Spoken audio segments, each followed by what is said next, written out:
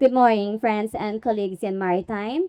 Welcome to Marino World Mining Expo and Conference. This is an event that we're in seafarers, ship owners, mining agents, and service providers gathered together to discuss issues and concerns of our Filipino seafarers concerning their employment. Today's first session cover upskilling, reskilling, and retention of seafarers amidst the decarbonization, AI, and digitalization challenges. Our keynote speaker is the ambassador of Royal Norwegian Embassy to the Philippines. He has approximately 20 years of experience working for the foreign service with previous assignments in Malaysia and Denmark. He has worked in a variety of foreign service roles, including legal affairs, UN affairs, export control, the Arctic Council, grant administration, and security. He holds a legal degree from the University of Oslo, and before to joining the Ministry of Foreign Affairs, he served as a police prosecutor and then as a deputy judge. Friends, colleagues in the maritime industry, our keynote speaker, His Excellency Christian Hellas Lisser, Royal Norwegian Ambassador to the Philippines. Thank you, and a very, very good morning to everyone here today. It's my great pleasure to welcome you all to this very special conference, the Marino World Manning Expo and Conference. Today, we gather to celebrate and reinforce a vital pillar of our enduring partnership, the maritime sector, which has been a cornerstone of the Norway-Philippine relationship for over 77 years. As we look back on this journey, I'm reminded how this collaboration has evolved. It all began in 1906 with the establishment of a Norwegian consulate here in Manila, driven by the shared interest in maritime affairs. And for those of you who do not know this, we became a fully independent country in 1905. And one of the main reasons why we split up with Sweden was because of maritime affairs. We wanted our own consulates because we needed consulates because of our ships and our seafarers. Over decades, our partnership has deepened. Formal diplomatic ties were established in 1948, and the Norwegian Embassy was established in 1967. And the creation of the Norwegian Training Center in 1990, the first maritime training center worldwide to be certified by the Norske Veritas, or DNV. These milestones exemplifies Norway's unwavering support and commitment to maritime excellence and to supporting and working with Filipino seafarers. Today, as we focus on the future, I want to emphasize the importance of upskilling and reskilling our maritime workforce in the context of shipping decarbonization. The industry is now at a very pivotal point, transitioning towards a greener, more sustainable practices. Norway is actively exploring opportunities in green maritime technologies and innovative digital solutions that enhance efficiency and reduce emissions. Digitalization plays a crucial role in transformation. We're engaging with the Philippine authorities to develop joint ventures that upgrade shipping and logistics infrastructure, ensuring our workforce is equipped with the latest skills in maritime technology and sustainable practices. For example, our ongoing collaboration with the Philippines Port Authority on electric ferries illustrates this commitment. On November 4th, we will host the Norway Philippines Electric Ferries event in Manila, showcasing cutting edge Norwegian technology that is shaping the future of green shipping. Norway's leadership in electric ferry development, exemplified by the launch of MF Ampere in 2015, highlights how progressive policies, innovative technology, and Norway's unique geography create an ideal environment for sustainable maritime solutions. We're committed to sharing this expertise with the Philippines, fostering capacity building in clean energy maritime operations. Looking even further ahead, in April 2026, we will, together with the Norwegian Training Center and the Nordic Maritime Cyber Resilience Center, organize a conference and a workshop on cybersecurity in the maritime domain. An increasingly vital aspect as we digitalize and decarbonize our industry. We will invite all relevant stakeholders to participate, share knowledge, and collaborate on pioneering solutions. Our joint effort have already made significant strides, including our work on EMSA and STCW standards. And I would also like to acknowledge the dedicated contribution of the Department of Migrant Workers, the Department of Transportation, and the maritime industry in advancing seafarers' welfare and professional development. These initiatives are all essential for building a resilient, skilled maritime workforce prepared for the industry's green future. Furthermore, I'm proud to highlight the increasing participation of women in maritime. Nearly 500 female cadets and 233 female graduates from the Norwegian Shipowners Association's cadet program in the Philippines.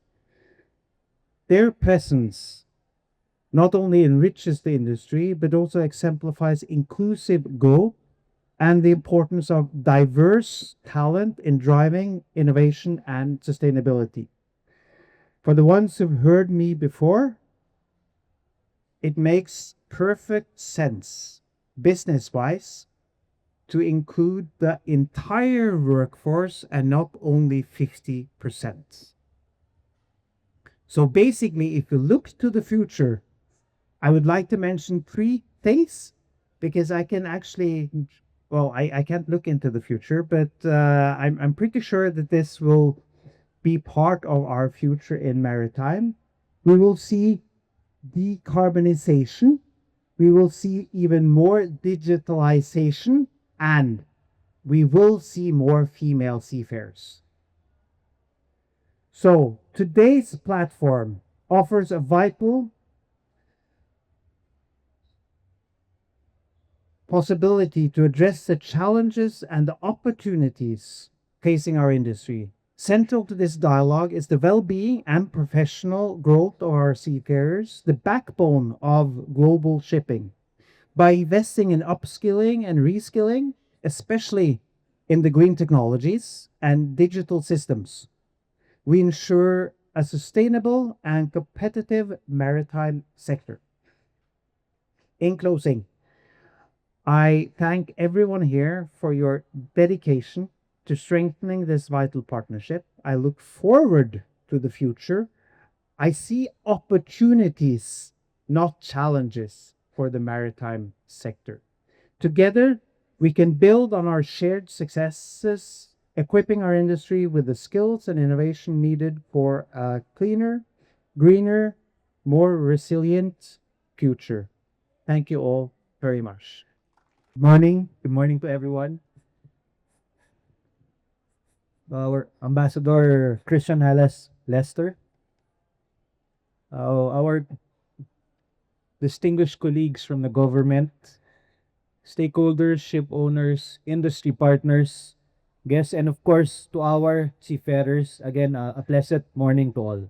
On behalf of the Secretary of the Department of Labor and Employment, Secretary Benvenido Laguesma, we would like to thank Marino World for inviting us and congratulations on your 20th anniversary. I stand here not only as a representative of the department, but also as someone who recognizes the significant contribution of our seafarers. We're not just talking about a workforce. We're talking about the great workers who are among the major contributors to the global trade and the maritime industry. As he claimed, the Philippines is the undisputed manning capital of the world, which has earned global respect as among the most protected and skilled seafaring nations. The event's theme, Shaping the Future of Filipino Seafarers for Sustainable Shipping, draws us back to our commitment to protect and uphold our seafarers' rights and welfare, of government-driven initiatives towards sustainability that remain human-centered for our seafarers. Given the world's dependence on Filipino seafarers, the more relevant it is upon us to advance the protection of the rights and welfare of all seafarers. We should be the ones leading this advocacy. And for the department, the department continues its efforts to fulfill its obligations, particularly in ensuring that policies issued are replete with provisions that advance workers' welfare and are responsive to their needs, even during times of disputes. This is why the Magna Carta of Filipino Seafarers matters. More than a year ago, Republic Act 12021 through Republic Act 12021, we committed to safeguarding the rights and welfare of our seafarers. Today, we focus on Rule 11, which established a fair, accessible, and responsive system of dispute resolution.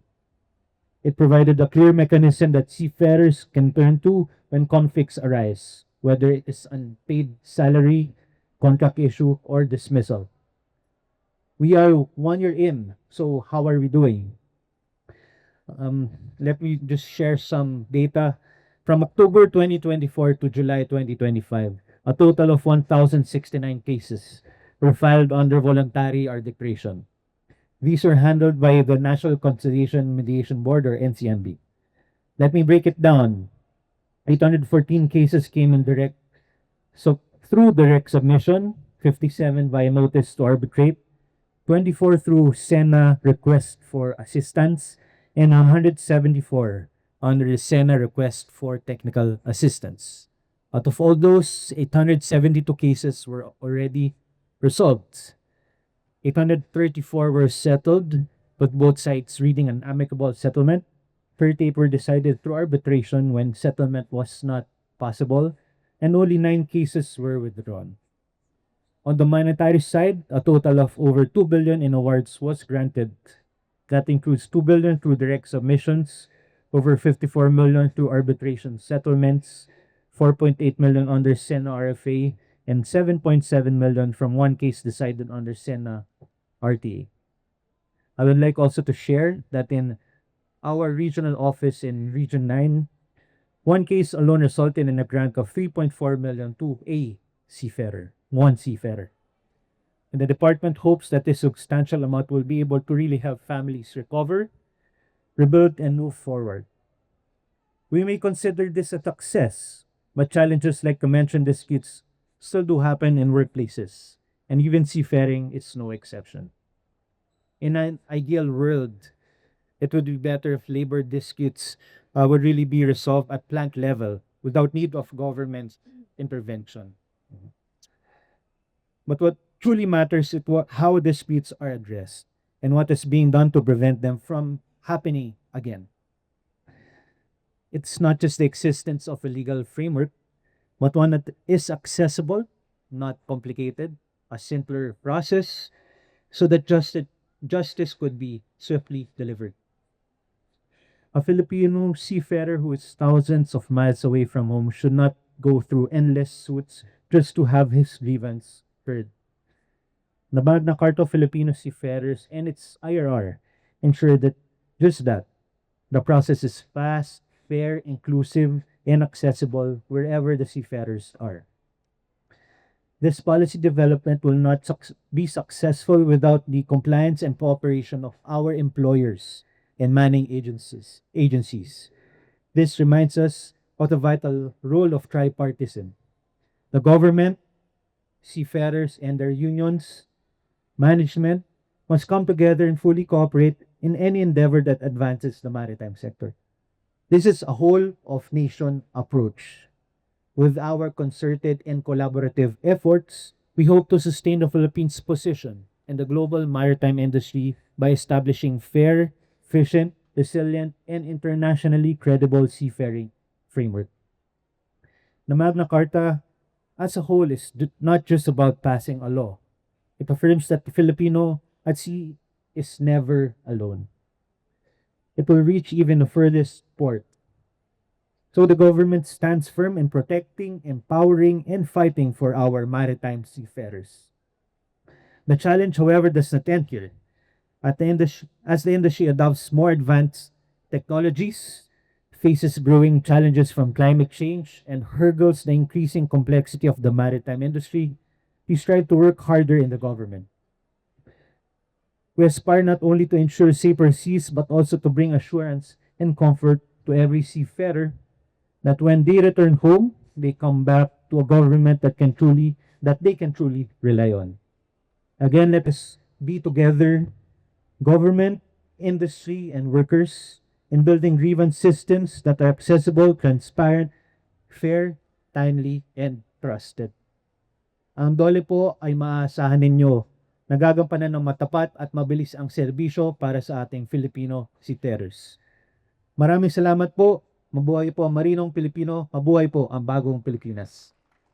My friend, the ambassador of Norway, and Asek, good morning. Good morning, esteemed guests, fellow maritime leaders, and most especially our modern day heroes, the Filipino seafarers. We stand here today at the Manning Expo 2025, united by a singular powerful vision to shape the future of Filipino seafarers for sustainable shipping. The theme is more than just a tagline, it is a call of action. The global maritime industry is at a pivotal moment, and our workforce, our greatest asset, is at the very heart of this transformation. For decades, the maritime industry has been the silent engine of global trade, carrying 90% of the world's goods. But our reliance on traditional fossil fuels has put us at a crossroads. The International Maritime Organization's ambitious targets are not just regulatory mandates, they are a clear and ardent call to action. This transition is a monumental technological and logistical undertaking, but I want to focus on what I believe is the single most important factor for success, the human elements. The transition to a decarbonized future is not a distant concept. It is here. The International Maritime Organization, or IMO, ambitious targets means a monumental shift away from fossil fuels. This presents a challenge, but more importantly, a tremendous opportunity for us. The future of shipping will be powered by new technologies and alternative fuels, from LNG and methanol to hydrogen and ammonia. These zero and near zero emission vessels requires a new kind of expertise. As the world's leading supplier of maritime labor, the Philippines must lead the way in training and certifying our seafarers in these emerging technologies. The recent partnership between Marina, ITF, and other global organizations develop and test new training frameworks are a testament to our commitment to a just transition, ensuring that no seafarer is left behind in this green revolution. The ships of tomorrow will not run on heavy fuel oil. They will be powered by a new generation of fuels, each with its own unique properties, promises, and perils. To navigate this new era, we must understand the landscape of future fuels. First, let's talk about liquefied natural gas or LNG. For many, LNG is the bridge fuel to decarbonization. It's cleaner than traditional fuels, with a significant reduction in sulfur and nitrogen oxides. But it is not without its challenges. The primary concern is methane slip. The unintended release of methane, a potent greenhouse gas. For our seafarers, this means a shift in expertise from handling simple liquid to managing a highly volatile cryogenic substance. We need skills in handling extreme temperatures, advanced bunkering procedures, and new safety protocols. Next, we have methanol and ammonia. These are true game changers. Methanol is a liquid fuel that can be produced from renewable sources, making it viable pathway to carbon neutrality. But its low flash point and toxic nature demands an entirely new level of crew awareness and training. We are talking about strict handling procedures, advanced firefighting and prevention, and a profound understanding of its chemical properties. Ammonia is an ultimate prize for zero carbon shipping. It contains no carbon, so its combustion produces no CO2. However, the toxicity of ammonia is a significant concern, requiring robust safety systems and personal training to a level akin to handling hazardous materials. Its corrosive nature also demands new engineering and maintenance skills for onboard systems. Finally, there is hydrogen, the ultimate zero carbon fuel. Its low energy density and needs for cryogenic storage presents a major logistical challenge, but it represents future free from emission. And let's not forget biofuels, which offer a drop-in solution but require a sustainable and escapable supply chain. Each of these fuels, from LNG to hydrogen, is a leap into the unknown. They each carry different risks and requires fundamentally different skill sets. This is where we must act. We cannot simply expect our seafarers to adapt. We must empower them to bring us to the core of my message today. Up is stealing and re-stealing. We need to move beyond a reactive approach and adopt a proactive strategy. The upskilling and reskilling of our maritime workforce must be the first and most critical investment we make. This means reimagining technical training. Our training academies must integrate cryogenic handling, advanced chemical safety, and specialized maintenance for new engine types into their core curricula. Our crews need to know how to manage the new risks inherent to these fuels. Integrating digital and automation skills. The new vessel will be smart vessels. The crew will be responsible for complex digital systems that monitor fuel consumptions, safety parameters, and engine performance. Proficiency in data analysis and automation will become as crucial as traditional seamanship. A new safety culture this is the safety of an ammonia-powered vessel is not the same as a conventional tanker. We must foster a culture that prioritizes and invests in new fuel-specific safety protocols. With regular drills and comprehensive emergency response training, the lives of our crew depend on it. This is a collective challenge. It requires a collaboration between shipping companies, training centers, regulators, and technology providers. We must invest in a global framework for certification that is standardized and recognized.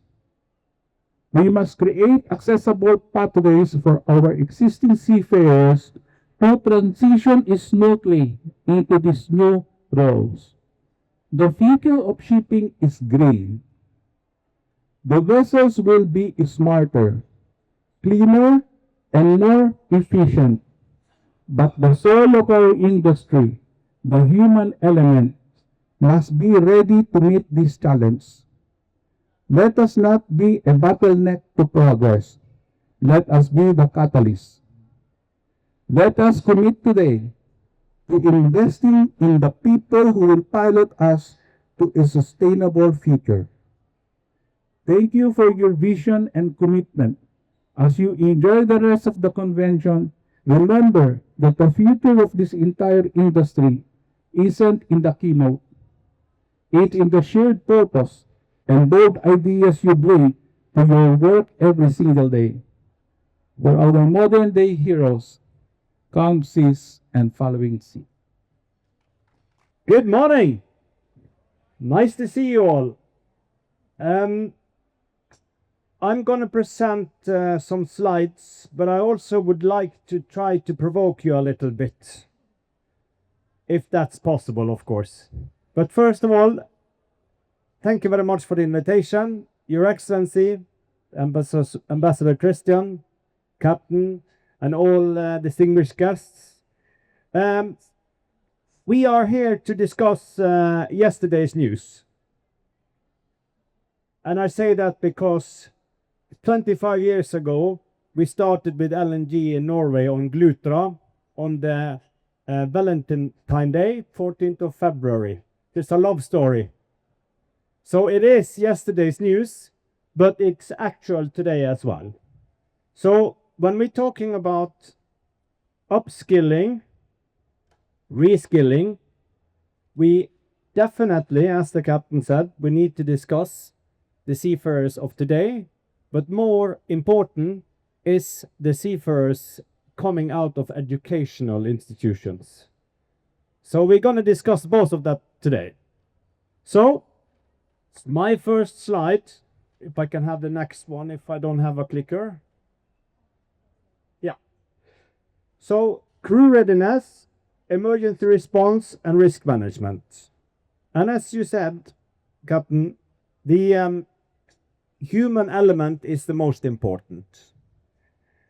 But the human elements coming in today on upskilling and reskilling, they will require a totally different set of skills, not only knowing the dangers of the alternative fuels, but actually more on how to handle the systems, because the systems will take care of the processes to lessen the exposure of the people in the system. Because if they are already exposed, then it's too late. Then emergency procedures will be extremely critical, of course, but it's probably too late. Because these alternative fuels, when we're not talking about LNG, has characteristics that are potentially much more dangerous. So now we have gone into fuel, diesel fuel, heavy oil fuel, the normal type of fuels, we know them, and LNG has also become a normal type of fuel. But the new types, they are a bit unknown to us. But, as I say, yesterday's news. At NTC, we started with LNG training 8 years ago. And before that, we had LNG training in Norway for, let's say, for 25 years up to today. And the industry is coming after. The ship owners, they have to take the responsibility of training the crew in alternative fuels before it's regulated, which is a big challenge for the ship owners in these days. But we can do it as an industry together, as we have done before. So I'm very, very happy to be in the Philippines and talk to all the industry leaders, and everybody is on the same page. We will make this safe for the seafarers, and even more important, we need to implement this in the educational system as early as from year 1. Okay, let's have the next slide, please. You talked about all the characteristics of the alternative fuels. These systems, they will, as I said, require more monitoring on systems. And moving forward on the new vessels coming in, the monitoring will also be more from the shore side. Lessen the number of crew on board, that will happen, but there will be more vessels. But the monitoring will happen both on board and onshore. So when you start to read complex systems, you talked about corrosion of ammonia, right? That will probably be detected onshore before on board, because the monitoring of the system, the reports are going to the technical superintendents. They will see, do we have any corrosion? Do we have any problems in the system? And then they will report back to the vessel so they can take action on board. Or they can have service people coming to service the systems when they get to the shore. And that is very, very important. A lot of these systems will not be handled by the people on board, because you need special skill from that as well. All right, so different types of fuel, different types of ways of getting it. We know that we have challenges with the logistics in the future. So maybe there will be areas where you have to go in and deal with these types of fuels, which are not so advanced. That's why emergency shutdown, emergency preparation is key, but the people need to know. So next slide, please. Right. This is a very typical case we have got from the P&I clubs and from the insurance companies. And this is on a diesel engine. So this is traditional fuel. This is a case, fuel leak, shutdown, delayed response. It doesn't matter how much you train on these cases if you're not ready to do it real time. And this is conventional fuel. Imagine if you have a leakage of ammonia, or the leakage of hydrogen, you will never understand, because it will blow up before you even understand what happened. But these are the things, right? So we have already a challenge according to the P&I clogs and insurance companies, to handle emergency responses as it is today with traditional fuel. Imagine the systems we need in the future to detect. Will you send somebody into let's say an engine area where you know where you have a leak or detected something? Probably not. So you need to have better system. But the human element will be the one taking care of that emergency response. So they need to be ready. Next one, please. Yeah. So what we have seen is that the emergency protocols and the emergency handling on board is basically a challenge because of multiple nationalities. It's a challenge because people don't really know. Even with LNG today, as we have been using it for 25 years and more, people are still struggling to understand. And when you look at the training records and training protocols on board, we see that in many cases they are outdated and not relevant to what's happening. And they don't have any case studies to base their protocols on, because they haven't had any incidents on board, luckily today, because they don't have the fuel on board. So this is the things that we need to specify a bit. We need to train on the actual scenarios we're going to have, but we also have to realize that there are things that we cannot train on. So when we are going around, we have now methanol IGF, which of course is not, the model course is not out yet, so we had to make it because we cannot wait for the industry to make it, because there are vessels running on methanol. But we have 1 day of extra training for putting out a methanol fire in a small little tray. Is that really relevant for the ship, for the seafarers to do? They have an understanding in broad daylight on how a small methanol fire that you cannot really see how it works. But if you're talking about a major leak and a major situation on board, what kind of PPI do you have to protect you from that? What kind of instruments do you have to protect it? So you see, there are things that we need to correct. It's not about firefighting a methanol fire, it's about containing it. So the people need to understand that rushing into something is not the option. Thinking being the responsible one is the option when you fight different types of fires and you have different types of scenarios. Okay, next. So upskilling pathways. I kind of like this slide because it's very, very easy to understand. Technical training, operational training, emergency preparedness, and soft skills. Because this one is the one taking care of everything else. So if you have responsible, educated, and people on board that really understand the challenges with what you have on board, then all this will be taken care of. And training is not about compliance. Training is about competence. We think that competence is driving compliance, and soft skills is part of that package of competence. Next slide, please. Reskilling, as you said, absolutely. We have a huge workforce that need reskilling. But imagine this. I think the last number I saw of IGF training for LNG basic at NTC is like 6,500 seafarers, including bartenders, troubadours, and all that hospitality personnel on cruise vessels. Is that the way we want to go with reskilling?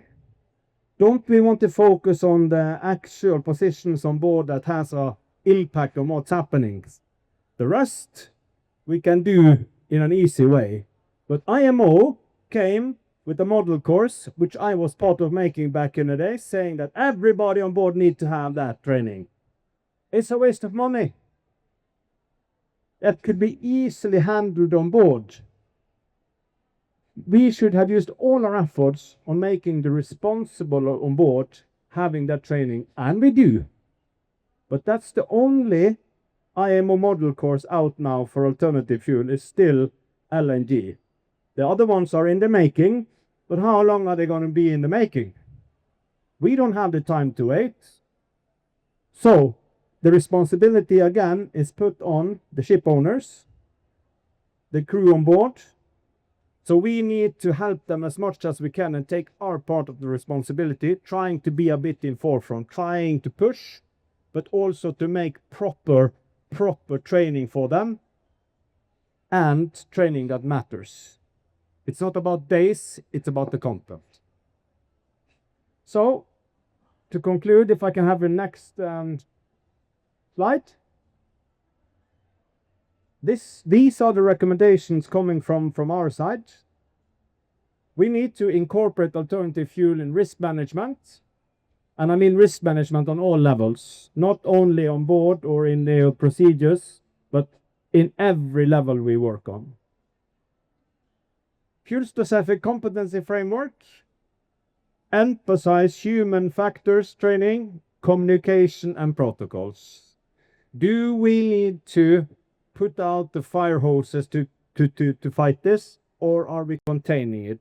Make people aware, because a typical reaction for a seafarer is to go to action. And by going to action, you can actually put yourself and others in more danger. Leverage real-world case studies. We struggle to find real-world case studies. We have got some from industry plants, factories, but actually simulating, making scenarios on vessels, we struggle to find. And when we asked the simulator providers and others, can you make us a scenario we can train on? They say, no, we cannot, because that's the expertise of the ones delivering the actual system. Oh, okay, sir, but they know the dangers of their system, but you have the system for the entire vessel. So how do we actually do this? So that's missing up to now, as far as I can see it. But there are so many smart people in the industry.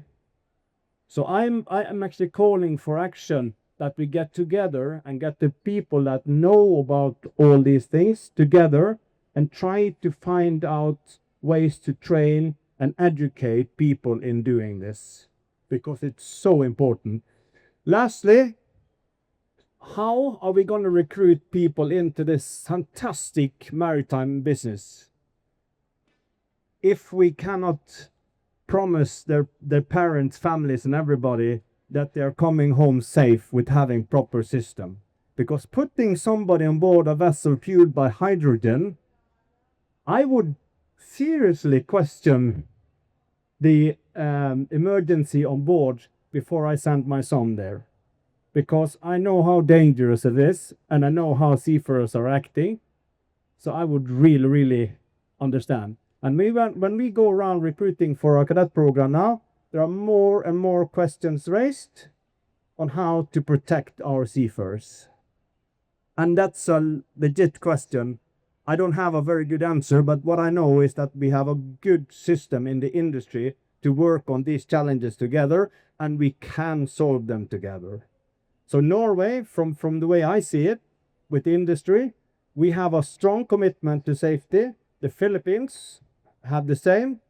So as the ambassador is saying, when we work on this together, we will be a success. So thank you very much for the opportunity to talk to you. And I hope that we can find the future way in safe handling together. Thank you very much. Good morning, everyone. His Excellency Christian Halas Lister, sir. Good morning. Captain Ladera, Captain Torben, and our esteemed industry leaders here gathered in this conference, and to the organizers, of course. Thank you for inviting Marina to share our initiatives and programs in this topic, upskilling and reskilling for our, sabi ni Kapladera, modern day heroes, our very own Filipino seafarers. Um, I think I am underprepared for this, but I hope that I could still share some insights on what Marina or the Maritime Industry Authority is doing in collaboration with our industry partners. The message is clear from the message of the ambassador, the good captains who opened the session, and even from the assistant secretary from the undersecretary from Department of Labor and Employment. The government cannot do it alone. Nobody can do it alone. We can do it only if we go together. So I think that is also the message of this presentation, and I would like to, because I don't have a clicker, make this a bit more conversant than a formal presentation. So the presentation composed of, next slide please, a very simple format about the IMO DHG emission cut milestones, then what is at stake, that's why we are here, the guiding principles on upscaling and reskilling followed by your government authorities, the examples of key initiatives and what we can do to actually help navigate our the path towards decarbonization or towards green shipping.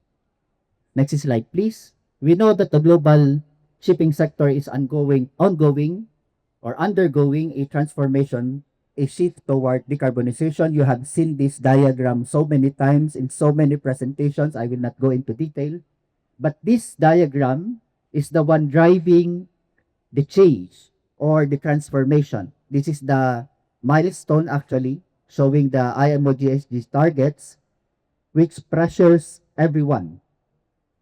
It not only shows where we are going, but it's kind of giving us the push that we have to reach that end goal.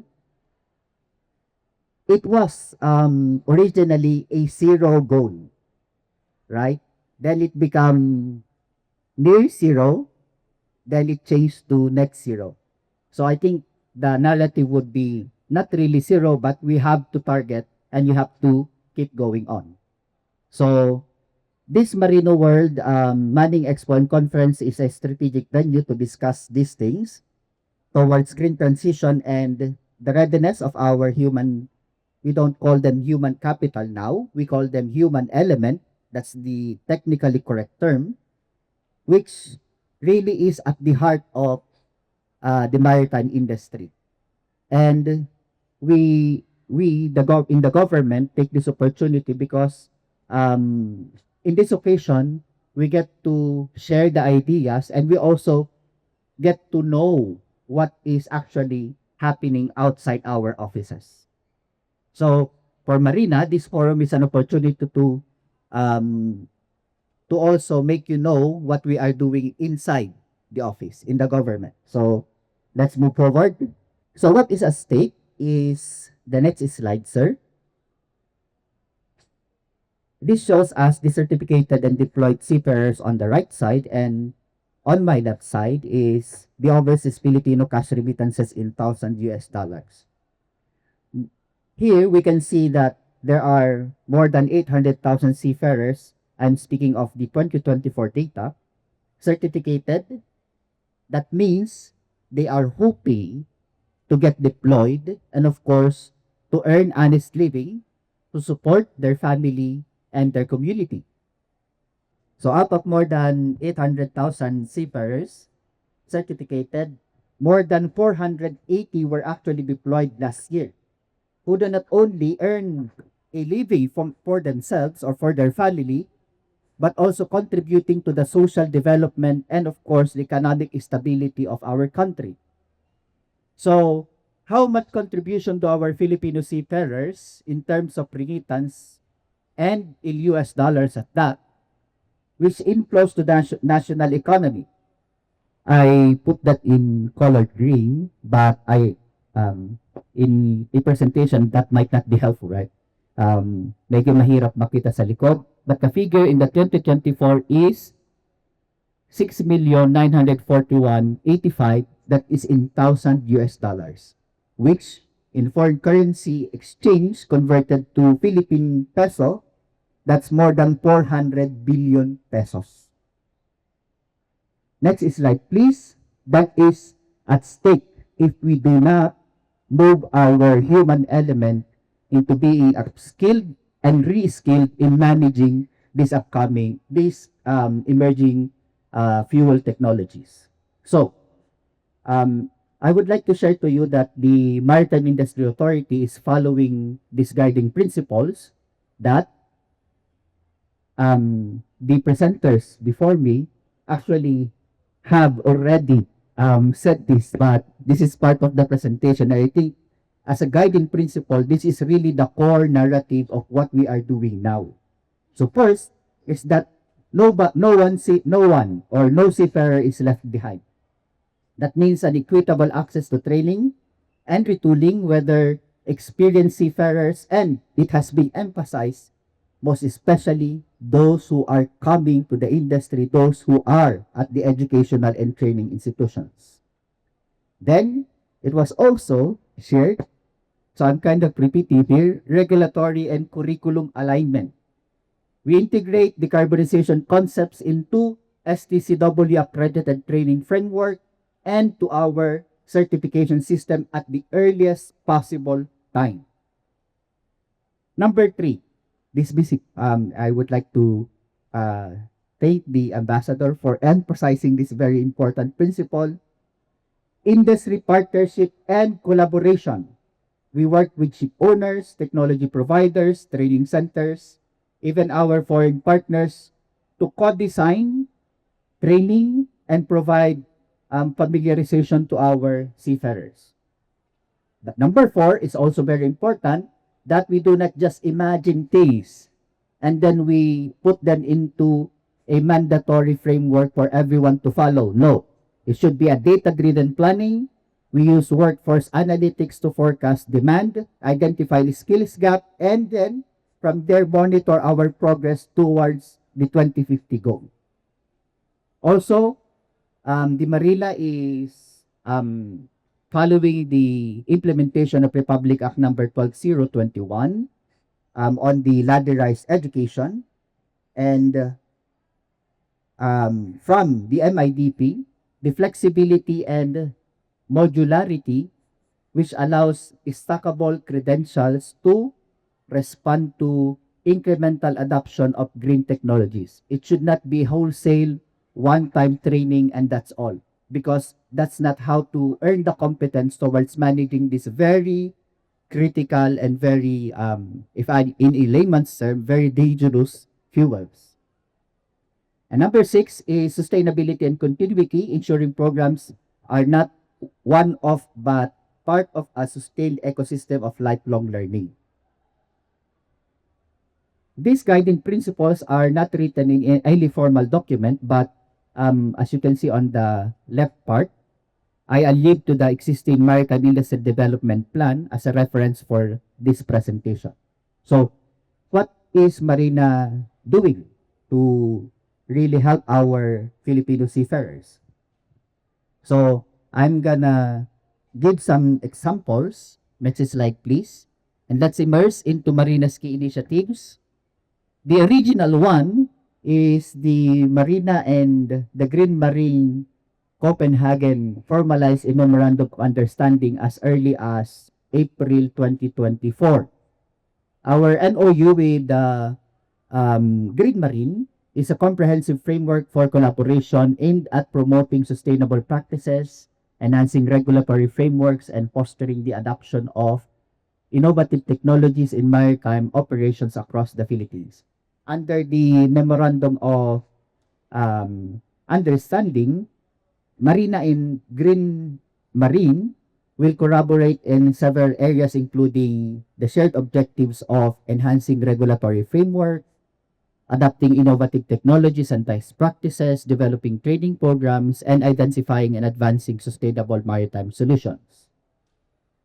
So from that memorandum of understanding, there was actually an industry consultation and a um, sort of a bigger scale than this conference. The next slide would show that the Marina, through the STCW office and in partnership with Green Marine, hosted a symposium on decarbonization. And this was held in Midas. I think many of you, if not most, have attended. It's called Charting the Course, Empowering Seafarers for a Decarbonized Shipping Future, that was held in March this year. The symposium, in the symposium, there were technical and human element presentations where our stakeholders with the knowledge about these upcoming technologies shared the necessary information for us to discuss strategies, best practices, and strengthen collaboration towards sustainable maritime sector. Then, to keep the momentum going, next slide, the Marina, next slide, and Maersk signed a memorandum of understanding also March of 2025 to advance sustainable practices.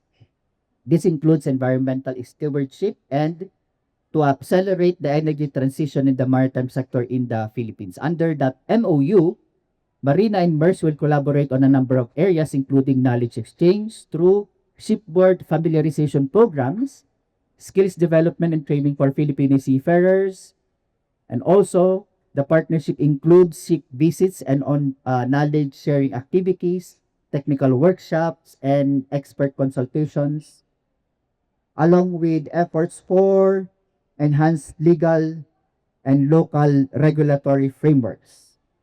Okay, and from that, we have actually deployed technical personnel of Marina on board. I don't know if this is the right pronunciation for this. Maersk.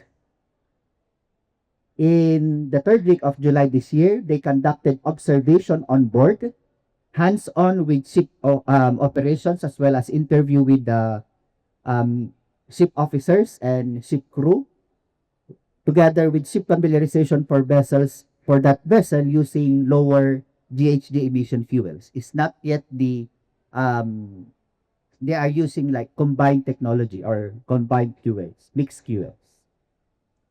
So, in a proactive move towards making our international obligation, next slide please, in addressing environmental concerns, the Marina designed a special training of trainers for IGF. So far, the current regulatory or mandatory training standard is on LNG. And although the guidelines on low plus point fuels has been there for some time, there is no mandatory or table of competence for this kind of fuel. So, in a proactive stance, the Marina partnered with PhilCamSat to design a specialized training of trainers for IGF course. And that was actually held as early as February last year because the challenge is not only training seafarers but those who will be teaching the seafarers to be trained. So that was the part of the government. And this initiative, as I said, is a collaboration between Marina, the SCCW office, PhilCamSat, and Kongsberg, which aligns with our commitment to comply with international conventions, particularly the 2023 IMO GHG or the calibrated strategy on reduction of GHG emission from ships. What I will share to you is a new information. You might have not seen this before. This is part of one of the key initiatives of Marina, and Marino World will be the first one to have this information in this conference. Thank you for inviting us. Next slide, please. At the national level discussion for the development of, or for our move towards decarbonization, the Philippines is actually establishing a national framework for just transition. We also ensured that, as you can see in the encircled with red, we also ensured that sea-based workers are considered to benefit from a safe, healthy, and decent work, protected from loss of employment, and provided with support like upskilling and right skilling. The talks is moving slowly, but we are talking. That's the good thing to share. And next, in a multi-stakeholder consultation for the government, next slide please. During the national workshop, it was also made clear that you can see it there. And the other one, the lead on the right side, it was made clear that seafarers in the shipping industry are affected by the international implementation of decarbonization. But on a positive note, the shift towards a more sustainable shipping also bring green opportunities. That was highlighted by Captain Pomran. These risks are coming with opportunities. And that opportunity is, of course, to reskill and upskill our seafarers.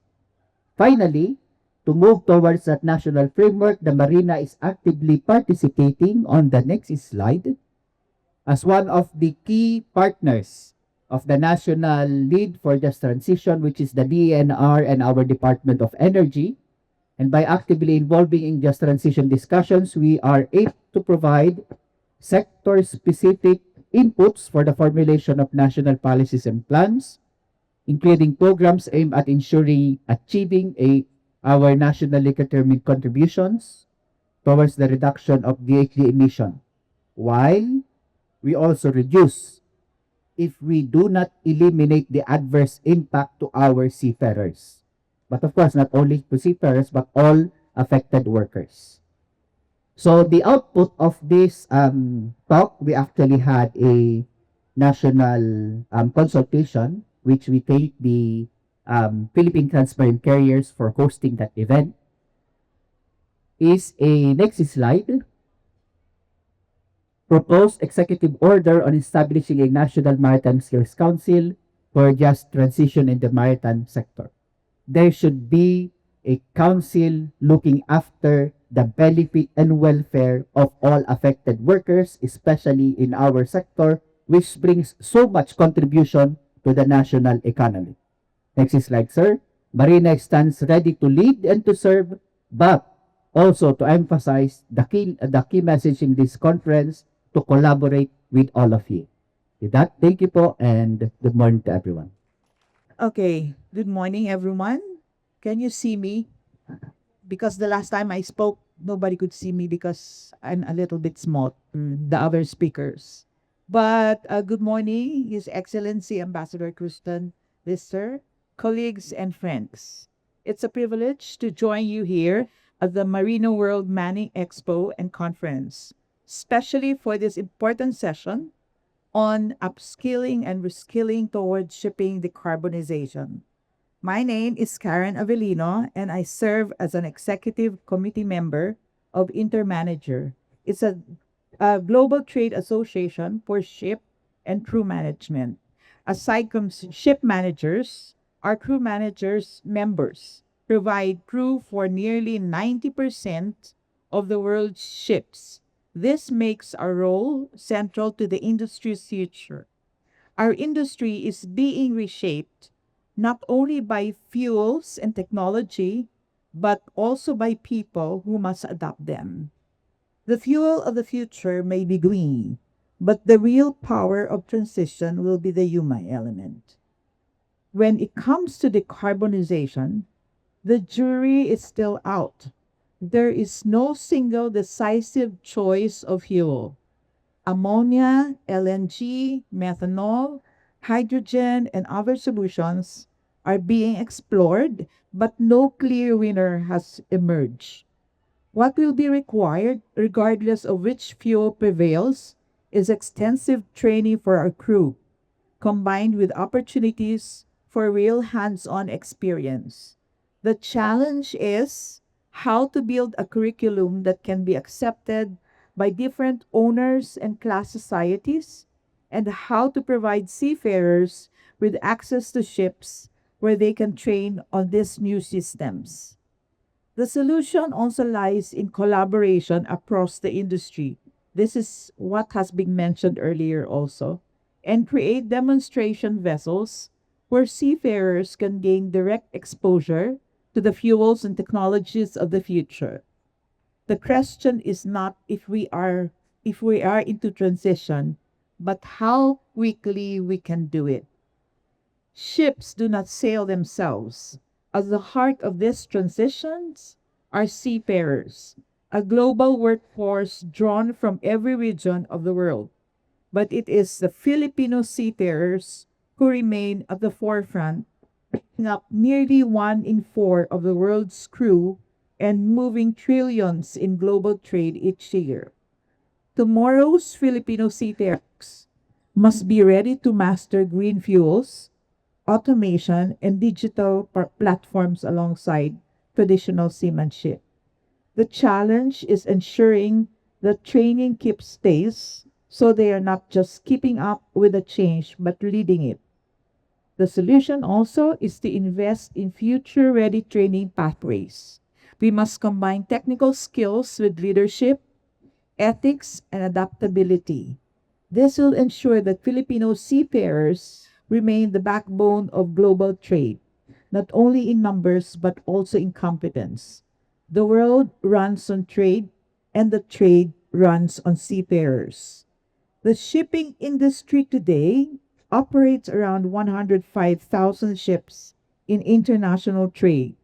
In the next 5 to 10 years, advanced owners will begin phasing out older tonnage and replacing it with vessels equipped with new propulsion systems.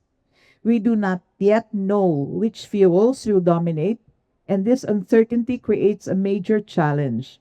How do we ensure that seafarers get hands on training for propulsion technologies that are still being tested? The solution is to move together as an industry. By sharing knowledge and establishing collaborative training centers, we can reduce uncertainty and give our crew the skills they need for the future. The industry's course is uncertain. The industry can collaborate, and this will give us the direction. Third party managers oversee about 35% of the world ships, yet nearly 90% of seafarers come through crew management. This gives our sector also a decisive role in the transition. What is required is clear. We need more crew who are trained and familiar with the new fuels. And again, practical hands on training, not only in classroom theory. Joe here gave a very clear indication of what should be the training, okay, how it should look like. So the biggest challenge also is access. Where do we find the ships that can provide the real hands-on experience and the propulsion systems that can accommodate as many crew as possible? The solution also lies in partnership with owners and regulators. By opening trade berths or training berths on vessels, trialing new propulsion, and by creating shared programs, we can ensure that the seafarers are properly prepared for the changes ahead. We must remember that decisions in boardrooms set the targets, but seafarers deliver the real results. The path ahead is complex, but not impossible. I have mentioned again and again that we need to have a harmonized training, shared access to new technologies, and stronger cooperation between managers, owners, and regulators. If we deliver this, the seafarers will be ready and shipping will reach its decarbonization goals. The future of shipping will be built by people and achieved through collaboration. Thank you. His Excellency, the Ambassador of Norwegian Ambassador, uh, Captain Antonio, and the CEO of Norwegian Training Center. Thank you very much. And also representatives of Marina, distinguished guests and ladies and gentlemen. My name is Kiran. I represent Watsila. You guys have heard a lot from country heads, the regulators, the training centers. Uh, Let me begin by saying that how a simulation manufacturer, one of the simulation manufacturers, sees this entire journey about reskilling and upskilling. A lot has been spread by a lot of speakers, and rightly so.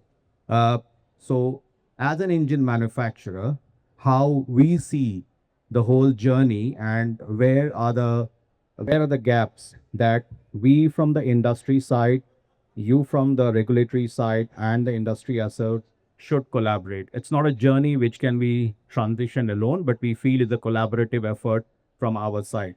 Uh, Purely, I come from the sales background, and my technical knowledge is restricted to, I would say, that for the years at sea that I have spent on board. So I'm sure you will give me some latitude if I make a technical error in this. May I go for the next slide, please? So, as we see, could I have the next slide? Yeah. So we see that the maritime decarbonization journey is having three major pillars. It's dependent on, here, you can continue. Yes. You can see that it is driven by the policies and regulations. It is also driven by technology and also connectivity and data. So these are the three important things we feel are the drivers towards the maritime decarbonization journey.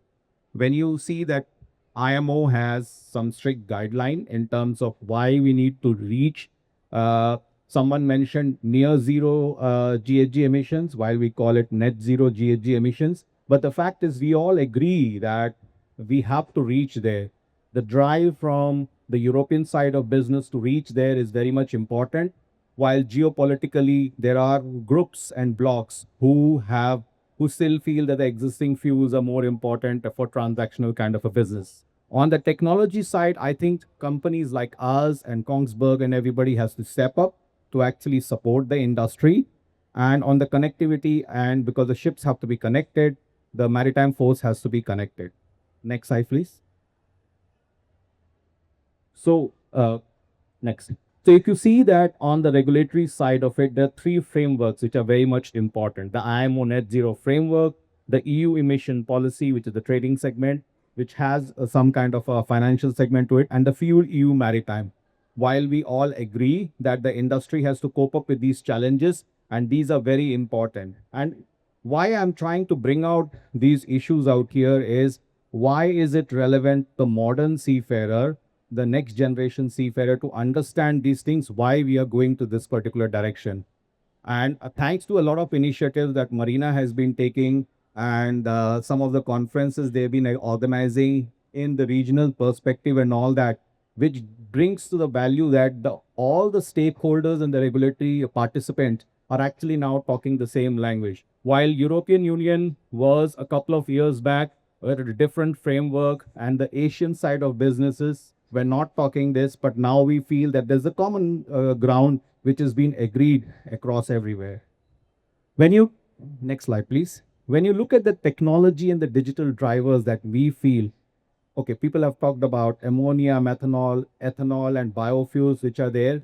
It's evolving. We've mastered the art of LNG, but the fact is, like the CEO of Norwegian Training Center brought out, that we are still, how do I say, we are still not ready for the future fuels. While everybody is, there's an interesting video that one of the participants used to show in terms of how Formula One racing, the methanol fire is there. He's not there today. But the fact is, it's a very interesting video. Do you want to put your hand out there and see whether it burns or doesn't burn? But the fact is, we have to go there. And the way to do it is a blend of education, which is like soft skills, which you brought out, and the fact is modern training methodology, which is there. Still a lot of gap out there. Hybrid and electrification and carbon capture is something that the shipping community by themselves and the owners are actually talking about, which ensures this. But yes, the seafarer has to know about all these things as to what will help them. Next, please. Collaboration and innovation. Gone are the days when training was made by simulator manufacturers and the seafarer used to just work on it. Now it's like a collaborative effort. We have to work with the industry to find out what's relevant for a maritime seafarer. The fact is that the users are the right guides for us as to which way the training curriculum is to cut. It's a more like an iterative kind of a step. And again, last, I highlighted this in a kind of an orange. Training and competence development is a must for this transition to happen. The new generation of seafarers, they're a bit worried. Uh, I was speaking to some of the instructors out there. Nobody wants to go to these future fuel vessels because safeties are not there. We need to actually assert them that everything is going to be normal. We are in the industry as much worried about them as much as the safeties per se. But for that to happen, all of us out there, the intellectual think tank and everybody has to collaborate together and try to get the right mechanism in place. Make it a bit safer for them. Honestly speaking, if I was 20 years younger and someone asked me to jump onto methanol ship, I would still be worried out there. But thankfully, so the onus is on me and all of us here is to ensure that these seafarers are told, yes, we are working to the right direction, but is the pace enough? I would say that no. Next slide, please. So we come to this entire thing is training landscape with maritime decarbonization. How do we see that? And we see this as basically four pillars. There's decarbonization and there's use of simulators. There are changes to the SCCW regulations, which we have been deliberating.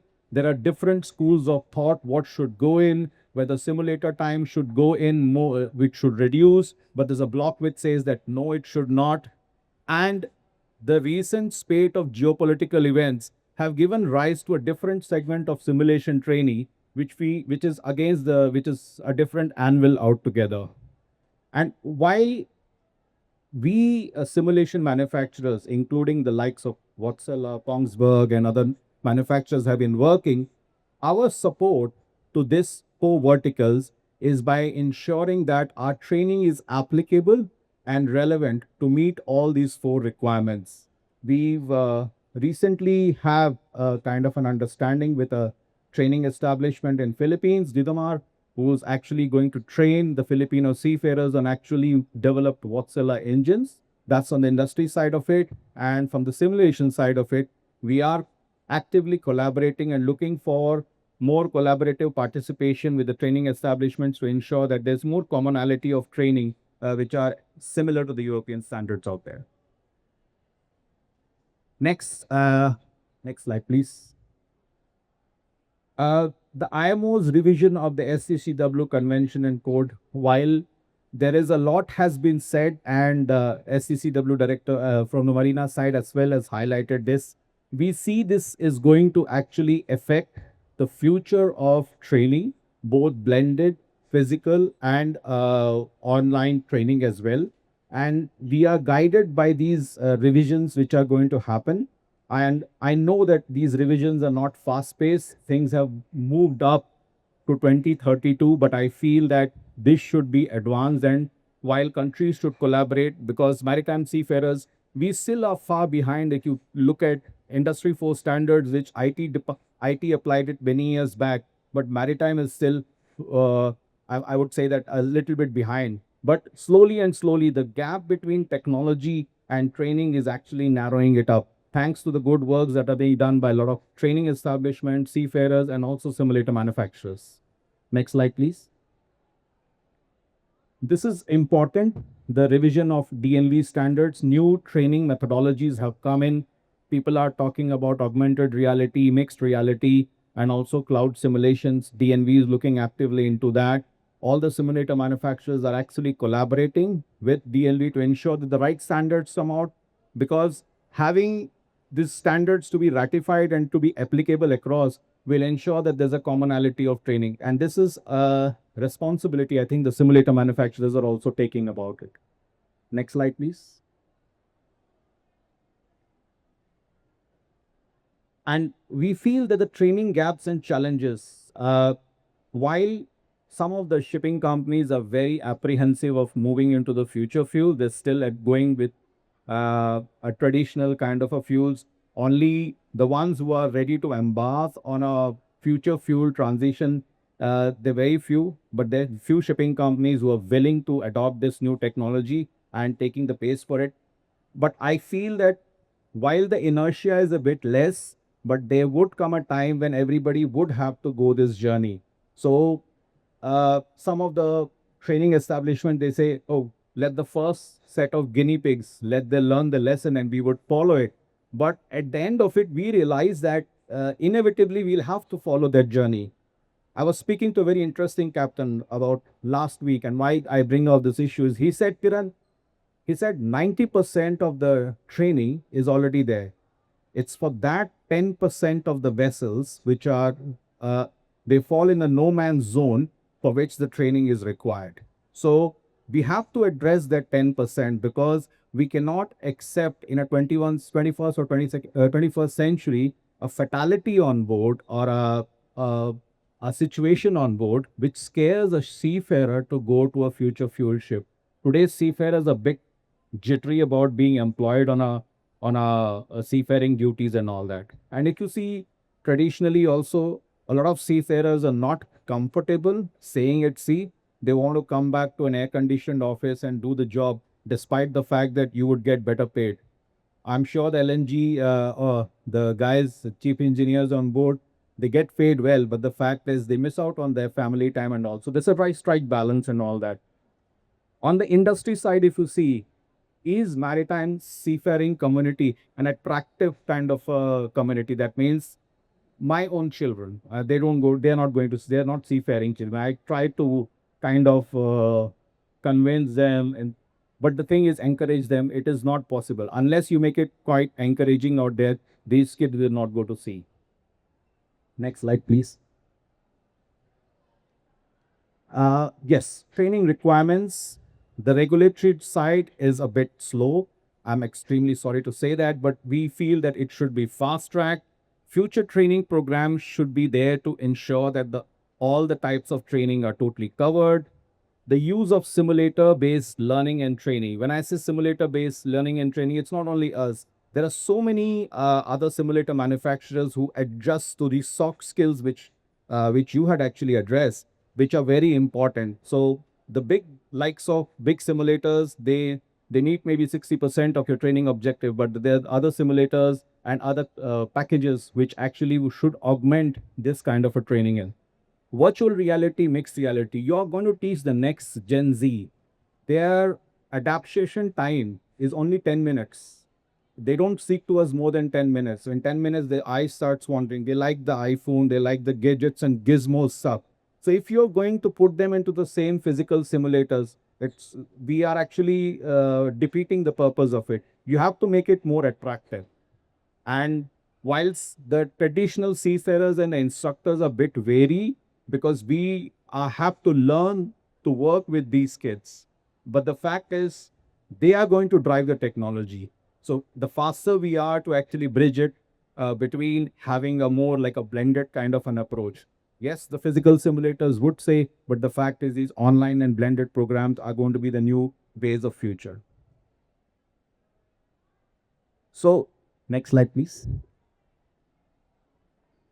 Last, somebody said that how many seafarers are very important. This is as per the DNV standards. It says that 800,000 seafarers, quite debatable. I would say that does every seafarer need to be having that alternative fuel training?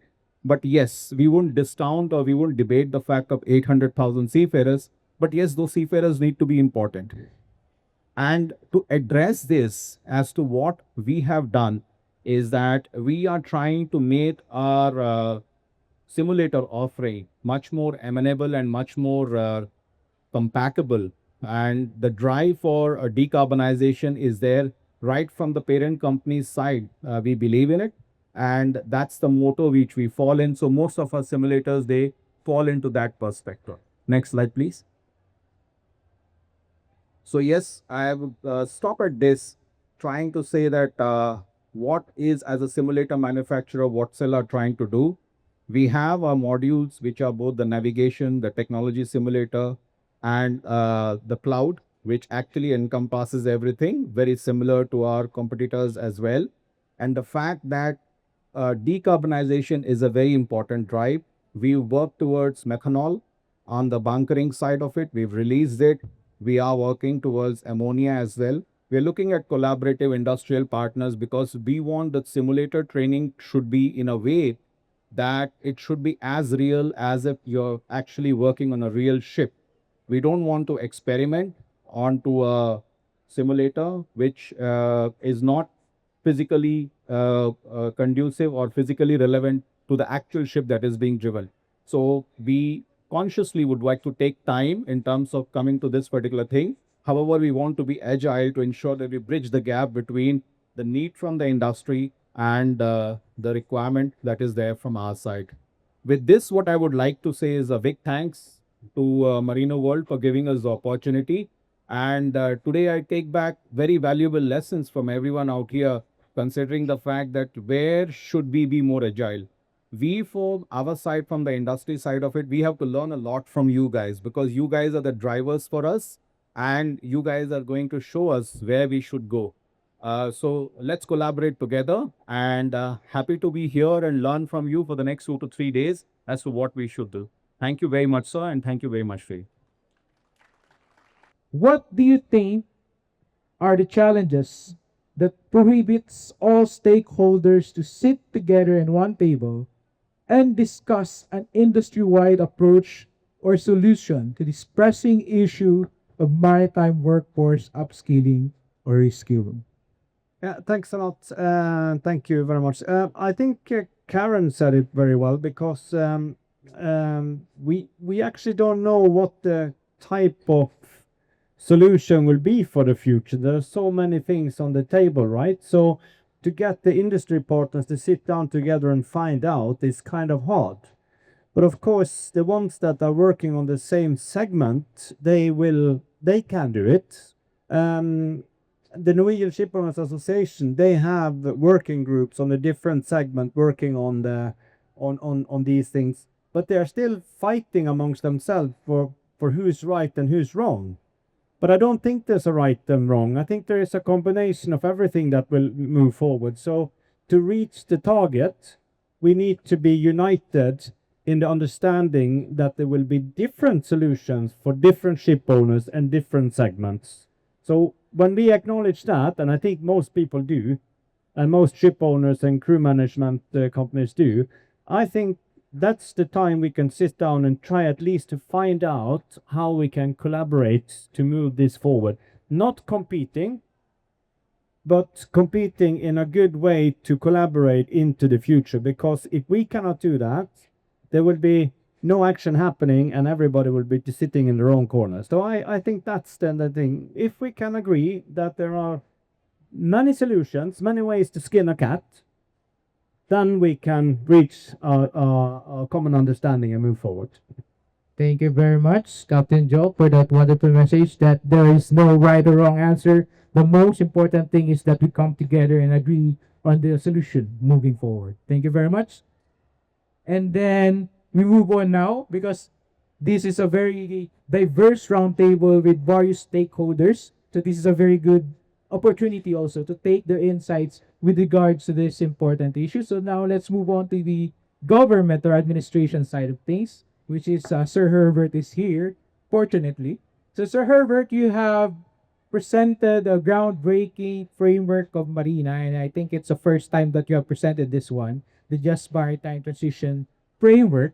And you have also said in your presentation that there are various steps moving forward to ensure this just transition principles. So I would like to ask, because you have already highlighted the upskilling and reskilling of seafarers, but being a former seafarer and seafarer in vacation myself, and my fellow seafarers as well, most of their concerns is regards to also the social economic factors aside from the labor issue when it comes to just transition. So it's one of the issue is the compromised vacation time for additional training, techno stress on board because of new technologies.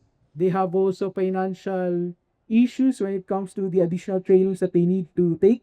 So are there also provisions in the maritime just transition framework that deals with these kinds of things? Thank you, Sir Mal, for that very comprehensive question. if I may just share, it's a bit of a correction on my presentation. I think I might have missed the detail earlier. Is that the just transition framework of the Philippines is not really actually led by Marina.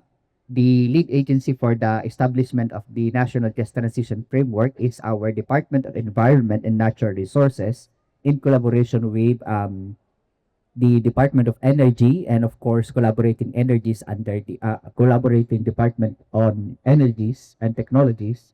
And initially the transportation, specifically the maritime sector, was not included in the working group, but we taking into account the volume of affected workforce in the maritime sector, and of course the interest of the Philippines on seafaring, we actively sought that we be included in the technical working group. And those three drawings I presented is a result of the national consultation on government stakeholders and industry partners. That's why it's all three, but the drawing is specifically for the government agency.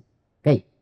So from that, the overarching objective of the just transition the maritime sector, I am not a full expert on the framework at the international level, but from my studies, Sir Mao, if I they share to our audience, is that it's initially focused on just the technical aspect, on the education and training aspect. Yet we don't know where the discussions with the industry will go, with the affected seafarers, of course. But currently, the focus is on training and education, fair working condition, and the industry-led solutions, the one presented by Sir Kiran earlier on manufacturing simulators that actually does not put seafarers into danger while they are training for these very critical alternative technologies. Now, on the social aspects, I think the best I can say for now is that that is duly noted. I am part of the committee, so I will bring that to the discussion on the table on the next technical working group discussion, sir.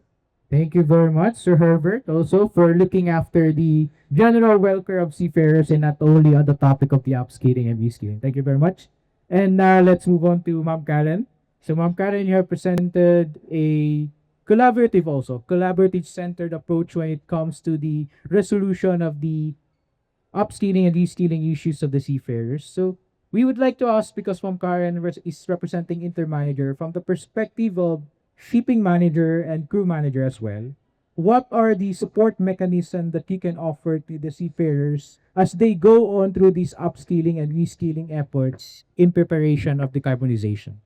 Okay, as I have mentioned also in my talk earlier, there's always a need for collaboration again between the ship owners, ship managers, and crew managers. However, okay, let me just give you some data so that everyone will understand. At the end of 2024, it's only about 98% still of our ships are under conventional fuels. By April of this year, about 70% are on conventional.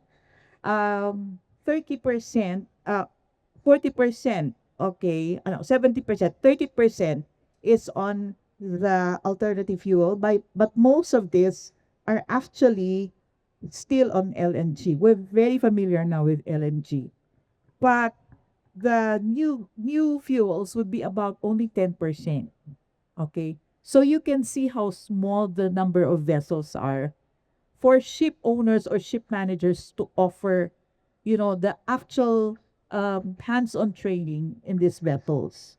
So it is very material that we understand the type of training that will be conducted. I love the training program that you have set earlier, because there's a clear understanding of how it should be done. Okay. So we will always start from, again, asking the manufacturers also on how to integrate whatever alternative fuels are, particularly on the safety aspect, on how to integrate it in training. Okay. The support that will be given by the ship owners would also be highly dependent on the manufacturing side. Okay. So this is why we're saying it's really a an overall integration, an overall collaboration. We will not just depend on the ship owners or the ship managers because that's really very few. As a matter of fact, when we were in the Posidonia's conference, the Greek owners even said that they're on a wait and see mode. Not everybody will actually grab the alternative fuels immediately. So there's a lot of dependency again on manufacturers, on us, the training side, and hopefully the Filipinos will initiate the drive, and actually also the government plays a very vital role in ensuring that whatever types of training, we can do it faster than other nations. So it's difficult to answer your question because it's really an overall aspect of the industry. It's not just one. Thank you very much, Ma'am Karen. So it's good to know also that all stakeholders are on board when it comes to supporting the seafarers, but really it comes to a very collaborative effort. So let's move on to Sir Kiran.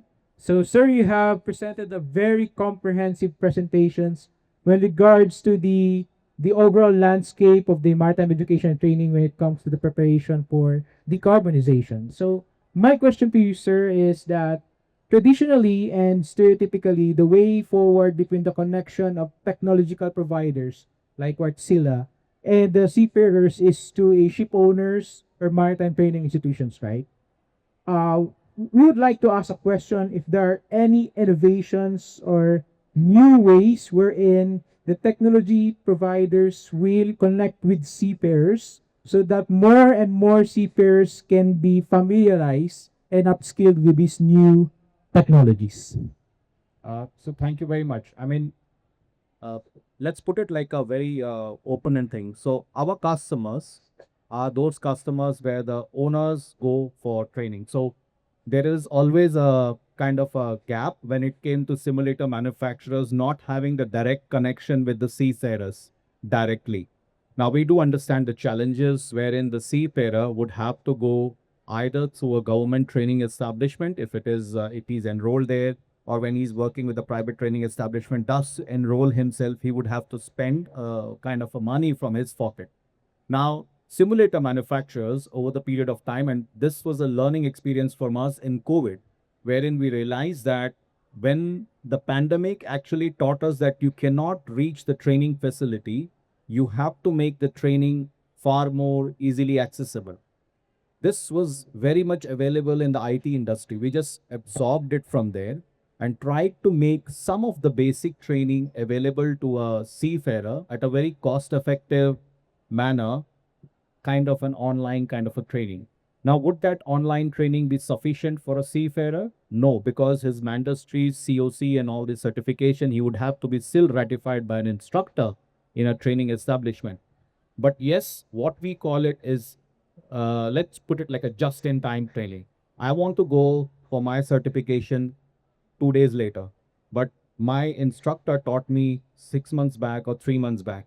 Would I have a mechanism just to brush up myself and not make a mistake in front of the board who's assessing me, but trying to do it online? Yes, you can do it online.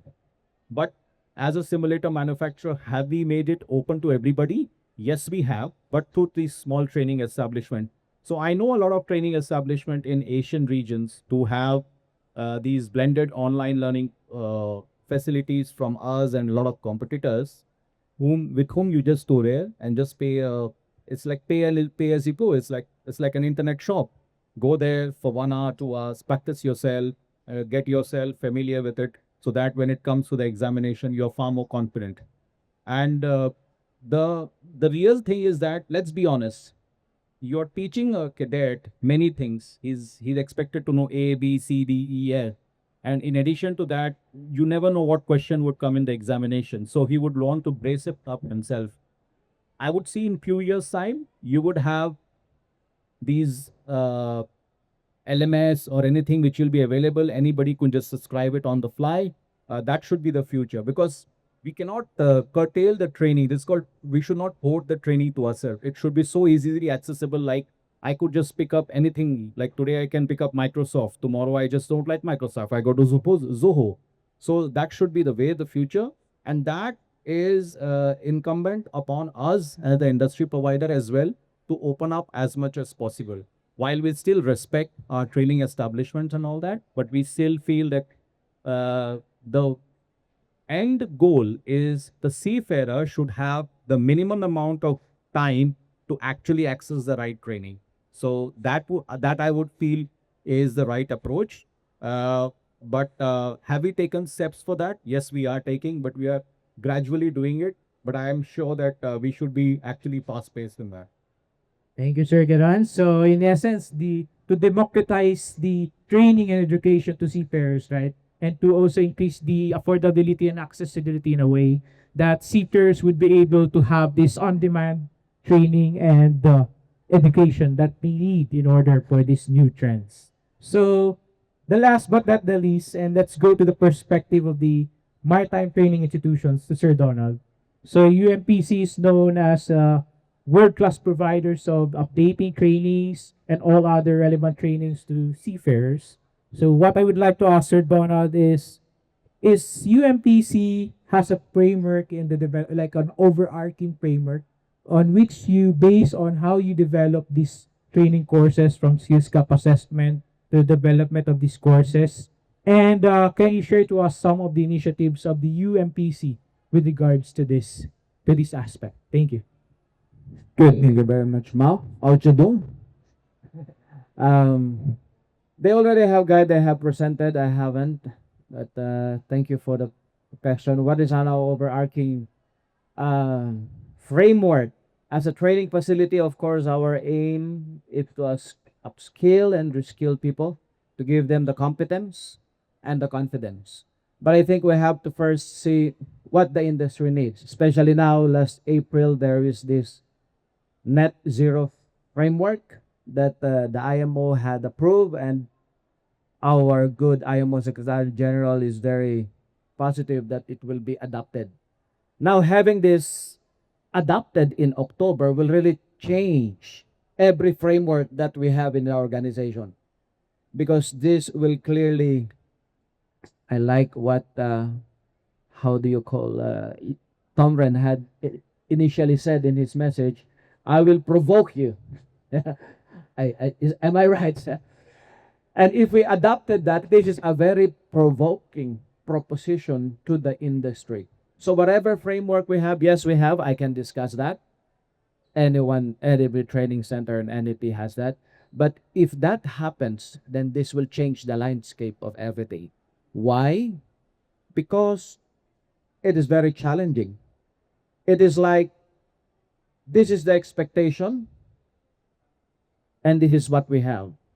And the reality is, we will not get there if we will only do the things that we know now. For example, if this is adopted in 2030, the net zero framework, we need to have 25 million ton oil equivalent of low greenhouse gases to be there. But where is that now? We do not have that supply.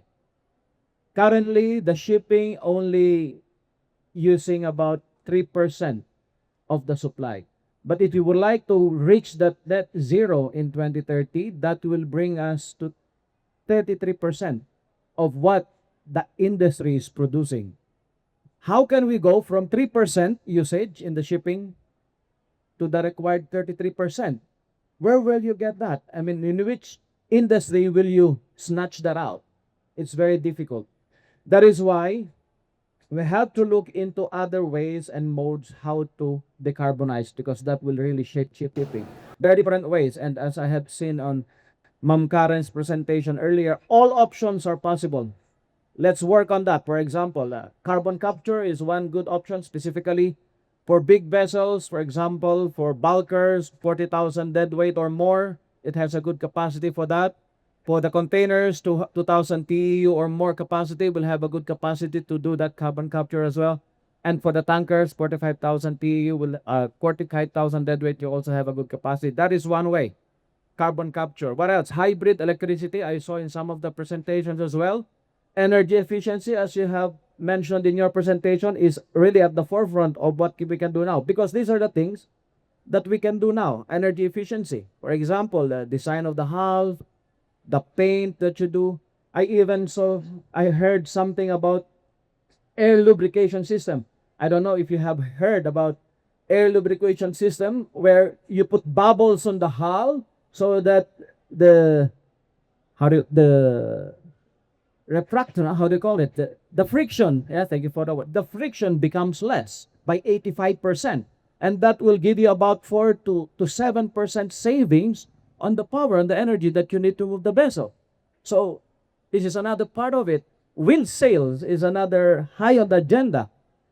In the previous years, currently we have only about 50 ships operating on wind sail. Now there are 100 vessels on order. So it's also taking its toll. There was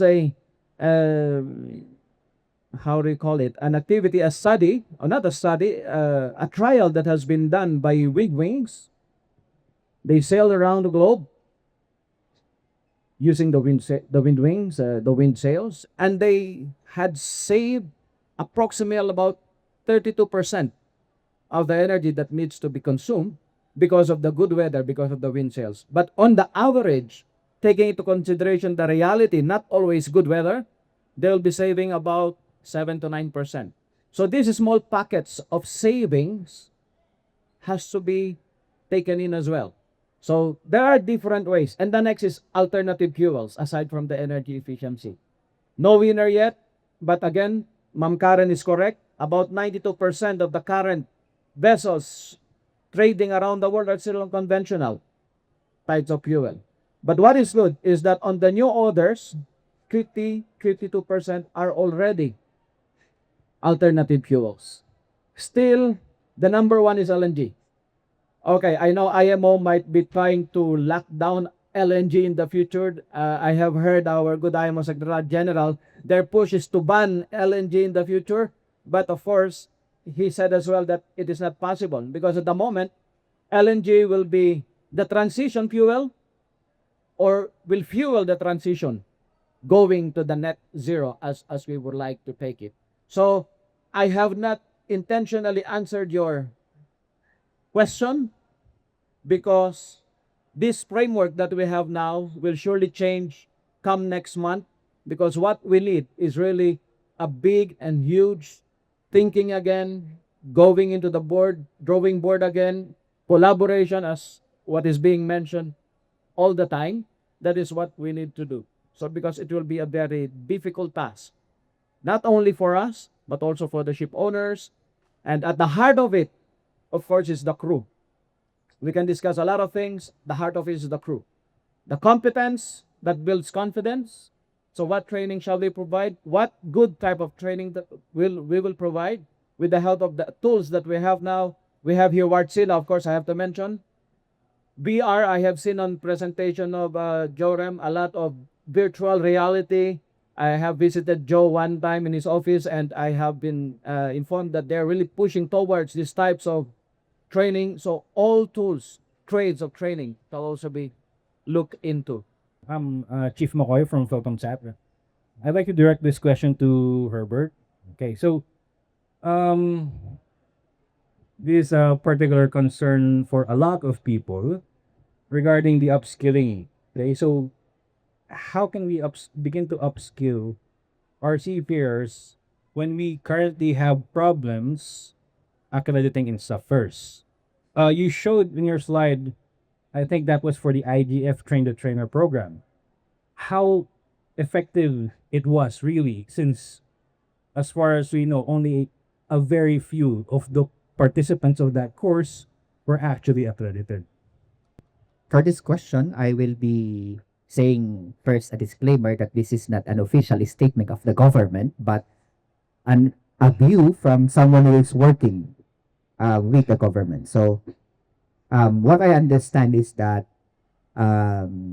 regulatory actions, interventions, and policies really are very slow because it follows what is happening in the industry. So I'm answering the question, Chick Mafoy, indirectly by saying that regulation won't be able to cope up with the fast, very, very fast pace of development in the industry, specifically this transition that we are going through. Now, if I would be directly answering that question, I would say that we do not have a regulation in place primarily because there is no international guideline that we international not really guideline, the guideline there, but it's not it's like not yet mandatory. The Philippine government is very careful actually in following what is the actual standard at the moment, as some big players in the industry would actually say we are at the wait and see mode. And that is also the safety stance that the government is taking, because if we put the regulation ahead of what is actually to be chosen in the industry, we might be gearing you to a wrong direction. You see, putting the regulatory frame regulation this very early stage might even be a gatekeeper or a bottleneck, because we have not had uh, the in-depth study of what is really the direction of the industry, sir. As Sir Donald has earlier illustrated, and Ma'am Karen said in a rather metaphorical way, the jury are still out. The jury is still out. We don't know what is the fuel that will be chosen. But we are going there, sir. That's why these talks, these conferences, the consultations are always being conducted by your government, so that maybe not to really be as a very slow mover government, because we have the biggest system of maritime education and training for seafarers in the world. If maybe what I can say is, sorry, I'm blabbering. Maybe what I can say is that I would adopt the idea of Sir Kiran.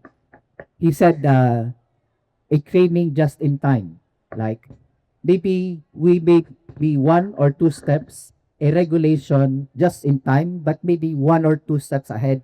And that would be perfect sweet action from the government, so that we don't mislead you towards a technology that will not be adopted by the industry, sir. Sorry, that's the best I can provide for now, sir. Sorry, since this is not your official statement, then, and we actually have that challenge a lot when it comes to instructors, because they need to be accredited. They need to be be certified chief engineers and captains. That's why we don't have too many courses with Marina, and we have conveyed that many times, both to the administrator and others. We are certified on the Norwegian Maritime Administration on many courses, because they allow us to have the best instructors, not necessarily certified chief engineers and captains with experience. So we find the instructors that are best to teach, and that's why we need. That's what we need in the Philippines as well. And we are working with you on this one. So since it was not your official statement, please take it back again, because we need to have more instructors to deliver our courses.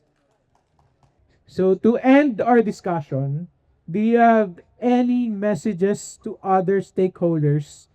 Surely rooting from your own perspective, since you have come from the various stakeholders in the maritime industry. So rooting from your own perspective, do you have any messages that you would like, or you would like to provoke the other stakeholders? The last message, so that we can empower everyone towards one mission, which is the upskilling and reskilling and the attainment of just transition. And we'll start with Captain Joe first. Okay, yeah, it's very basic. Let's make seafaring, the maritime industry, great again. That's what we need. We are talking about all the challenges, and we are giving all our cadets and all the seafarers a lot of issues and challenges. But at the end of the day, this is a fantastic industry and we're all working together to make it safe, right? So every one of us goes to work every day to make sure that the seafarers are taken better care of. So let's be positive. Of course, we need to be realistic, but let's be positive because we need to recruit more seafarers into that to this fantastic business. And we are here to fight for the Philippines. I am representing the Norwegian ship owners. I know that a lot of them are looking at other countries to take seafarers because of various reasons, of course. But at the end of the day, we want to be here because we believe in the Filipino seafarers are the best. So let's make it positive and make them come into the industry again. Thank you. So the last message from the government, I think, is that please do not hesitate to share with us your ideas and your recommendations. Specifically, this current administration in the Maritime Industry Authority is very open and very welcoming to all who can contribute to the governance. The administrator, Ma'am Sonia Malaluan, has been very open, accepting representative from the industry. We have regular visitors from the training providers, from the technology manufacturers, and I think the word that I will finally say is that we can only do all this if we did it together, and that word would be collaboration. So that's it from the government. Thank you. Okay, like I mentioned earlier, I'm actually representing Intermanager, but one thing that has been recognized by Intermanager is the value of the Filipino seafarers. As a matter of fact, more than any other, technicalities, they are more concerned on how are Filipinos coping up with its new technologies, with the alternative fuels, because they still want Filipinos on board. They still consider us as the number one nationality that can be considered for their vessels. And my thought here is let's not raise it. Let's continue to be number one.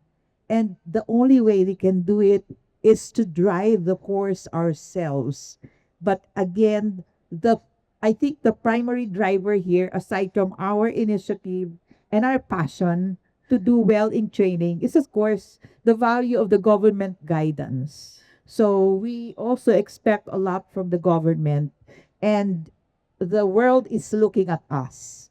We still continue to be number one. Thank you. Again, let us not be distracted by the challenges that we are facing today.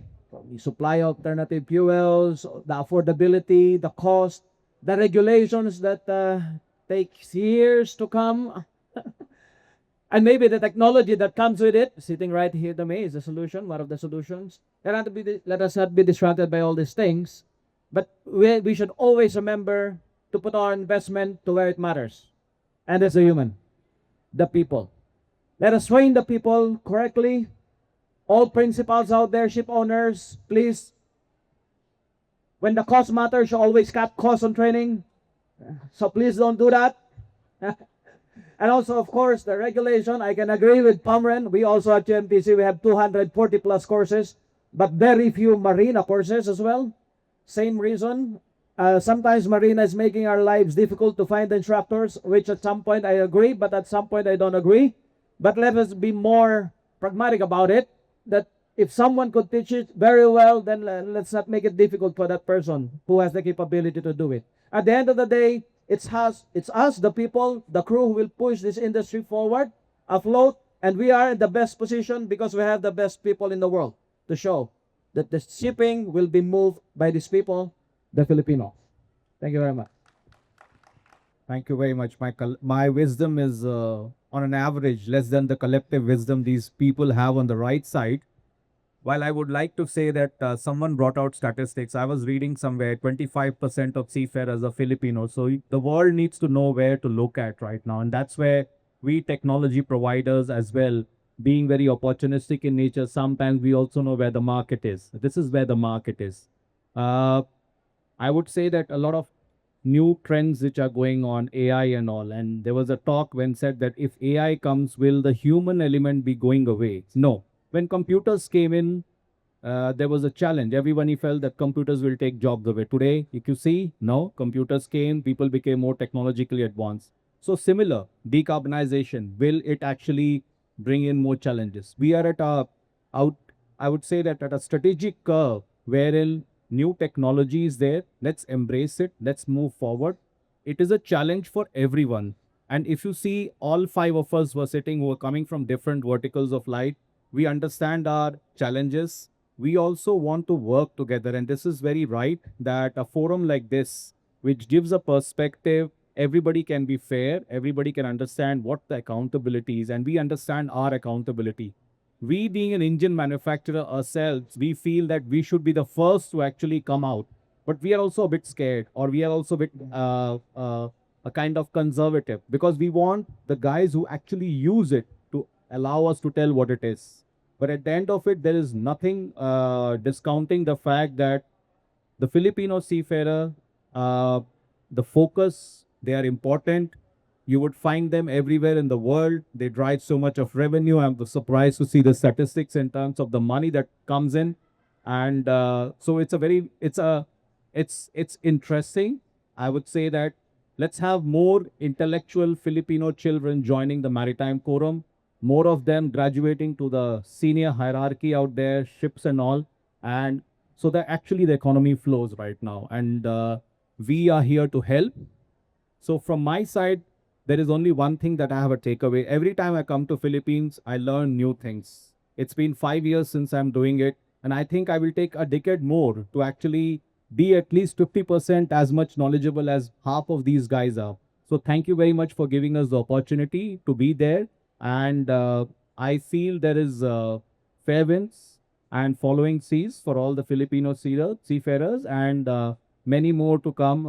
And I strongly feel that Marina with its initiatives are going to do further. We have a similar kind of initiative next month, wherein we would like to have the technology participants and the industry to participate. And let's talk more till the time we're going to settle the dust. Thank you very much.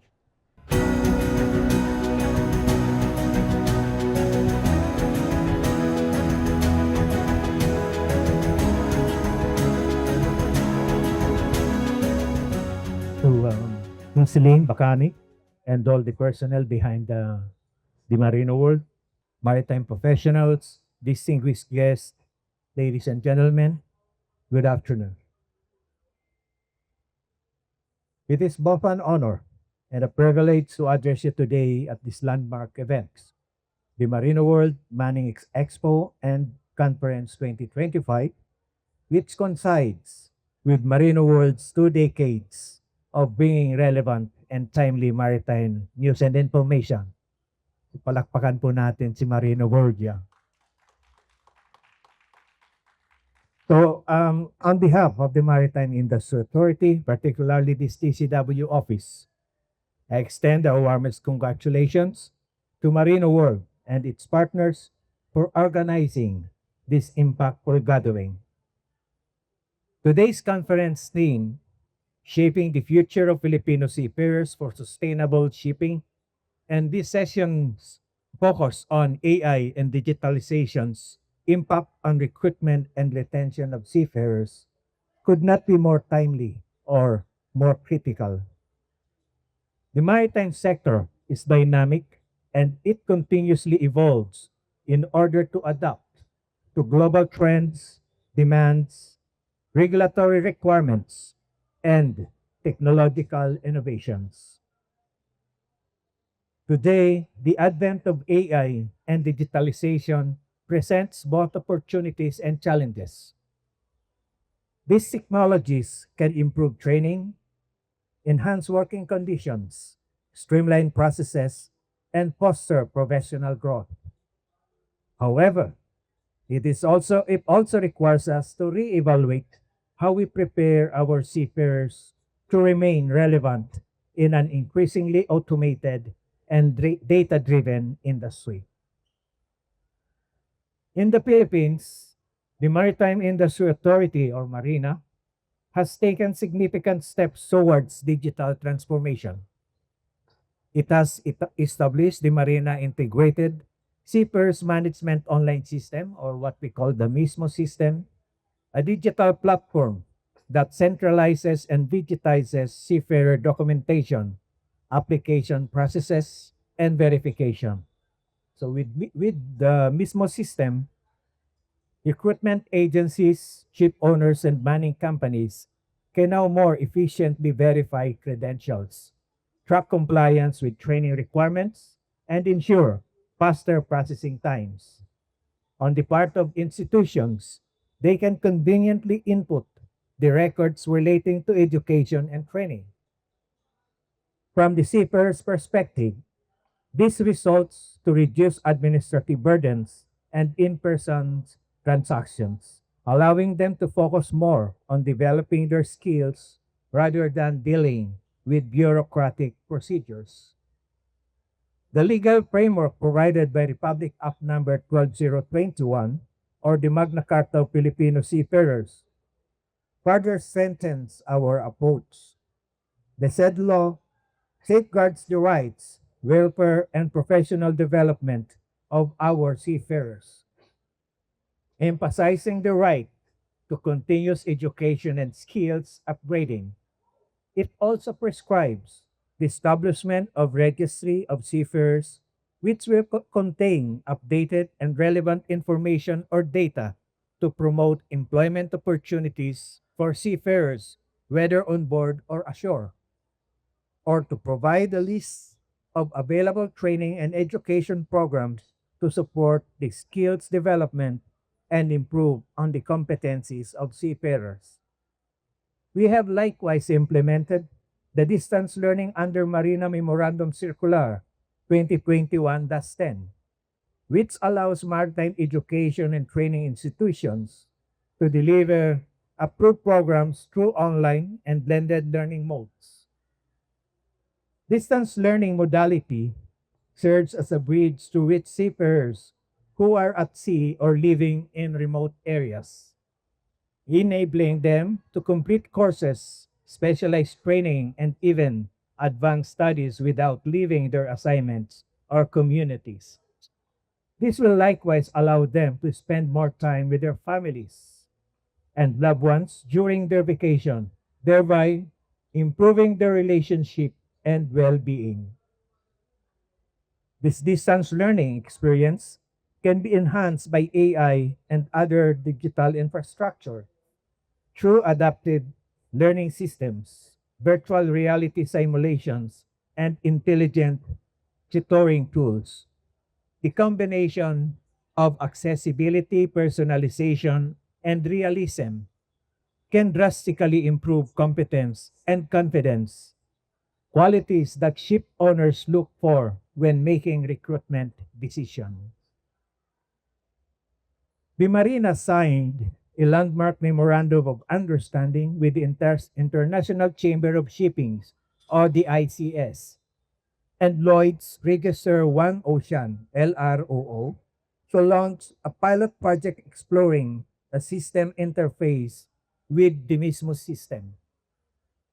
Through this collaboration, Marina, ICS, and LROO would explore the feasibility of a secure system integrating all seafarer certificates, allowing real-time access for key stakeholders, and empowering seafarers with greater control over data. We are likewise exploring the development of an electronic training record book, which aims to digitize the approved training record book, transforming it into an online and offline accessible tool for a broader range of users and extensive monitoring. This system is intended to cater to the needs of cadets, trainers, maritime higher education institutions, shipping companies, and maritime administrators, providing them with a comprehensive, user-friendly, and efficient tool for managing cadets' training records. With the growing necessity for digital transformation in the maritime training environment, this system will deliver an innovative solution to monitor cadets' onboard training and streamline the record-keeping process. Meanwhile, the rise of maritime autonomous surface ship or DMAS represents one of the most significant innovations in maritime operations. While mass technology may reduce the number of crew on certain vessels, it also creates new categories of jobs that demand higher technical skills. Seafarers will need to be proficient not only in navigation and engineering, but also in remote vessel operation, system monitoring, cybersecurity, and data analytics. AI-driven monitoring system will require human operator who can interpret complex information and make judgment calls in situations where algorithms fall short.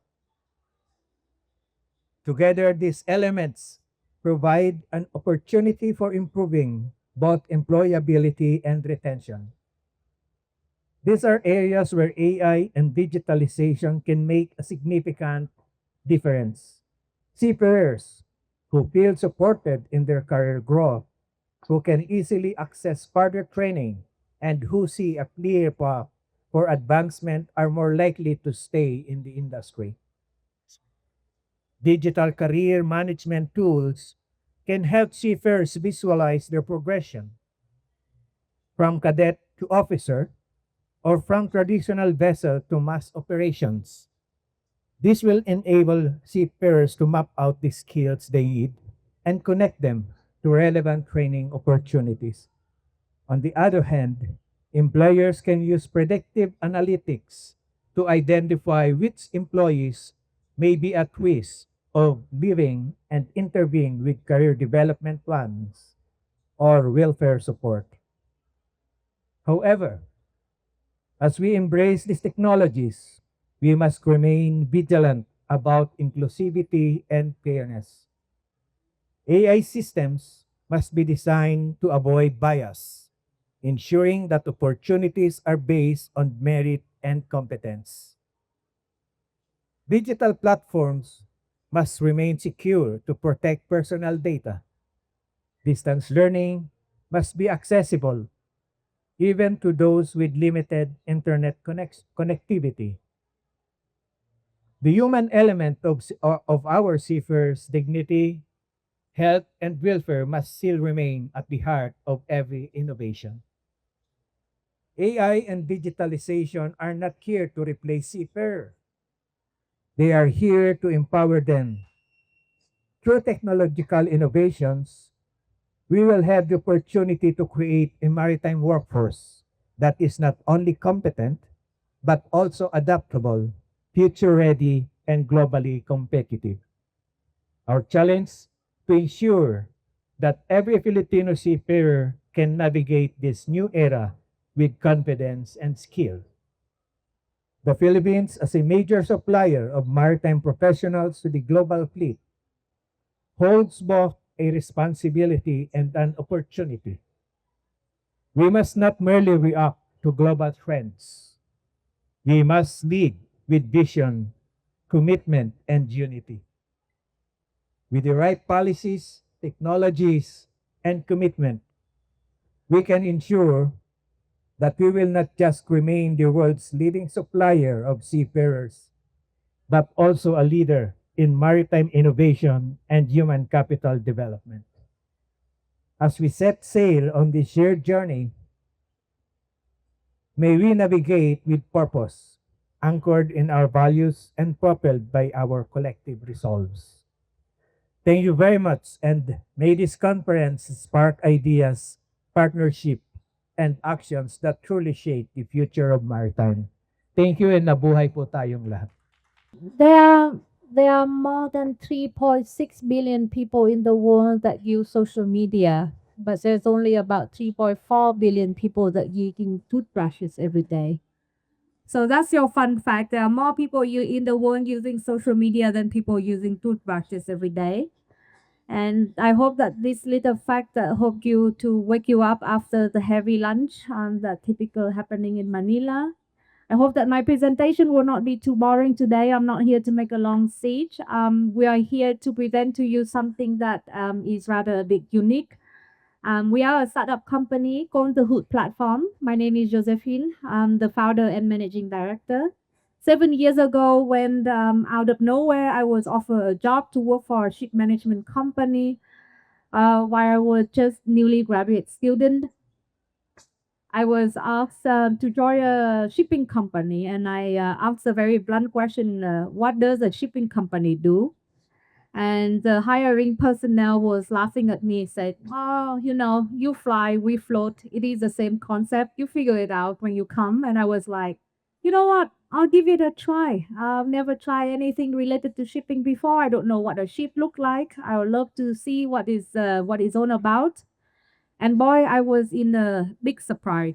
So there is a big surprise for me when I stepped into the maritime industry. It was a completely different industry from what I used to be working at. And I'm very surprised at how connected the seafarers are, how passionate people are for this industry, how long of the century old traditions that you have had, especially for a country like the Philippines, where you contribute over 80% of the workforce for the international trading, and how lives and families are built around one carrier. That's something I never seen before. And I'm determined to help connecting the dots, the little fragmented systems that still exist in maritime industry to truly innovate and digitalize the industries that make it both connected and transparent for our future generation. So let me waste no more time to show you what we are building today. So first of all, what we did, we had a survey that been done 1.5 years ago that we asked over 700 seafarers what is their problems with the recruitment in maritime industry, not specifically only to the Philippines, but let's just say 70% of the seafarer answer was from the Philippines.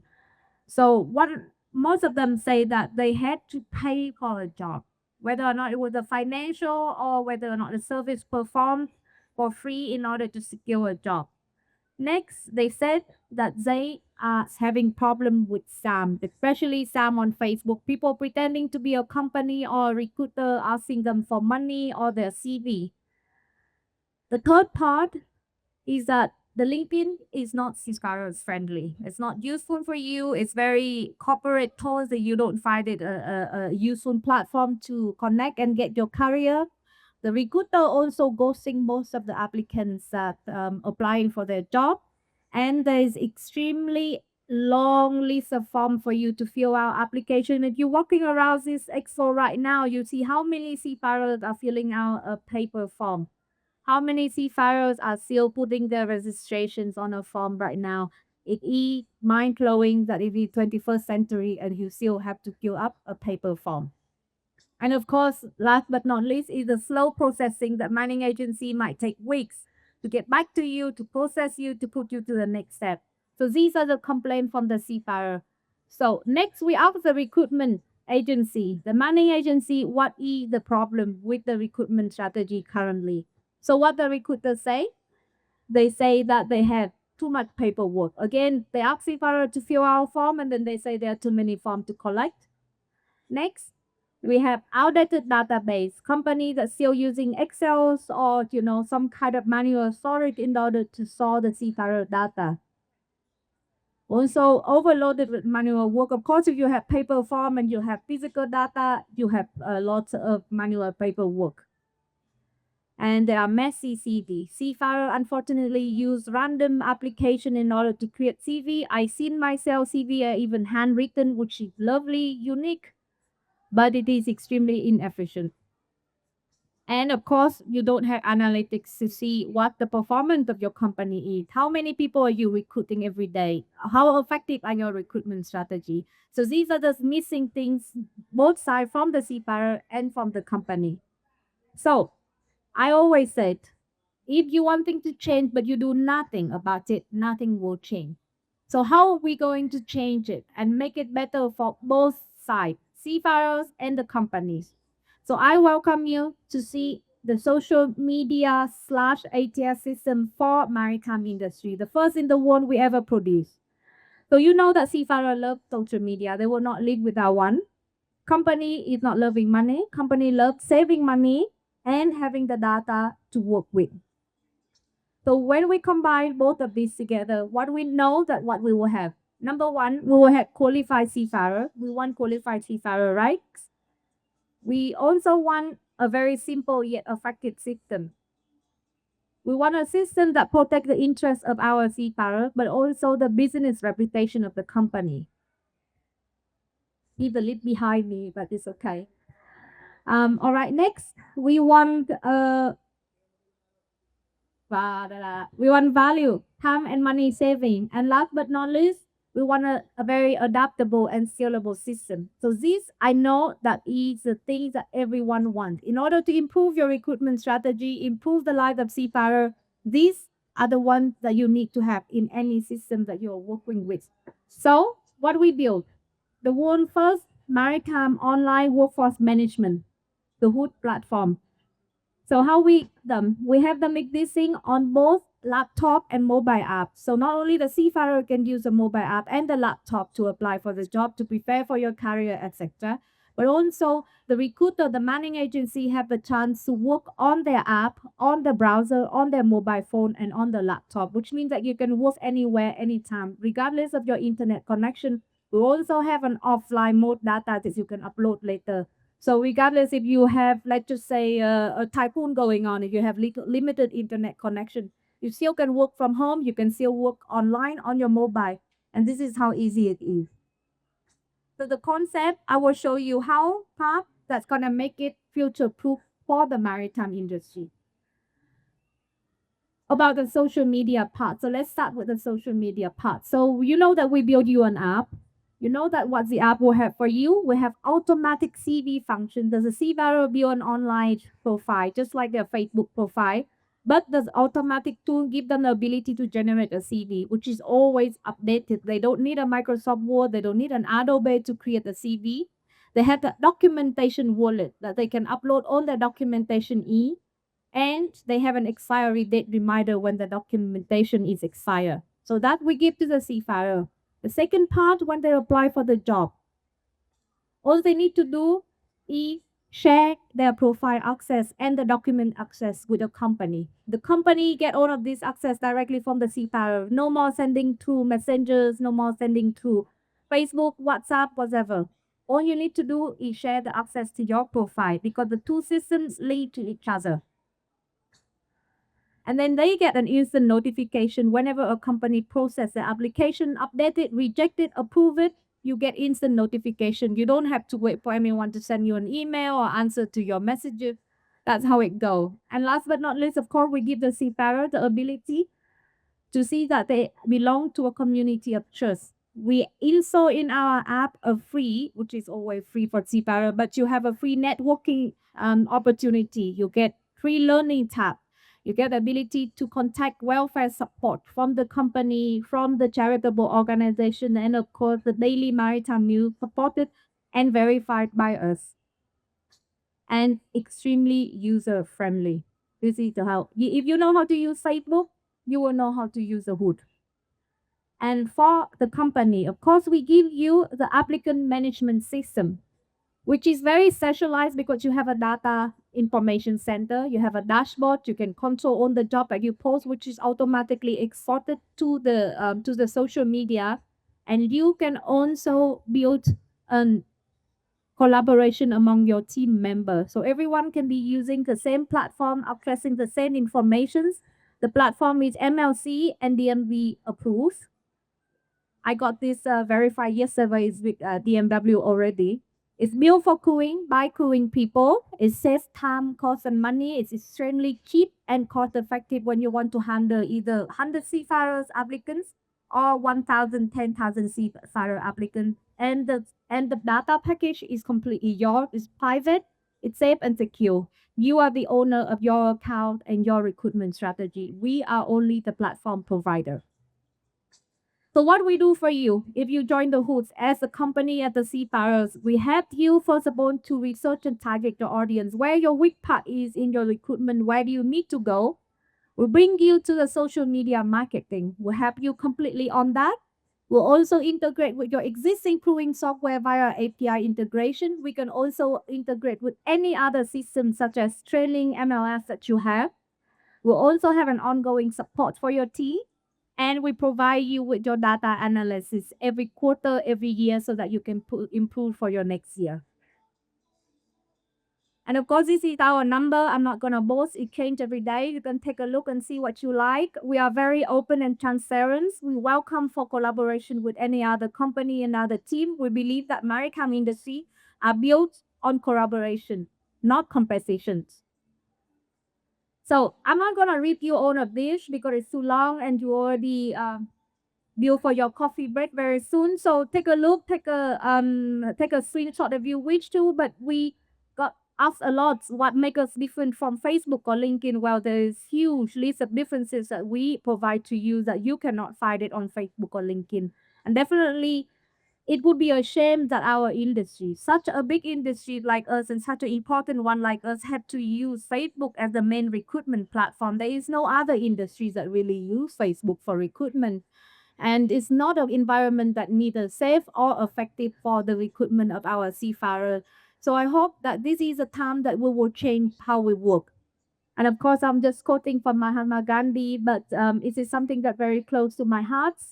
If you want to change, you must be the change that you want to see in the world. And I hope that it's time that we can collaborate together and we together can change this industry to be a better place for the maritime and also for the future generation of our seafarer. I leave you with a thank you note for attending and listening to my boring and long conversation today. There is a very short video that I would like to play for you. Thank you very much. Good afternoon, ladies and gentlemen. As the seafarer from the last part of the video is saying, we are dealing with the change that the world has offered already. Gentlemen, in front of you, James Nicosana from Seeker. Let's talk about how we illuminated the path to progress with technology. We were founded in 2015. Seeker was developed in 2015. We launched in Sofitel for the web manning and training in 2016. And we migrated from PARS to AWS because PARS closed and PARS is a sister company of Facebook. So we have to move our data to AWS, to Amazon. In 2018, we released a major web update for Seeker Manning. And in 2019, this is how the school had problems. They have very hard time identifying where is their 80%. So we launched Seeker School. In 2020, during the time of Admin Empedrat, we were the ones who provided Marina and OWA with the data where the seafarers are during the lockdown. The very reason also we have packed goods and canned goods and, kilos of rice, breads delivered to the boarding houses where the seafarers are. And in 2021, we had a major infrastructure upgrade, and 2024, we redesigned everything. And in 2025, end of this year, we are planning to release the mobile version of Android at 2.0 and 4.0 for iOS. Now, here comes the problem. Everybody is asking, where is my candidate? Nasaan na yung kapitan ko? We have a difficulty in sourcing and tracking qualified candidates. Nahihirapan din tayo because we have delays and we have slow documentation processes. And ito ang malala. Crew are being poached by competing manning agencies. For training centers, where are my enrollees? Nasaan na? Declining trainee enrollment are the problems. Inefficient enrollment systems because it's manual and outdated. Okay, lack of visibility and reach to attract new trainees is to be considered as well. Now here comes for the school. nasan na yung 80% ko? 80%. Once the seafarers, the student toss their cups, the school administrators cannot even find them. Some are baggers at SM, no? So, hindi natin mahanap. Nagsa-struggle. OBT monitoring is struggling. No digital alumni tracer. And the worst, the employability issues causing distrust from prospective students. So if there are schools here, ma'am and sir, better talk to us. We have also something for tenants. Well, this problem for tenants happens every time the seafarers come to Manila. They don't know where to live. Sa tatanungin, bay, saan ka ba nagsistay? Bay, ano ba, Miko, saan ka? Pwede ba dyan? May bakante pa ba? So, this is also on the other side for the property owners, these are their problems. And for the maritime publishers, where are the readers? Low subscription and readership rates struggle to fight against fake news and difficulty on adapting to digital formats and monetization. Lahat naghahanap, nagtatanong, where? Asan ang tao ko? Asan ang seaman ko? Nasaan ang enrollees ko? Lahat sila there. So everyone's asking, training centers, manning agencies, maritime publishers, schools, and even property owners. They're asking, what if I tell you now that everyone's asking is exactly here?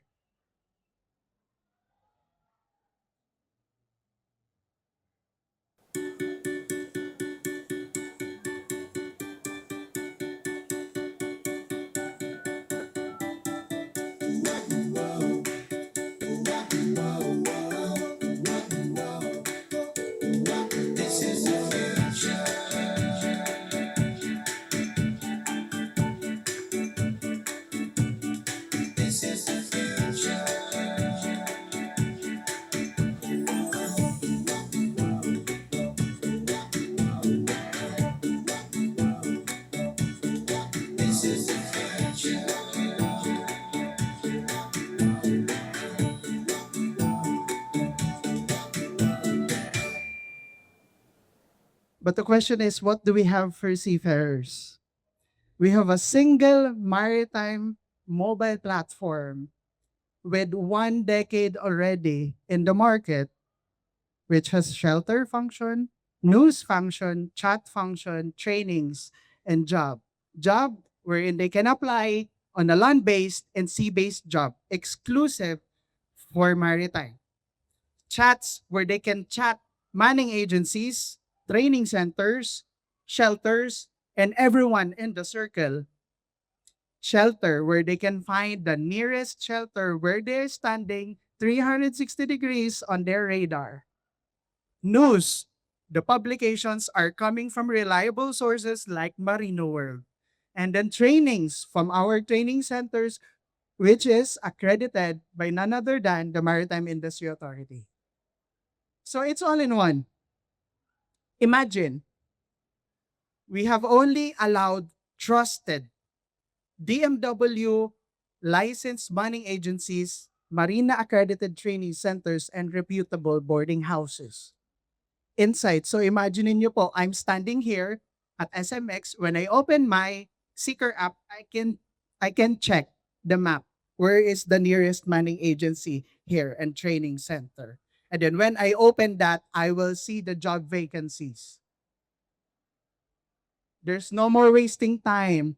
I'm a seafarer myself, and during my time, I always ask, where is BSM?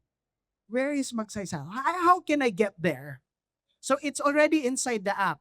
So you just tap, drive. Are you going to drive? Are you going to walk? Are you going to ride the train or ride a motorcycle? That's it. It's that easy.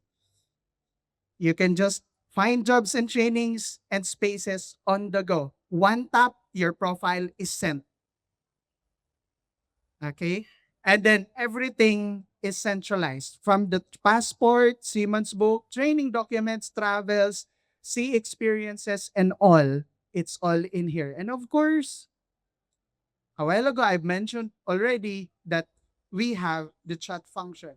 And today, we just released a while ago before heading here. And granted, Apple already approved our new release and Google last Saturday.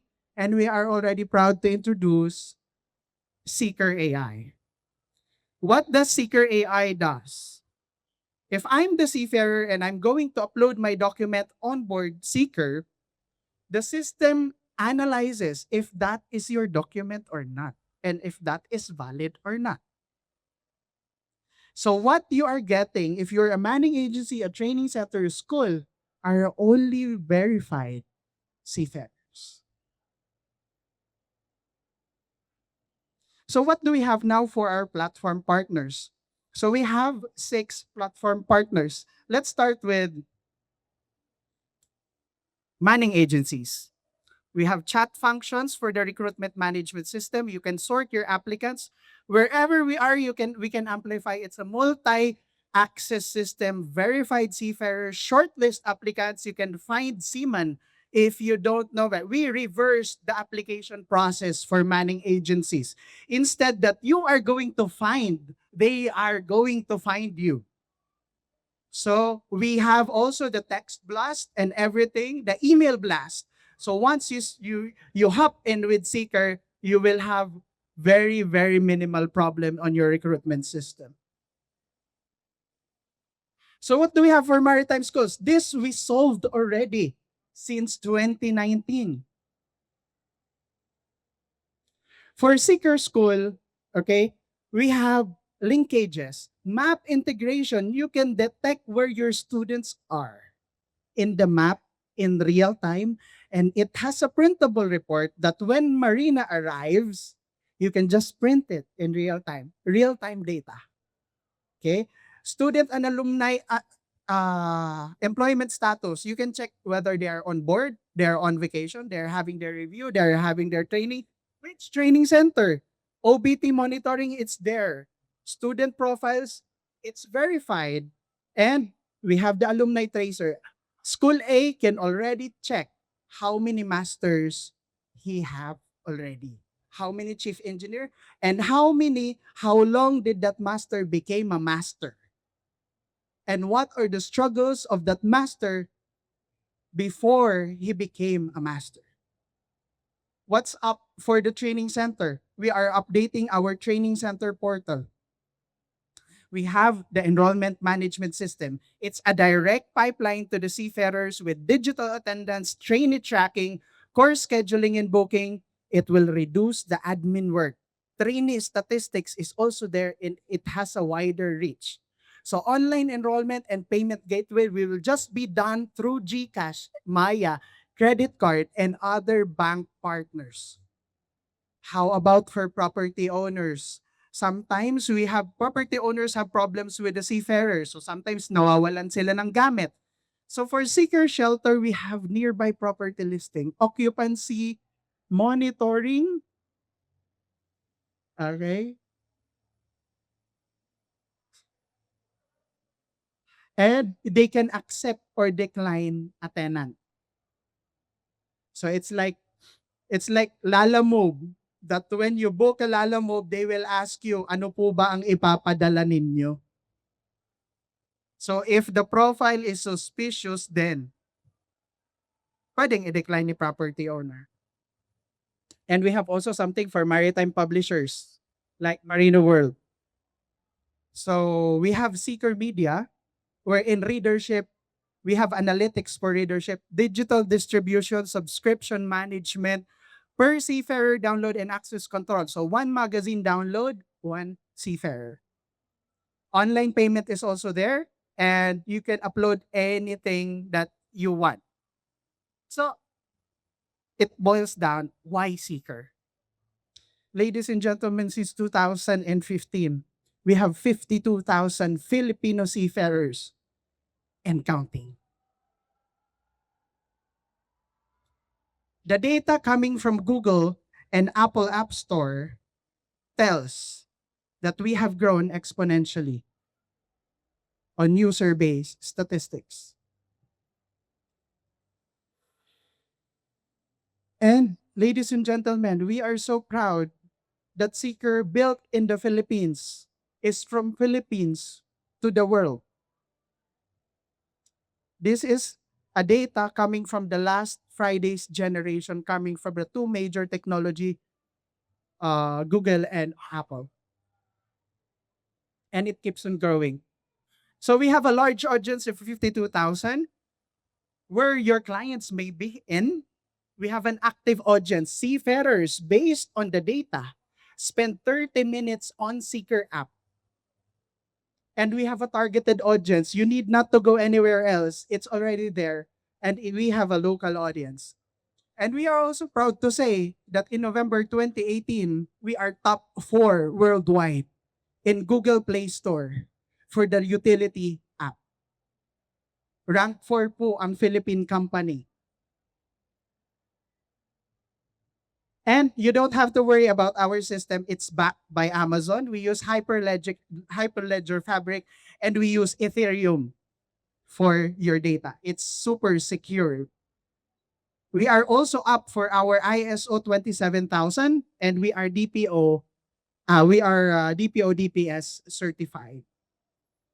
And this is where we are a little bit proud of, because of all the companies in Asia, Seeker is the only Filipino who were nominated at the Mission to Seafarers Innovation Award, which will be held in October in Singapore. Who's with us? So we have these companies and this school already, and more to go. And gentlemen, I just have to share one thing, because we are, during the 10 years, we are developing this system. We changed lives. Let me show you one.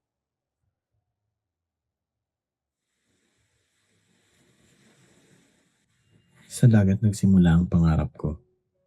Ako, si J. Mark Anyosa. Madali ang naging transition ko mula cadetship patungo sa pagiging seafarer. Scholar kasi ako ng isang kilalang kumpanya. Doon ko unang natutunan ang disiplina, tiyaga, at ang tunay na hamon ng buhay dagat. Habang lumalalim ang karanasan ko, naramdaman ko gusto ko pa mag-explore na ibang oportunidad. Kahit isang araw, nakita ko sa Facebook ang ad ng Seeker. Dinownload ko na baka sakali. At doon ko nakita ang opening ng ISC. Nag-apply ako. At sa wakas, nakapasok. Hindi naman madali ang propesyon na ito.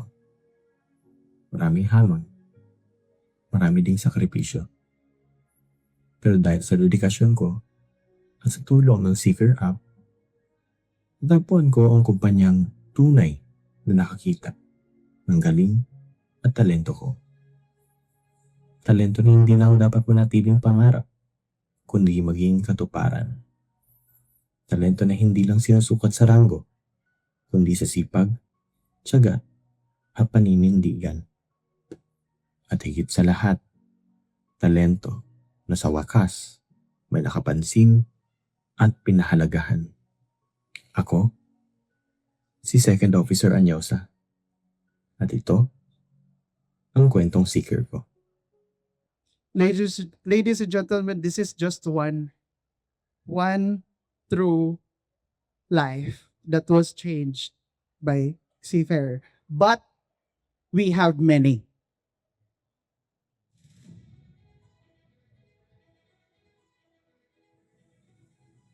Mag-seeker ka na! Mag-seeker ka na! Seeker ka na! Mag-seeker ka na. Seeker ka na! Mag-seeker ka na! Seeker ka na! Mag-seeker ka na!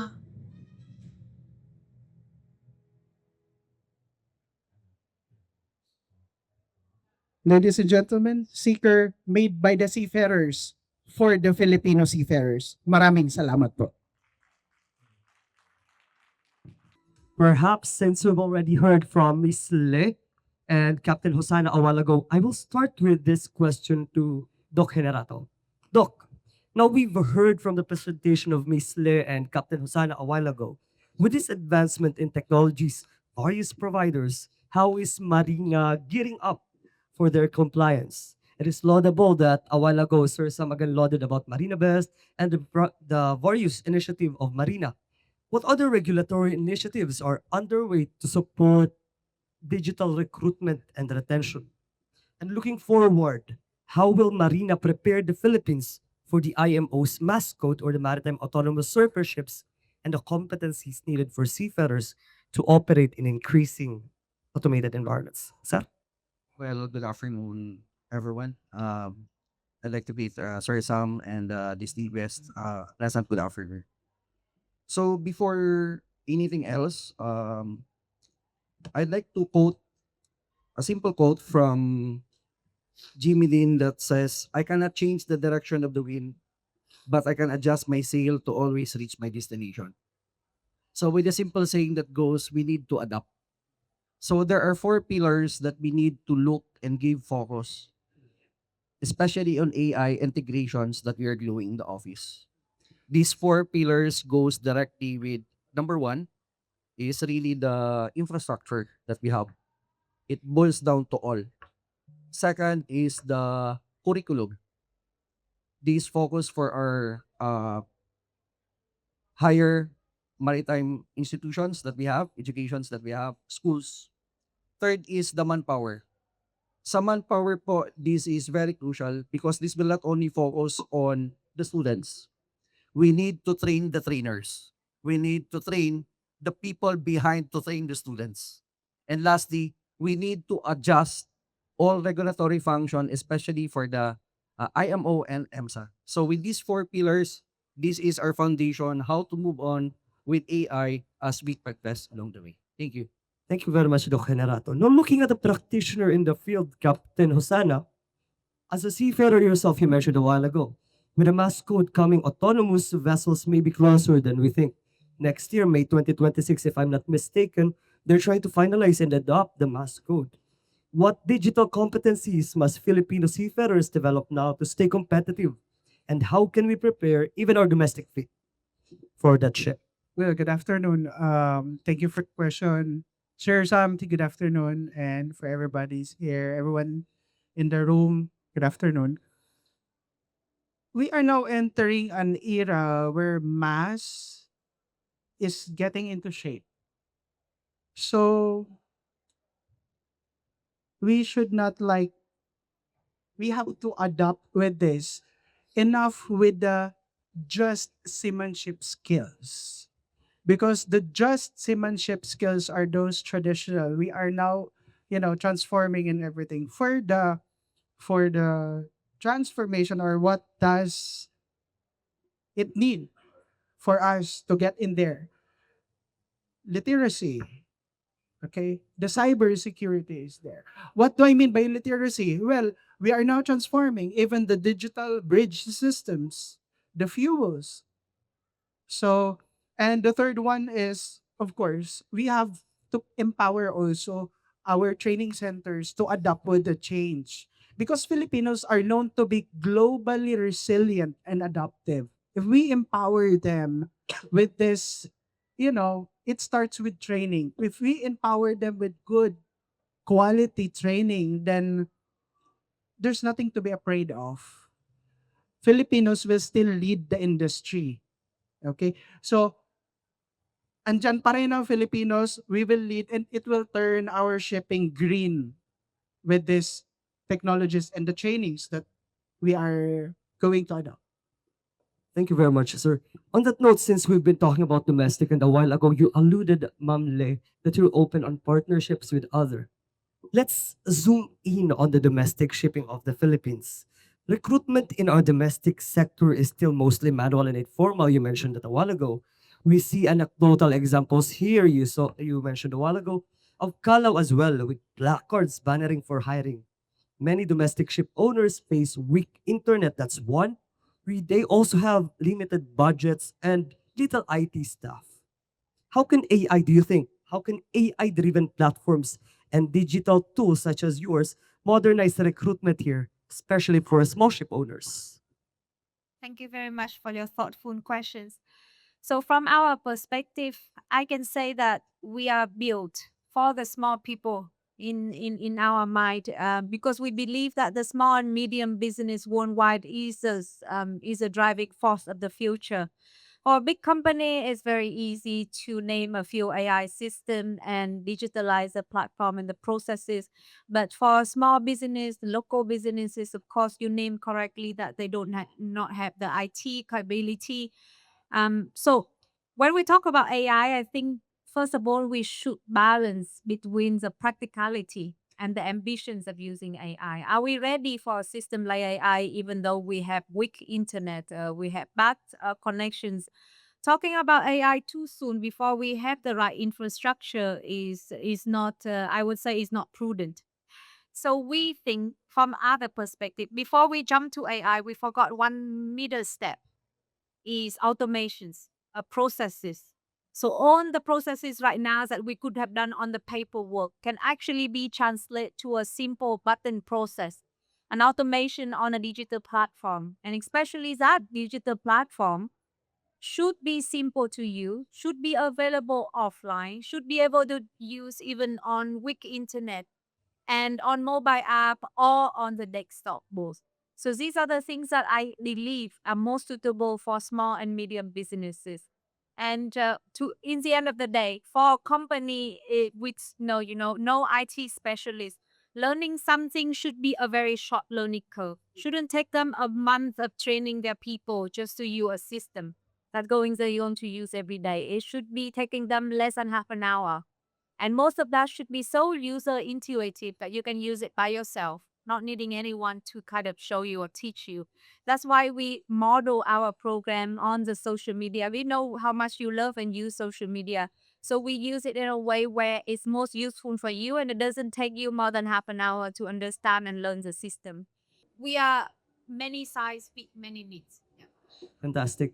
I love the focus of this panel because it's about digitalization, social media, and really youth centric. And on that note, I think that's yesterday or 2 days ago, we have the 10 outstanding maritime students of the Philippines. And we are talking, oh, you were there, Captain Sir Sam was there. And actually, I saw people from the 10 outstanding a while ago here. So when we discuss about digitalization and technologies, it's often geared towards the youth. For the three of you, since we have been looking at it, which may only favor digitalization, will only favor the young, the new blood. But we must ensure that we leave no one behind. And I'm now looking at our experienced seafarers. How do we ensure that we do not exclude them in these conversations about digitalizations, acknowledging that there may be a training gap, an infrastructure gap, perhaps for our old or experienced seafarers. Let's call them that one. So I think let's start again with Miss Les, since I already have you a while ago. I think it's hard to say old seafarers. I would say more, previous generations, the baby boomer of our time. I don't think that they are very bad with technology, to be honest. I think that it's a technology that being built with the mindset of younger people in mind. Like for example, my mother would use Facebook and she's easily can use Facebook, but putting her on TikTok and she couldn't grasp it because it was built for very different generations, different attention span, different skill sets. So I say the system is should be inclusive by default. So you're not building a system for only young people. You use a system that is inclusive by default, which means any user of any age, as long as you have a basic knowledge of logic, you can actually figure out the system. And this is what we wanted to focus on. And also the system should fulfill, I think, minimal three requirement. It should be accessible. So even if you are, you have eyesight problems, you have, mobility problems, you can still use an app that is designed by inclusivity. This is what we are looking on. Well, also for the seafarer who belong to the provinces and have limited access, you should have an offline version of the app for the seafarer to be able to use to save the internet. So these are the things that we keep in mind when we're designing our platform. But of course, we still have a long way to go, and this is one of the matter I think that we would also investigate even further and make it even more useful for seafarer of all ages. Yeah. Okay, thank you very much. Now let's hear it from Sir Captain Hosanna. Thank you for that. You know, at Seeker, we believe that digitalization should not be exclusive. It should be an enabler, and it should empower everyone. So, with that, I guess we have to start with upskilling our seafarers. And then, of course, we have to check. We have released systems that are very intuitive, very simple, that can run on a very low memory for the phones of the seafarers. So a while ago, we were demonstrating everything back in our booth, how they are going to download it, even on a very old phone, so that they can use it. And of course, the collaboration, of course, with the government. I believe a shared responsibility on data with the government, it will really help everyone. Because, of course, without the regulators, of course, we will have a very challenging management also of our seafarers and its datas. Thank you very much, Captain. Now I'm looking at you, Doc Generato, because Captain Hosanna alluded about upskilling. When we talk about recruitment, we also have to address retention. We cannot just go hire and hire and hire and not retain those we hire. It's expensive to train only for them to leave sometime later. But job hopping is common in the maritime industry, and the Gen Zers can attest that they favor companies with values, a culture that empowers and commits to sustainability. So my question for you, Doc Generato, is with the advent of maritime autonomous surfer ships, training is a key retention factor. But many let's focus on the domestic seafarers prefer to stay with their family in the province than to travel to Manila for courses. How can digital and blended learning expand access on that one? Well, first of all, we are not entering an era where technology replaces people, but it rewards those who are prepared for it. Um, Let me read this one, the notes that I prepared.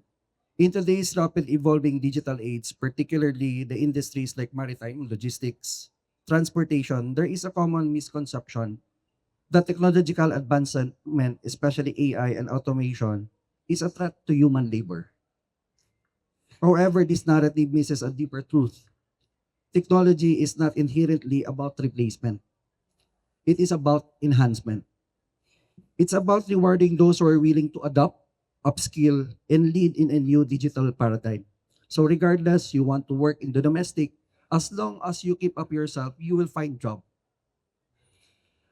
Those who are digitally literate, technologically curious, and proactive will find themselves not be displaced but empowered, taking the roles that more strategic, safer, and more data-informed than ever. From maritime engineers leveraging predictive maintenance tools, fleet managers using real-time analytics for better routing, technology is amplifying human capability. Ultimately, this era will not divide the unemployed and the unemployed, employed and the unemployed, but it is the adaptable and the resistant. This will divide them. So looking for your question, how it will help them. If those people from outskirts will not help themselves to get new set of skills to adopt for the future, definitely there's no age restriction for you to change, to adopt, and definitely you will left behind. Regardless if you're Gen Z, if you will not keep update yourself, you will be left behind. If you are old but you adopt yourselves, training yourself and new skills, definitely you will land a job. So that's the way it goes. Yeah, I think my takeaway for your speech a while ago, Captain, is we are not entering an era that technology replaces people. Quotable, I should say. Should remember that. Now, looking at future trends, Miss Le and then Captain Osana, From what you see with your technologies, what are the trends that users value most? Is it more on education or networking or something else? Are you tracking that with your? For me, what we are seeing on our platform, it's the career growth of every seafarer. Everyone's asking for promotion. Everyone's asking for deployment. From there on, it's the biggest chunk of our pie in our system. That's why it's the first thing that we develop. Everyone's looking for work. So they want job. They want to earn. They want to feed their families. That's the biggest chunk. The second one is the training and education. So that's the second one we put up.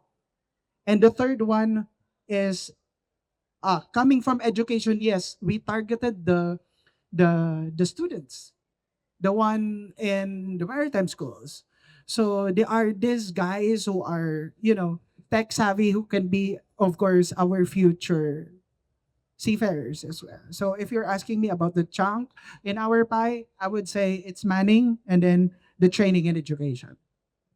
How about from your end, Miss Le?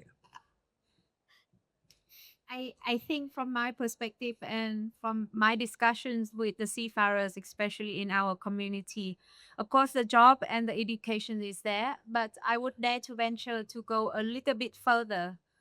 The seafarers that I've been talking to, especially the younger generation, are worried in their career. It's not just the career growth, but the diversity of the career, not only being stuck in one track career where you started with one type of engine, one type of ship, you want to stuck with it forever. You have no other way to go. You cannot change ships, you cannot upgrade tonnage, cannot change the engines, you cannot go from cargo to cruise, you cannot go from the sea to the shore.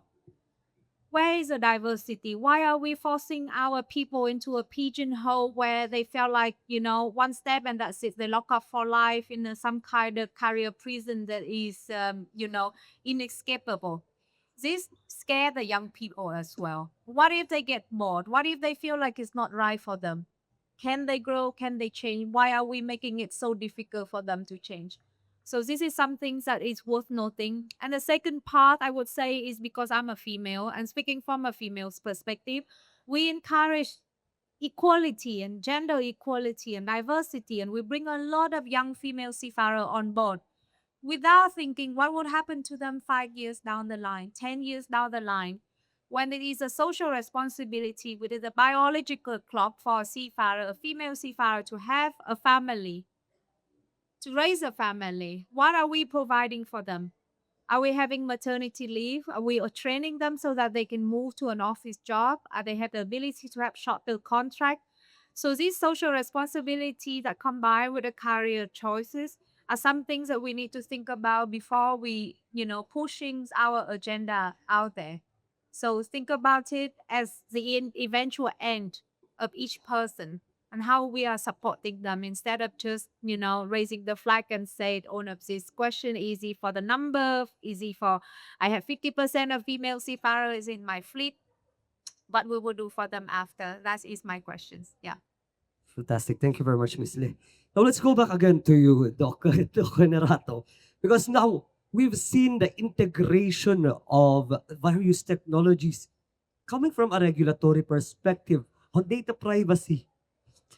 How, looking at our market and our regulatory landscape, how will Marina transform in ensuring data trust and verification, as we have heard, these platforms will be integrated with seafarers' confidential data? What role will Marina play in safeguarding this privacy and sensitive information, which is under your office? Well, first of all, as DPO, I usually ask this question: are we sailing the same direction? It's the question that I've asked to us for those who are participants here. Are we sailing in the right direction when it comes to the data privacy? Are you giving your right information to the agency? Is the agency keeping the right and the proper way of informations that we have? So, are all stakeholders, government, industry, schools, and agency moving in sync towards digitally ready maritime sector? The answer is we're heading at the right direction, but not at the same page or not on the same base that each one of us.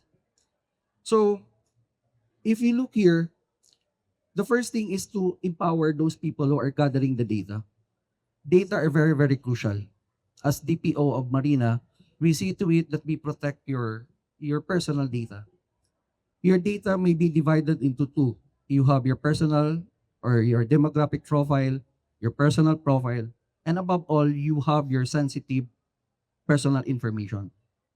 So as I look their products, I was wondering if they have their DPOs, was the data of the seafarers, especially if they are gathering for work related, are they protected? Are their frontline people been trained too? But for us in Marina, we train. We have a yearly data privacy seminar for the frontline services that we have. So it becomes a habit for us to train people on how to manage our data. So we have protocols put in place for those who are asking, even if it's your wife, your so-called second wife, getting your personal data. We are protecting it. So in that manner, that's the same question. Are we going in the same direction? It's the big question that I'd like to ask. Is the students here giving all their personal informations when they apply? So is it secured? It may be in the form of digital, it may be form on manual. Is the keeper or the processor of this data well equipped on how to process this data given to them? It's a very big question. So it is not only a work for Marina, it is a collaborative effort of all stakeholders to protect the data that we have. Regardless what platform we're going to use, as long as the data is there, people can land a job if it is a right and data given to those principles that you have. You may have the data, but it will not contain those data that they need. Those data are useless. So that's the point that we are deriving at. Are we going on the right directions of protecting your data? Thank you. I completely agree with you, and I love what you say so much because it's actually the same question we're going through when we design our platform, especially when you say about the personal information and the sensitive information. So actually on our profile, we split it completely. So we have a social profile features and the second features is a professional profile feature. The only thing that the seafarer make public can only be their name and their pictures if they wish to put one. That's the only thing that was made public. Everything else was private. All the information regarding their work experience and documentations are completely private and private by default. They cannot even switch it on. They cannot even make it public. And the only way they can share it is if they applied and willing to share with a company who also GDPR compliant with us. So that's what we design. And I really like that because that's our spirit as well. To give you another overview, we are reviewing the new data share agreement with ICS that we have. Okay. So we have our mismo, but definitely by a few years later on, it will be shift to Marina's Best. That's what we're doing for the blockchain. Part of your mismo, even though your data is already there, you will be given the chance to check whether you want to share your data to ICS. We are keepers of your data, but we don't have any mandate to share your data without your consent. So the link is already there. It's up to you if you want to share it or not. The right still belongs to you. That's what we're doing. And another thing, yeah, I agree with attorney because what we do also in Seeker, once the seafarer sign ups with us, they take some box and privacy policies, and of course, if they apply for a certain mining agency and share data with their school, yeah, it's the same with Josephine. We only show the vital or the very basic information of the seafarer. And once our platform partners wants to access deeper, then he must ask permission to the seafarers and the seafarer should approve it. Otherwise, no data will be transferred. Thank you very much. So, what is the greatest opportunity AI will bring for Filipino seafarers and the domestic shipping sector when it comes to safety and sustainability? Let's start with you, Miss Le. I'm very sorry that Pradeep Chawla are not here, but if he's here, he will be very happy because I will be selling his product. But I very much like the ideas that AI will be quite crucial in terms of providing by-side training, especially trainings on safety for seafarers who are, who are less likely to be able to attend a full course land-based course trainings or a full lengthy e-learning process. But the bite-size or gamify of the trainings are the key to educate the new generation on the listed regulation, but also on the safety feature in this ever-changing world. So that's for me is a number one hope. Yeah. Oh, for us, I guess the greatest opportunity AI can give is the chance to be being proactive rather than being reactive. AI helps us, starting already to help us detect future accidents before it happens. For sustainability, it now recognize how we are going to optimize our fuels. For the manpower sector, AI is giving us a decision support partner that makes everything easy for our judgment. And I think if we equip our Filipino seafarers with the right tool and how they are going to manage the data and the AI itself, I guess Filipinos will still continue to be the number one player in the maritime shipping industry. Let me summarize my end thoughts for this. No? As we stand this pivotal moment in maritime history, it is clear that the future will belong to those who embrace change. That's what is all AI all about. This is not a threat, but an opportunity for us. The winds of AI and digitalization are powerful forces shaping our industry. As what Jimmy Dean wisely reminds us that while we cannot control the direction of the wind, we can adjust the sails that we have. Let us commit by equipping our Filipino seafarers with the right skills, the tools, and support they need to navigate the new era of confidence and resilience. Let us forge stronger partnership with the government, industry, and education to build a workforce ready not just to meet global standard but to set them. Together, by aligning our visions and effort, we can ensure that the Philippines continues to be proud leader of maritime manpower, empowered by technology, driven by excellence, and anchored to the spirit of adaptability. That's what is all AL all about.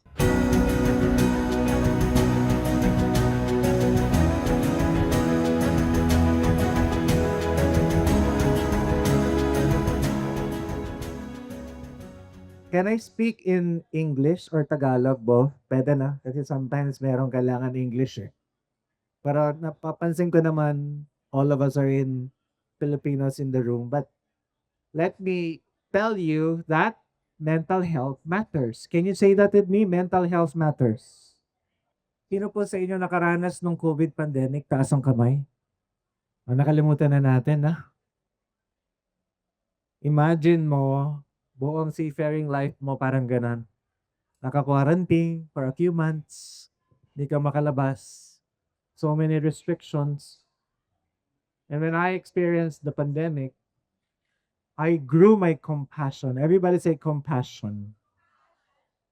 Nang hirap pala maging siba. Sa lalo na. Kasi kaming sumusundot nun eh. Pagkaka-COVID testing was hard. And if I was there ashore, already having a mental strain and behavioral problem, paano pa kaya yung mga taong mga manlalayag natin? So it grew my compassion. And just not to talk about me, but I come from the perspective of a medical clinic who does medicals. We have a clinic in Manila and Cebu. We also do telemedicine and mental health support for seafarers, ashore and on board. Okay? So Nordic Medical Clinic is our brand name. We're under OSM Tumi brand, the group in itself. One of the ship owners, ship managers and crew managers that are very active in the industry. Let's leave it at that. And then I want to talk to you today and give value to you and see that our mental health, our seafarers' mental health matters. And these matters need to be talked and described and discussed. We am excited for our panel today because they represent different parts of the industry, representing their own domains. But before that, I want to just give some background information. And the first principle that I want to share to you is this. Can you read it together? One, two, three, go. Unang-una po sa lahat, I want to appreciate that you're here. May audience kami, number one. Number two, salamat po sa invitation ni Nin to make sure that may sessions na ganito. I'm so grateful and hindi nahihirapan ako humindi sa mga sessions na may ganitong usapan. Alam niyo kung bakit? Saan pa natin sila pag-uusapan about mental health and well-being? Hindi nga natin na pag-uusapan sa bahay masyado. Di ba? We need to talk about it. And I want to appreciate that this is part of the agenda. It's very important. So thank you for that. And thank you that there's an organization putting all together to make this happen. So Lynn, salamat. And everybody who ensured that you're here. Kung naka-live stream ba to? Hello? Kung hindi man, what matters to me is I have a simple level of audience and I don't need everybody. I just need one person. Learn something new today. And then probably you can save a life. I'm not kidding. When we put the perspective and it matters, you will take things that I will share to you seriously. And maybe in your circle of influence, you could literally save a life. So I appreciate you. And what you appreciate, it appreciates. What you focus on grows. Filipino setting. A lot of people are struggling. Millions are struggling. Baka hindi lang halata yung katabi mong maganda at pogi na nakabihis dyan, may pinagdadaanan. Just mo nga, pakicheck to us. Baka may pinagdadaanan yan. And it's true. And it's right there. Diagnose pa lang ito. Paano yung hindi pa diagnose? Alam niyo po ba kung paano magpa-diagnose ng mental health issue? Google na lang, no? Dr. Google. So be diagnosed, it has to be a psychiatrist and with specific criteria for diagnosis. Pero marami ng usapan ngayon in the industry, ay nako yung mga bata, weak. Ay nako yung mga ganyan. May pinagdaanan, napagalitan lang, gusto nang bumaba ng barko. Maraming ganong kwentuhan. And I'm not putting people down. I'm just saying we need to talk about it, better, unique understanding. And I'm offering today a perspective. Everybody say perspective. I cannot change you. I cannot change your organization. I cannot change the industry. But I can use my voice to offer a perspective. 1, millions are struggling. 2, there's a lot of barriers in seeking help. Mahirap man sabihin, ay nako, nababaliw na ito. At mahirap tanggalin yon. Pag na-labelan ka na sa barko, ay nako, yan na naman, hindi pwede isakayan ulit. Ayoko sa barko ko. Yan, ako, ganyan ang mga kwentuhan dyan. Wag mo nang, bakit kasi ito ina-assign sa barko natin? Yan. And there's so many things on psychosocial, the way we're, alam mo yung ano, meron ako narinig dati na, siman ka, tumili ka dyan, kaya mo yan. Mandaki pa rin ganun. And it's the way it is. Which is also a threat in the long term if we don't make it lucrative enough, not just in money, but in a whole holistic perspective. And people call only utilization, di masyado. When you go to the different countries in Europe, it's common na, hi, excuse me, I'm gonna take a mental health break. I'm gonna take off because I need to see my psychotherapist. Uso yan, madaling usap yan. Sa Pilipinas, wala mo rin, mag-psychotherapist, so baliw na to. Napag-uusapan na. And I just want to say, let's break the stigma. I'm also the last interviewer in my company. So I want to ensure that I have the right kind of professionals, doctors, nurses, etc. And you know what? The younger generation would say na. They would say, diagnosed with depression 2023 on medication. Sinasabi na nila. And some people will be so allergic with that, but I see that as a help-seeking behavior. At least alam ko, and at least coming out clean, rather than not telling us the truth. So, again, the perspective and the burden of disease is there's so many people going through it. Now, I'm gonna show you Guard True Claims. Kilala niyo si Guard? Guard is one of the biggest insurance company in the world. Now, they come up with annual reports. Now, this report shocked me, but before we go to the shocking part, I just want to show you first that the top crew claims that they process is mainly because of illness and then injury, and yes, people die on board. Can we just give credit to our seafarers that hindi namamatay talaga sa trabaho? Dun pa lang, could we care for them better? Kasi they put their lives on the line. Hindi ko pala nasabi sa inyo. My cousins are seafarers. My uncle used to be a chief cook on boards. Kasi hindi siya makasakay ng barko kasi na-diagnose na diabetes and hypertension siya.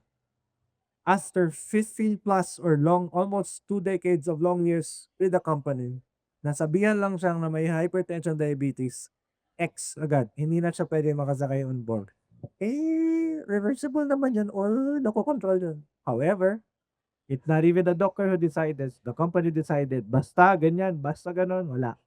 That changed the course of the lifestyle and life of my uncle in the family. Now, I'm just saying, not to make it too personal, a lot of people get sick on board.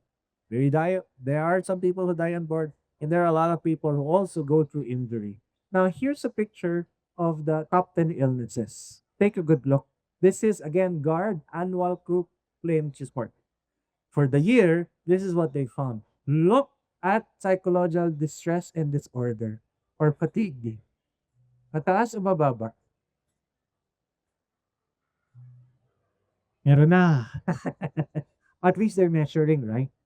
And still, abdominal, ulcers, cardiovascular back ailments. Now, on my medical perspective, we can help the owners and say, we can still try to prevent these from happening in your fleet. Kidney stone, babaan natin yung ultrasound level from 40 years old to 30 years old. Kasi nakakita na tayo ng kidney stones at 33, gallbladder polyp and stones at 36. Meron na talaga yan. And it's because of the way we eat, the way we sleep, because of the access to food, unhealthy food more than ever. Fast food is easy. Dati, kung gutom ka, kailangan mo magluto. Ngayon, pag gutom ka, dipindot lang, may food panda. Ang bilis! Ganun nakabilis yung access, and it might work for us but can also work not so well for us because convenience comes with a cost. Tamad na tayo. Hindi na tayo naglalakad. Visit ako sa mga ina-judge ko talaga. Yung mag-elevator na 1 floor, 2 floors up lang. Gigil ako doon. Maglakad ko naman. Baka bago mawala yung legs mo. Di ba? Ano ba naman yan? Alam mo yung ang haba-haba ng pila sa elevator, tapos 1 floor lang. Parang, ganun ka ba? Hindi ka pa ba nakasakay ng elevator? Kaya gusto mo sumakay. Sorry, nagigigil lang ako. I'm just saying, there are so many sick cases on board. What are we trying to do to help? Secondly, psychological distress is right there on the board. We need to take it seriously. It's a problem. And the first step to solve the problem is to recognize that we have a problem. So I'm waving the red flag and say, we have a problem. This is just one insurance in the industry, one of the largest, but they're saying last year pa lang, ang dami ng cases. So are we as seafarers family? Are we as crewing managers? Are we as part of the industry aware of it? Secondly, what are we trying to do or how can we help this situation? What is in our influence to make this better? Pangalawa, eto na, lalo nito. For the first time creaking ever, sorry for the words, for the first time ever, they showed that suicides are now higher than fatal accidents on board. Shocking for the first time ever. And it doesn't include yet those missing at sea. Now, you see, this is still not looking like a red flag for you. I don't know what it would take for you to listen to this. We have a problem. Is it an accident? Is it a suicide? And they would say junior and senior people get affected. They would say in less than 3 months, most common causes. Could be a problem in their adjustment on board or maybe, dahil pag nakalampas na daw ng 3 months, medyo ayos-ayos na. And younger than 41, 75% of the cases were below the age of 41. Ilan taong ka na? Put yourself in that perspective. Oh, grabe naman si Doc, oh. Yan na. The few seafarers left behind any written explanation. In most cases, 7 out of 8, death by suicide was excluded from contractual compensation. You know what that means? Sawawa yung family. So you would imagine, wala namang makukuha yung pamilya. What would it benefit them?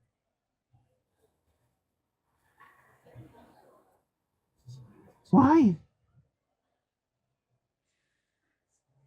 What the heck is happening? So, well, you can look at the clues. And according again to their study, or at least in the report, these are how seafarers cope up with stress. Naranasan mo na maging stress? Taas ang kamay. Naranasan mo na? Yung mga hindi nagtaas ng kamay, mga baka mas Senate hearing. Lahat tayo na stress. And we cope up with different ways and levels. Yes or no? According to their study, this is how people go for it. At least seafarers on board. Sticking to family and close friends and raising it with their colleagues. Almost 50%. Now, question. Kung ikaw ang nasa sitwasyon nila, can you really stick with your family and with your friends and your colleagues? Anong feeling mo, Captain JM? Di ba? Mga social media start to, di ba? Captain JM, do you stick to family and friends and then you raise it with colleagues? Anong sinasabi nila sa'yo? Kaya mo yan, pre. Okay lang yan. Ganun ba? Or, tell me more. Thank you for telling me what's going on. Ang daming pwedeng ways how it is being received. The problem is not just that they're going through this. The problem is, are we ready? Are we ready to handle such situation? Okay, even the seafarers, spouses, and family club, pumupunta kami doon, nagbibigay ng mga talks like this. Kasi, who are they gonna call? Asawa 1, asawa 2. Yung family and friends and colleagues, kasama yan. Kaya, kung gusto mo tulungan sa seaman, tulungan mo sila. I go to shore organizations, I go to clubs of the family. Because kung matulungan mo na, kalahating na. Kasi yung the rest ng mga maliliit, kami na yan. Helpline, professionals. Pero the biggest chunk where seafarers ask for help, dito. So the strategy, if you want to be effective, take a good look also in helping the family and helping the shore organization. Make sense? Are you learning something? All right. Sleep. Isa yan sa malaking factor. Kung ikaw rin mismo, pag kulang ka sa tulog, di ba minsan babaliw-baliw ka na. Mabilis ka mag-give up, di ba? Madali ka mairita. Totoo hindi. And seafarers go through sleep deprivation sometimes because of operations. Minsan, they sign up for it. Ganun talaga minsan talaga yung trabaho. Pero, I'm just letting you know, what do they do? What factors? Irregular working hours, sometimes it is what it is. Pero look at this, anxious feelings and thoughts. Laki yan. Why do they have anxiety? Why do they have thoughts like that?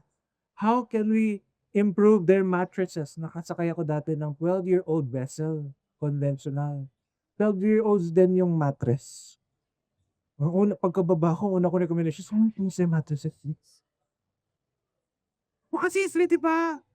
But sometimes it's not so simple for people who's not seeing where they are. Wala ka na magagawa sa loud noises on board the ship unless magbago ng ship design, di ba? Wala ka na magagawa sa electronic devices, kanya-kanyang tao na yan. If you can trust a seafarer in a team, $100 million ship na 20 plus lang sila, you can trust them with their smartphone and their internet, di ba? Yun na yun. Pero look at the other couples, ano pang pwede na sing gawin?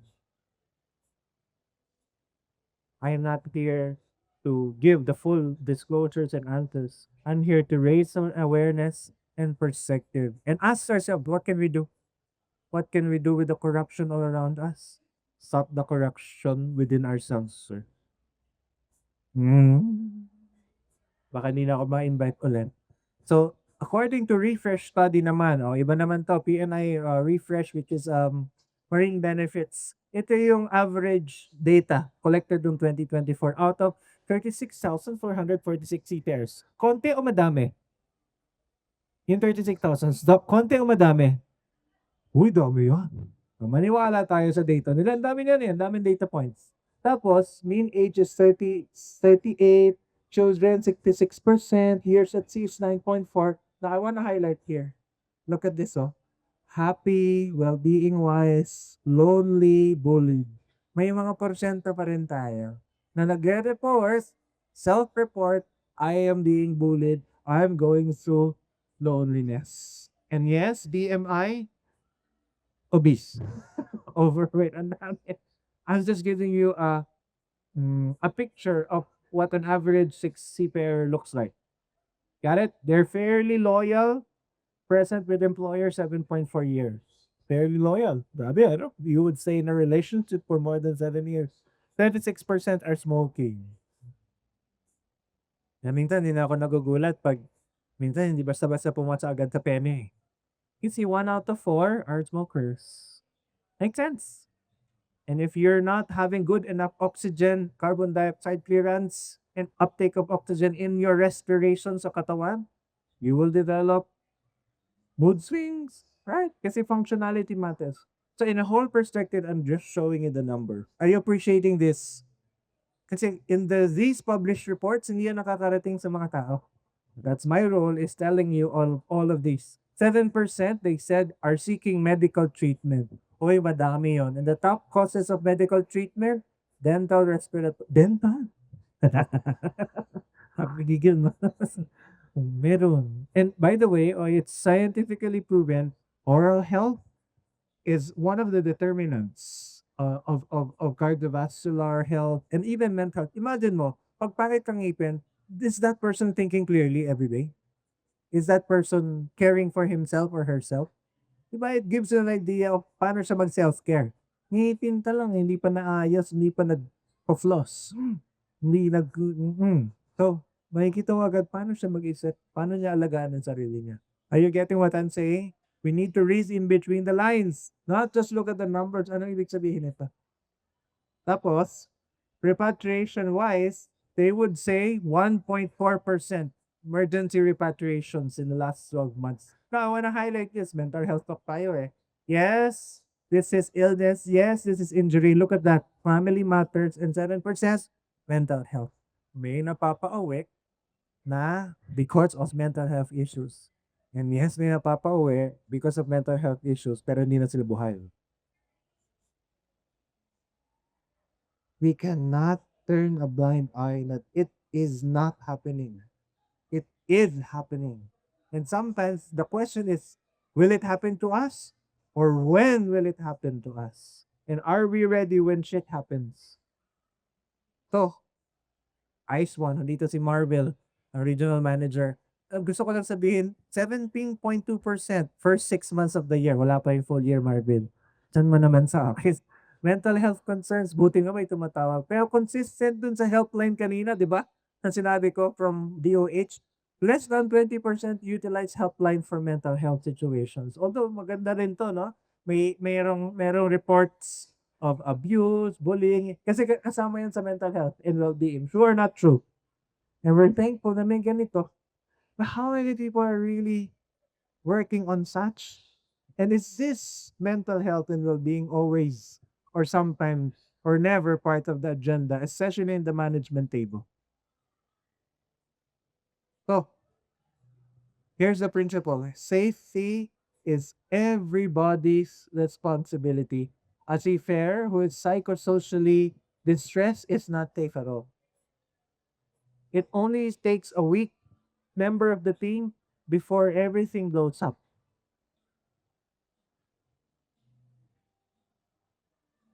May ko ba sabihin na tra? Oh, sige. So meron kaming may nag-red flag and ask for help.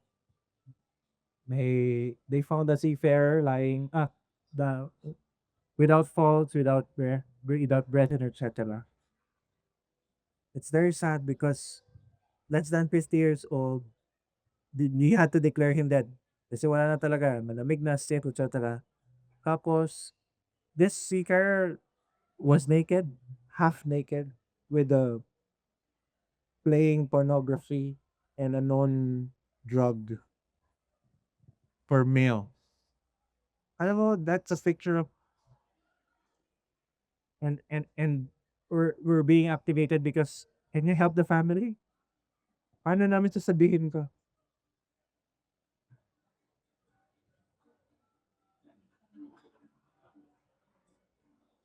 It happened. Oh, but why would this seafarer who's an officer would really do something like that? What's in their mind? Are they missing their family? Kung kailan patapos na yung contract? It's not saying. And ako, I was really bothered by it. Para after this talk, mabother ka din. Kung na-bother ka sa mga Senate hearings, bother ka din dito. Kasi mas territory natin ito, may magagawa tayo dito. Yaman sila dun sa Congress. Mag-share ka na lang ng mga posts. Pero dito, let's do something. And I'm offering a 3-step framework. How many? I need an audience impact. How many? Ay, hindi pala kayo. Kanina pa kayo. And then pala, 3-step framework for mental health. I'm gonna go through it, take pictures as necessary. First one, you need to recognize. The first step in resolving is to recognize. Is this a problem or not? Is this a crisis or not? So ask yourself, is this behavior? Everybody say behavior. Mata-judge mo, ma-assess mo yung tao, ma-assess mo yung situation based on the behavior. It's about the behavior. And is this person hurting themselves or others? And are they putting risks for self or others, or meaning functionality? That is, look at the behavior. Are they putting themselves, is there a risk to hurt themselves or others? And then secondly, are they functioning or not? Naliligo pa ba yan? Nagtututbrush pa ba yan? Ganun minsan eh, yung hindi na nag-shave or yung gumagano na siya, yung parang sa ermitanyo on board. Nahihi naman siya ganun dati. Yung dati, kausap mo, pare, tapos maya-maya, pagkatapos ng pahinga, biglang papasok na lang magkukulong sa kabina for the whole time. Ekis yun, titingnan mo na yun. Dati hindi ganon. When there's a change in behavior, everybody say change in behavior. That's a red flag. What you can name, the principle is what you can name, you can tame. What you can feel, you can heal. And we're not there on board the ship. We need to teach the seafarers to recognize these signs and symptoms. Are you with me? And maybe you don't have to be on board the ship. Kasi ikaw ang nakakausap ng asawa mong seaman, o ikaw yung nasa shore organization who checks in with the vessels. So what you can do is this. Tingnan nyo and be familiarized with the warning signs so that we can be warned. And what are warning signs for? Para maghanda. Pag sinabing signal number 1, 2, 3, walang pasok ang mga bata, maghanda. 'Di ba? Kahit lumihis, at least. At least nag-alerto, 24 tayo. At least we prepared. That's what it's for. And I'm teaching you, I cannot go through all of these things, but when there are behavioral changes that is different from the usual personality or perspective of the person, alert. Are you with me? Are you learning something? Yung dalawa loses touch with reality and paranoia, nag-advance na yan, ha? Pero minsan, inability to perform tasks, yung rapid mood swings, plus yung inability to stay still, increased agitation. Uy, parang ikaw lang. Parang ako din. Ang problema, pag present yung isa, present yung pangalawang symptom, present yung pangatlong symptom, sa sumagal, yun na. Nakukuha? Huwag mo namang i-judge, ako may mental health crisis. Sinigawan ako, init ng ulo, wala naman akong ginagawa. Mental health crisis na yan. Huwag ka naman. Judger. Basta, I'm showing you there are red flags. There are warning signs. Have you run through everything now already? Yes? And all of these are behavioral. Everybody say behavior. So, common mental health cases you've seen on board. Sample lang to. Ayan, common anxiety, panic attack, distress due to pirate attack, trauma, witness to trauma. Alam mo, minsan ang kinakount namin, hindi yung naputulan ng daliri, yung nakakita. Kasi hindi makatulog yan. Plus yung nagigilty siya, hindi ko siya natulungan. So, lack of concentration, poor memory, decreases symptoms, and yes, suicide attempts, reports of bullying and sexual harassment. Minsan even yung bullying and sexual harassment, lumalapit na lang sa amin yan pag nandito na ako, ashore. Tapos sabi niya, Doc, kakababa ko lang. Parang may nangyari yata sa akin, Osborne. Kasi doon lang siya nahihimas-masan. Kasi wala nang threat o papagalitan siya o hindi siya papakinggan. Kasi wala na siya doon sa barko. So minsan, hinahabol namin yan na may incident report kasi nga it happened on board para ma-investigate. Now, we keep it confidential and we ask the seafarer or affected person to get the consent. I need to do something about this so that we can investigate and it doesn't happen again. So that's our role as professionals. Now, important note is this, the time frame. How long are you watching for the behavioral changes? In my view, and I've learned this, I'm a nurse and I'm a doctor. I've also checked in with other professionals active in this profession. 2 weeks. Gaano katagal yung time frame? Yan. Doon mo rin, mag-self-assessment ka muna. Pag yung when you're down and troubled, at wala ka nang kausap, ayaw mong mag-reply sa mga tao, hindi ka nag-BD, hindi ka naliligo, mita na. Ayan. Pag 2 weeks or more, ask for help. 2 weeks time frame. Gano'ng katagal? Kasi minsan, it had been so long, hindi siya na-recognize. Tapos minsan din, pag nakikita naman in less than 1 week, relax lang, observe mo na natin. Pero pag on the timing of 10, 14 days na, 2 weeks or more, oops, professional level, ask help. And let's deal with it. Baka kailangan lang ng kausap, a professional one, hindi lang a body. Are you with me? So, time frame is how long? Secondly, the extent, how much difficulty they're causing to self and others. What particular behaviors reported? Are they causing harm, fixed out in others? Are they functioning or not? Ikaw na magde-determine, mild, moderate, severe impact. In operations, minsan hindi sa operations in camaraderie, mahirap ng word. In relationship on board, are they causing harm? Are they causing distress to fellow seafarers? Yes or no? If they are, the extent is growing. Are you learning? Good. So, time frame is 2 weeks. Tapos, extent, you gauge, mild, moderate, severe. Extent. Especially, hindi lang yung tao ay apektado na lahat. Got it? So, ito naman, ang warning signs of suicide. Take a look, take a picture if you have to. Marami siyang warning signs. But what am I trying to say here is, please take it serious. Minsan nagalit ako sa kapatid ko. Sabi ko, can I say a bad word? Pwede. Kasi minsan, sabi sa akin ng kapatid ko, tinanong ako, Kuya, ayoko na mamatay. Tapos, talagang biglang nag-activate yung doctor mode ko. Tawag ako, are you there? Kuya, doc lang. Tayo ko, painom ka. Huwag mo ako gagawin. Kasi, take it seriously. Because, what if we don't? And it's real? Lots of life yan. Okay nang mag-boy or girl who cried wolf.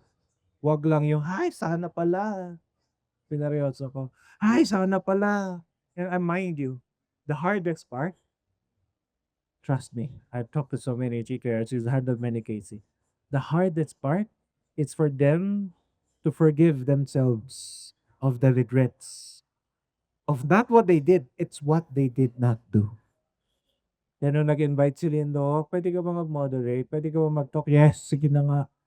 Ambag na natin sa bayan, di ba? Wala man ako kanina pa ako nagpo-politics Pero kung wala akong maambag doon, dito na lang tayo umambag. Are you with me? So, take it seriously. Gustong-gusto ko to, pakibasa, pakitandaan to ha. 1, 2, 3, go. In crisis times, people need connection than correction. Alam niyo po, pagkausap na namin yung mga in crisis at tabarko, hi! Kamusta po kayo? Or minsan pag English, how are you? Blah, blah, blah, blah. 90% of the time, we're just listening. Tell me more. How did it feel? How's the outlook? What's the temperature? What was their reaction? Does your family know? Hindi kami nag-advise. Especially in de-escalating a crisis, listen first. Now, which moves us to the one. Now, recognize and then resolve. We need to connect first so we can correct. And kaya results and refer, it comes together. Eh. Una, ask yourself this: is this person in danger? Do you need emergency assistance? Do you have time to start with a phone call? At least in our business, for our vessels, alam na nila who you're gonna call and how. Napakasimple. We're right there in Messenger. We're right there in WhatsApp. We're right there in Viber. We're right there for satellite calls and emails. Lahat ng possibility. Kasi minsan, depende kung nasan si Seaman. Ang mga Filipino seafarers, Messenger ang gusto niyan. Pag mga European, WhatsApp. Pag mga Chinese, WeChat. Tama hindi. Yun. So, I want to highlight here, if you want to resolve, you're gonna start doing this. Read it together. 1, 2, 3, go. We have 2 ears and 1 mouth so that we can listen twice as much as we see. This is your organ for resolution. Ito muna. Itong dalawa. Bago to. Huwag ka muna tumingin sa barko. Tingin ka muna sa sarili mong buhay. In the conflicts, in the situations at home with your friends, with your colleagues, how much is the views more than this? Lalo na ngayon. People wire sa'yo. Pakinggan mo na. And this is your organ for de-escalation. Now, here are the different techniques to de-escalate a crisis. Parang bomba yan eh. Pag hindi mo yan ni-resolve, pag hindi mo ginawa ng paraan, di mo na-recognize, yun, titiga, ganon. Sorry, ganon. Nangigising lang. Para siyang bomba na biglang puputok. Tapos, it will blow a lot of out of proportion. Sorry. Baka may anxiety attack na daw katapos ito. Sorry po, nangigising lang. But if you want to de-escalate it, very simple principle. You are the energy that you bring to the room. You have the power. And what kind of power that you're doing? Pagdating mo ba sa conversation, natutuwa ba sila? Do they feel psychologically safe? O pag nandiyan na si Doc, nandiyan na si Doc. Nandiyan na si Doc. Nandiyan na. Nandiyan na si Marvin. Nandiyan na si Therese. Nandiyan na si Mitch. Kaya minsan, namimili ako na i-de-escalate ko. Kasi in ranking, Pilipino kasi marango. Tama hindi? Minsan, pag naririnig akong may mga crisis, umaatras muna ako. Aalis ako. Kasi pag ako'y gumanon dyan, yung mga tao, yun na si boss. Atras muna. I'll let the managers or the supervisors go. Sige. Tapos sabihin mo lang ako pag may kailangan ka sa akin.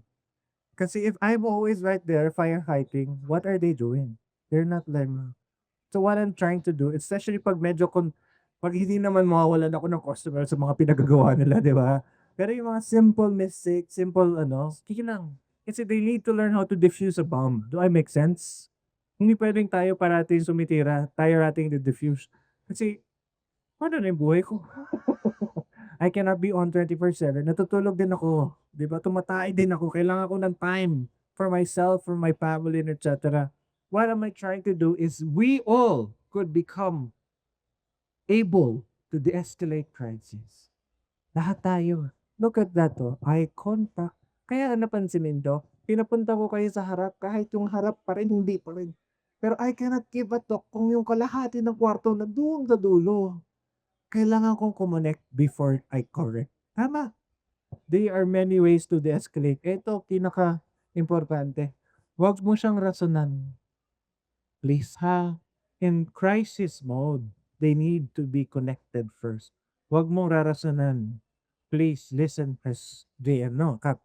Wag listen to them. In my view, seafarers are like customers.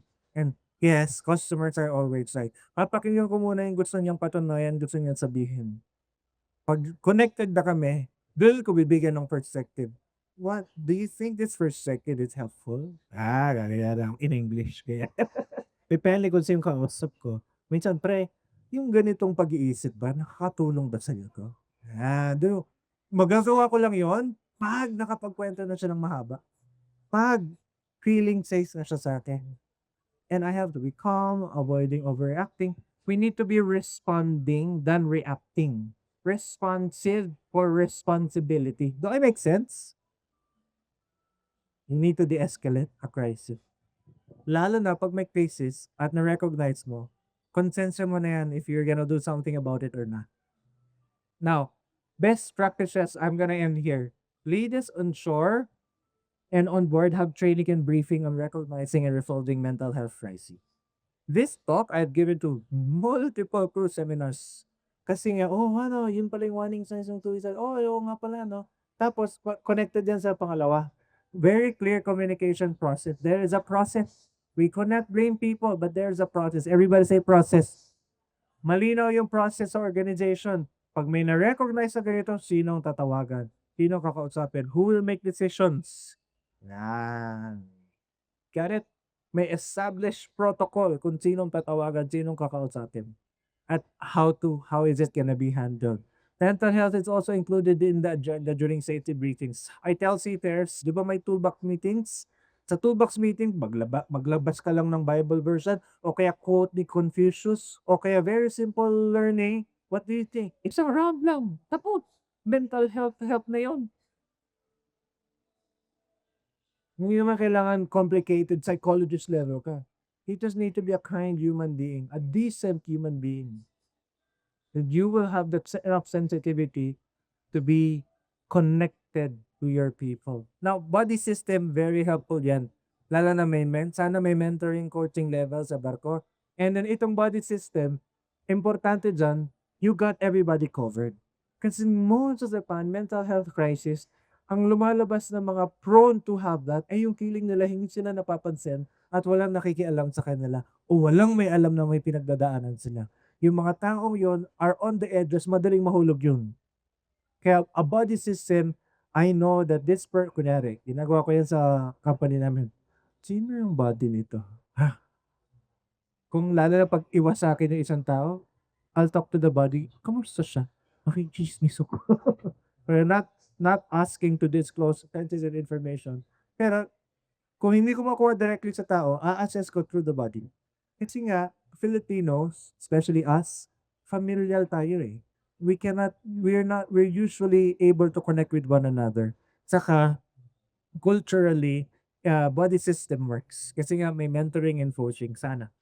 It helps. I've seen this work on board. Strong collaborative effort between seafarers and the shore team, and they know and they trust each other. Minsan nga, hindi magsasabi sa kapitan, magsasabi sa crew nila. Uy, baba. Yun, maganda yun. That's a line of communication, the no line at all. For psychological health providers, sana stick sa language. Naalala ko na dati, na-stress din ako. Kasi kausap ko yung taga Bangladesh. Yung nag-English kaming dalawa, tapos sabi ko talaga, after 30 minutes, doesn't work na, guy, does this work? Tawag ako sa mga kaibigan ko sa Mumbai, kaya hindi kami magkaintindi. Nahirapan kami mag-English na, lalo kami na kasi hindi ko kaya mag-speaking language nila. Now we have a clinic in Cebu. Minsan pag yung tao Bisaya at hindi may gets yung PEME results, tawag ako sa doctor ko sa Cebu. Basta kayo mag-usap. Bistak sa bisdak. Yan, okay na yan. Mag-usap kayong dalawa. As long as it is relevant. Everybody say relevance. And sana maritime statistic. Please maritime statistic. Kasi minsan pag hindi nila naiintindihan what maritime is at ang buhay ng marino, minsan mali ang magiging discussion nila. And I have seen companies hire psychologists out of the blue kasi kakilala ng kapatid na brother, diba? Pag nilagay, kasi nagbigay ng ganyan, added more harm than help.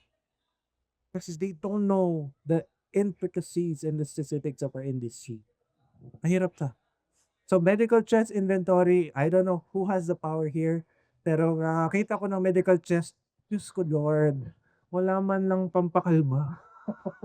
Ay, hindi pa kasi na-retail, gigil ako sa ito. May mga gano'n na injectables na hindi available, yung pampatulog, sus ko po. Napaka-basic, but sometimes it's not so basic at all. Sayang. Now, only if necessary, this one saves a life. 24/7, huwag niyong iiwan. Pag sinabi namin body system and 24/7 watch, huwag niyong iiwan yung seafarer mag-isa. Now, here's the story. I was talking to a senior officer already on board. Tapos sabi na, Doc, pwede ako tayong makausap. Matagal ko na tong Hawak. Sabi ko, "Ano bang hinahawakan mo dun?" Matagal ko na 'tong hindi nako-confess. O bakit? "Naalala mo si ganito?" Oh, yes. Oo nga, sumalangit nawa. And this person committed suicide on board. Tapos sabi niya, "Alam mo, ako yun. Ako yung on watch sa kanina. Dok, nag-yosi lang ako. Nag-yosi lang ako. Pagbalik ko, wala na."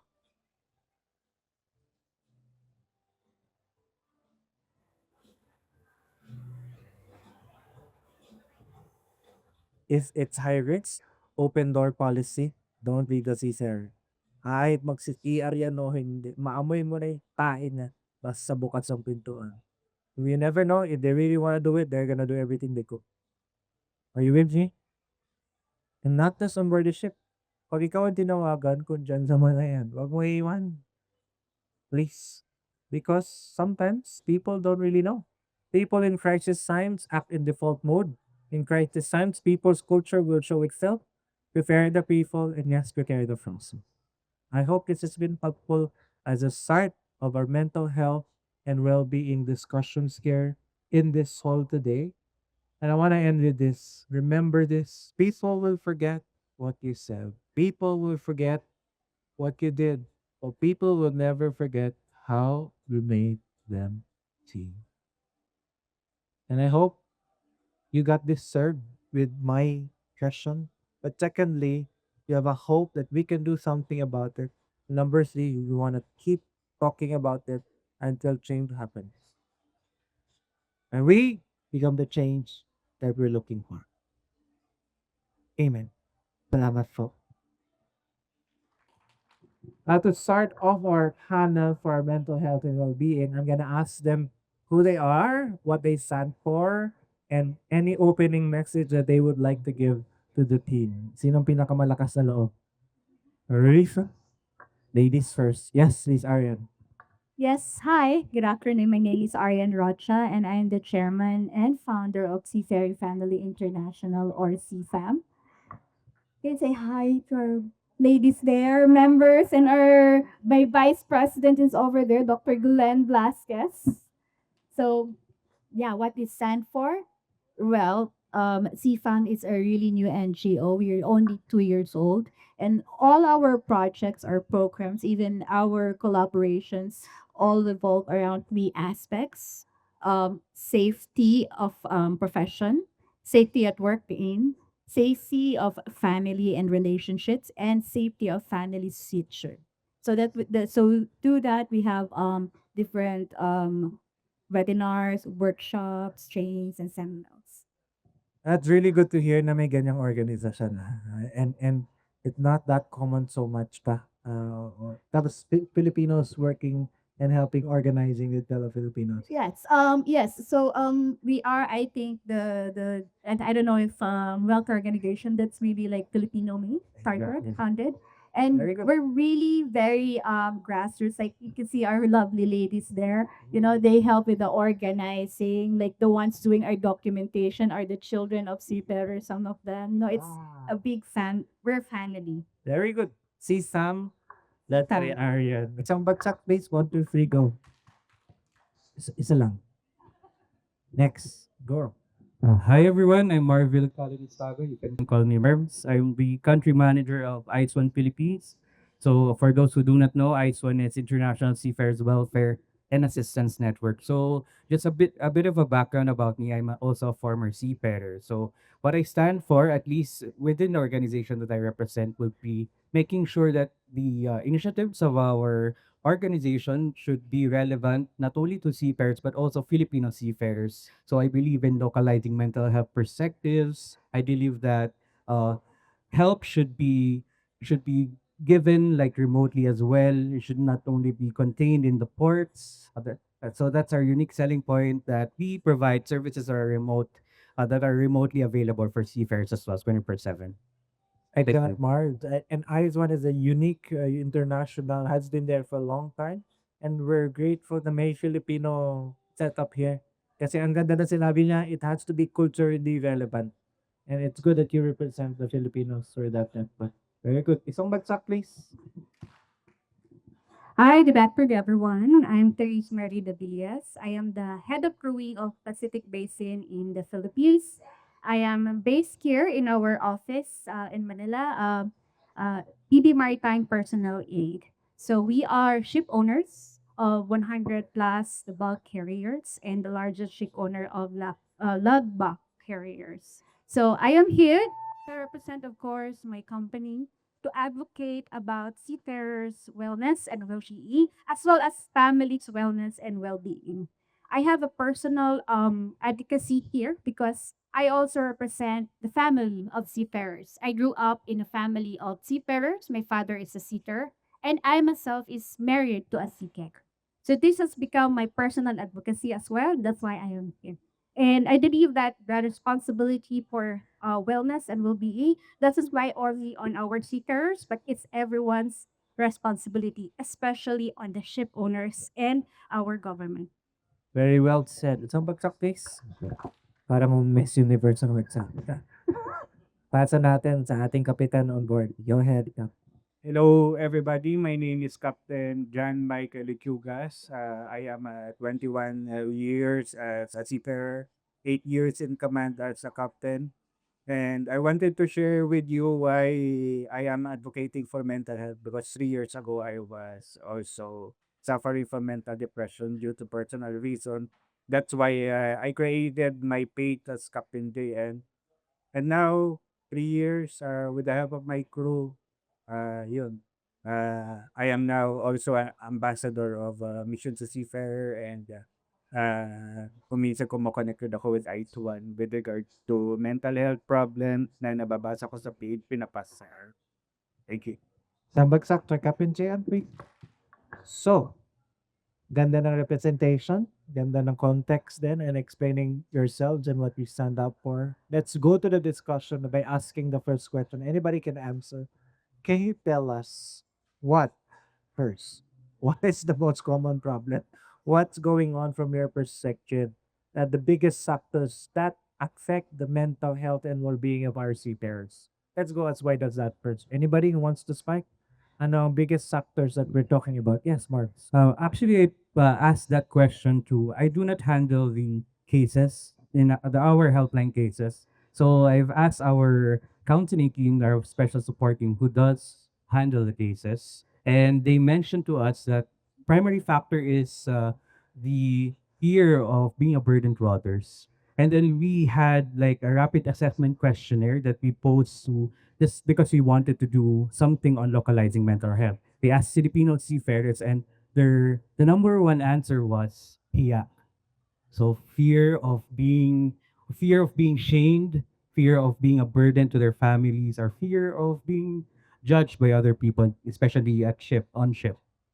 That's really good to say. Fear paralyzes. Yes, Arya. I think from based on my experience, like talking to different like seafarers and their families, is I think the top three would be the financial situation. Number two would be the career, and third would be relationship.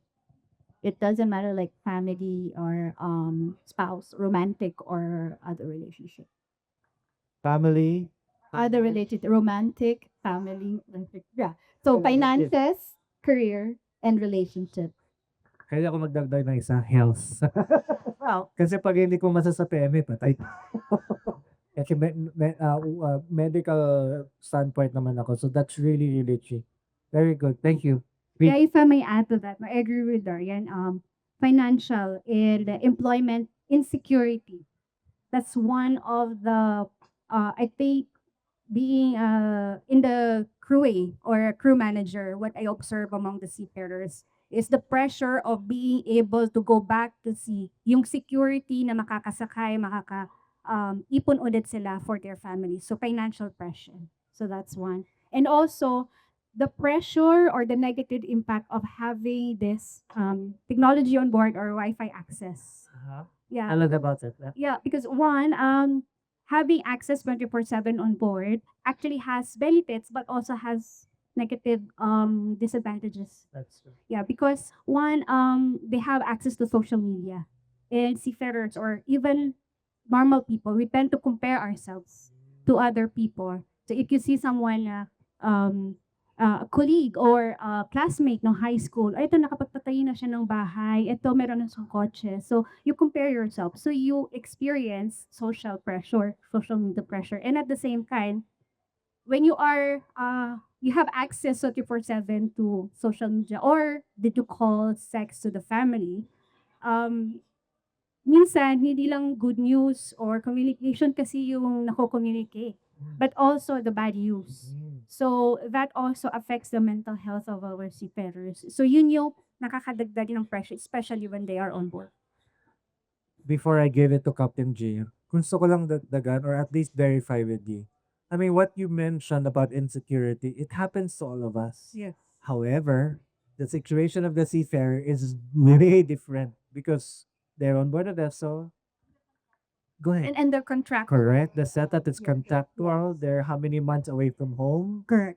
So wala silang magagawa kung may issue dun sa kapitbahay, di ba? Agad-agad. Correct? The seeing of helplessness. Plus, There you go. to reiterate what Yeah. Chris said, like social media now, especially with when you're mindlessly scrolling, and there are a lot of like rage baits, it's like to ignite something in your yung emotion mo. So for those content creators, it's just content and engagement. But for the seafarers who's like isolated, away from the family, lonely, it exacerbates the loneliness, the feeling of helplessness. Correct.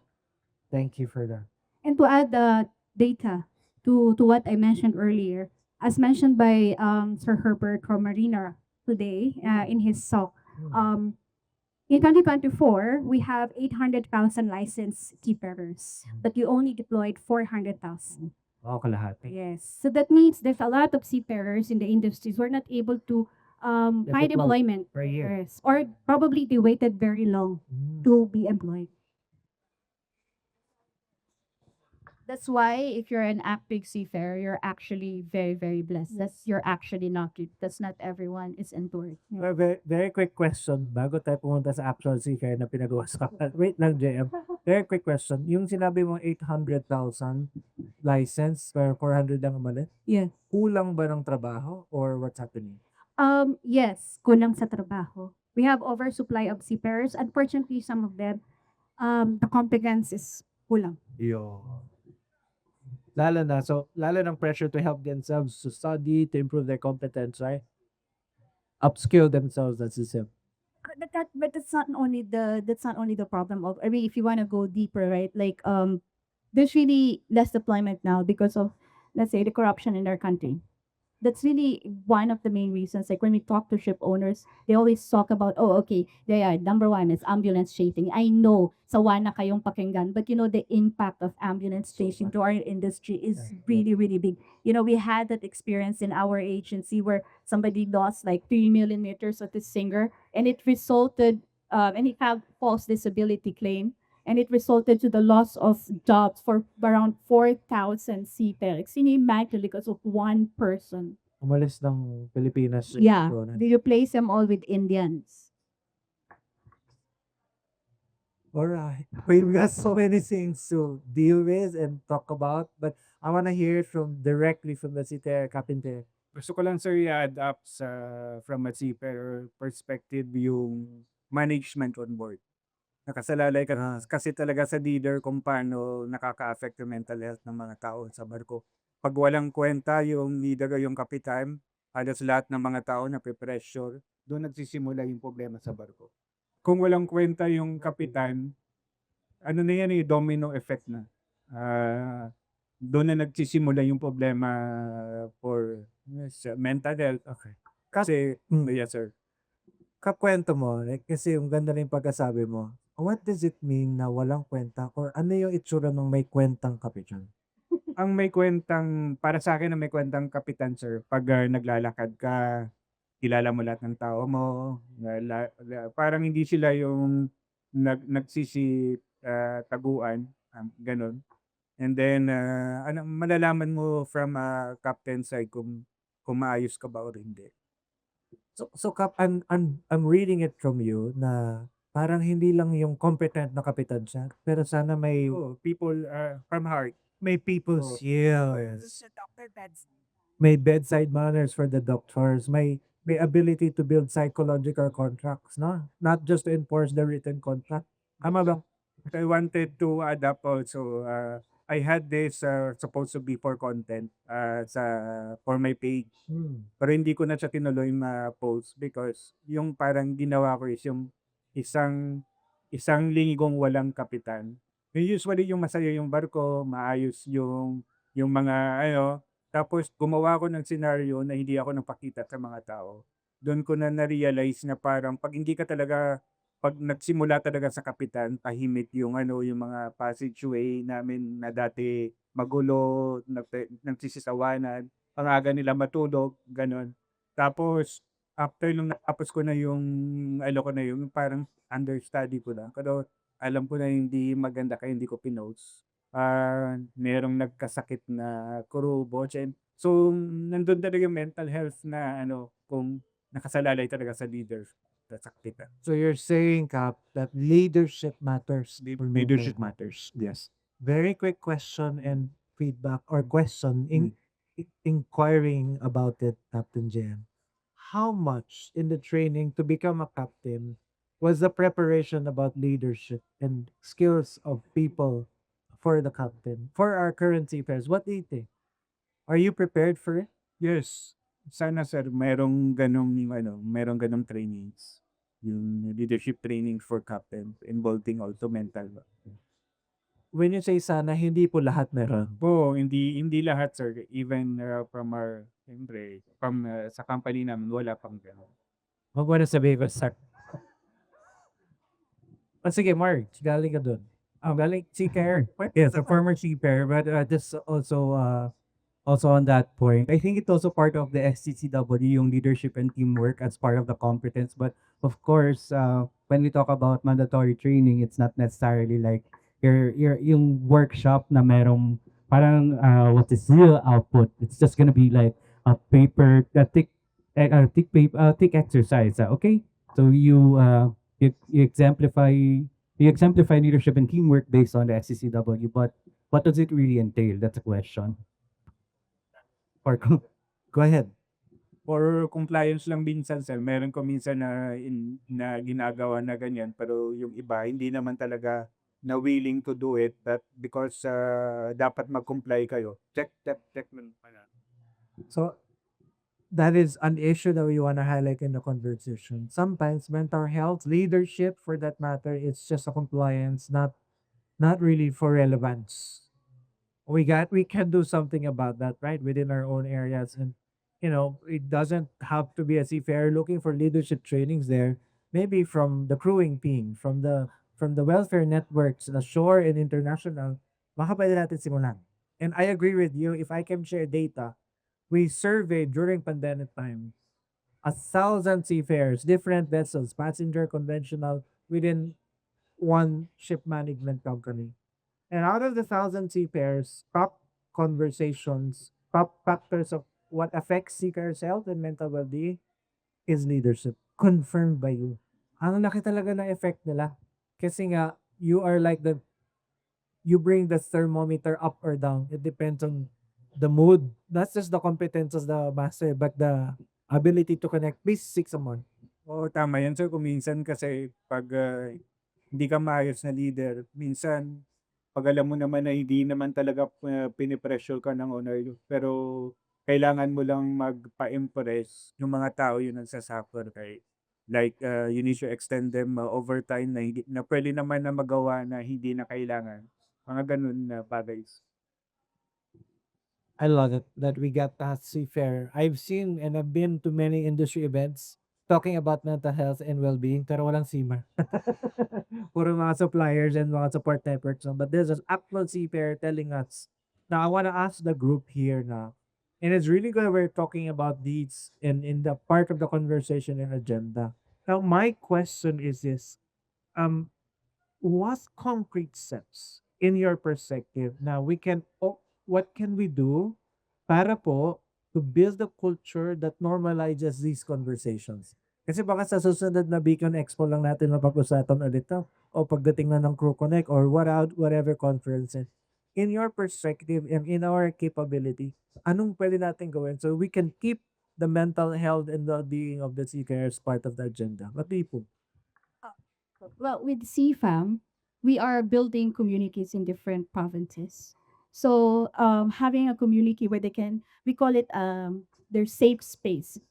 It's by providing the safe space where we normalize having conversations like this. That's why when we have our gathering for activities, I think that our women there can attest to that, how open we can be to each other, from childhood trauma to different traumas that they experience.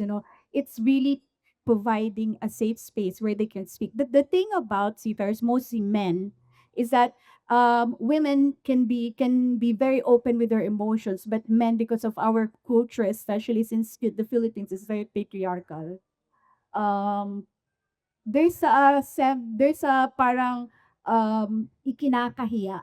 If you are crying, if you're being emotional, then you are weak. But that's not how it is. Everyone has trauma. I mean, who doesn't have trauma here?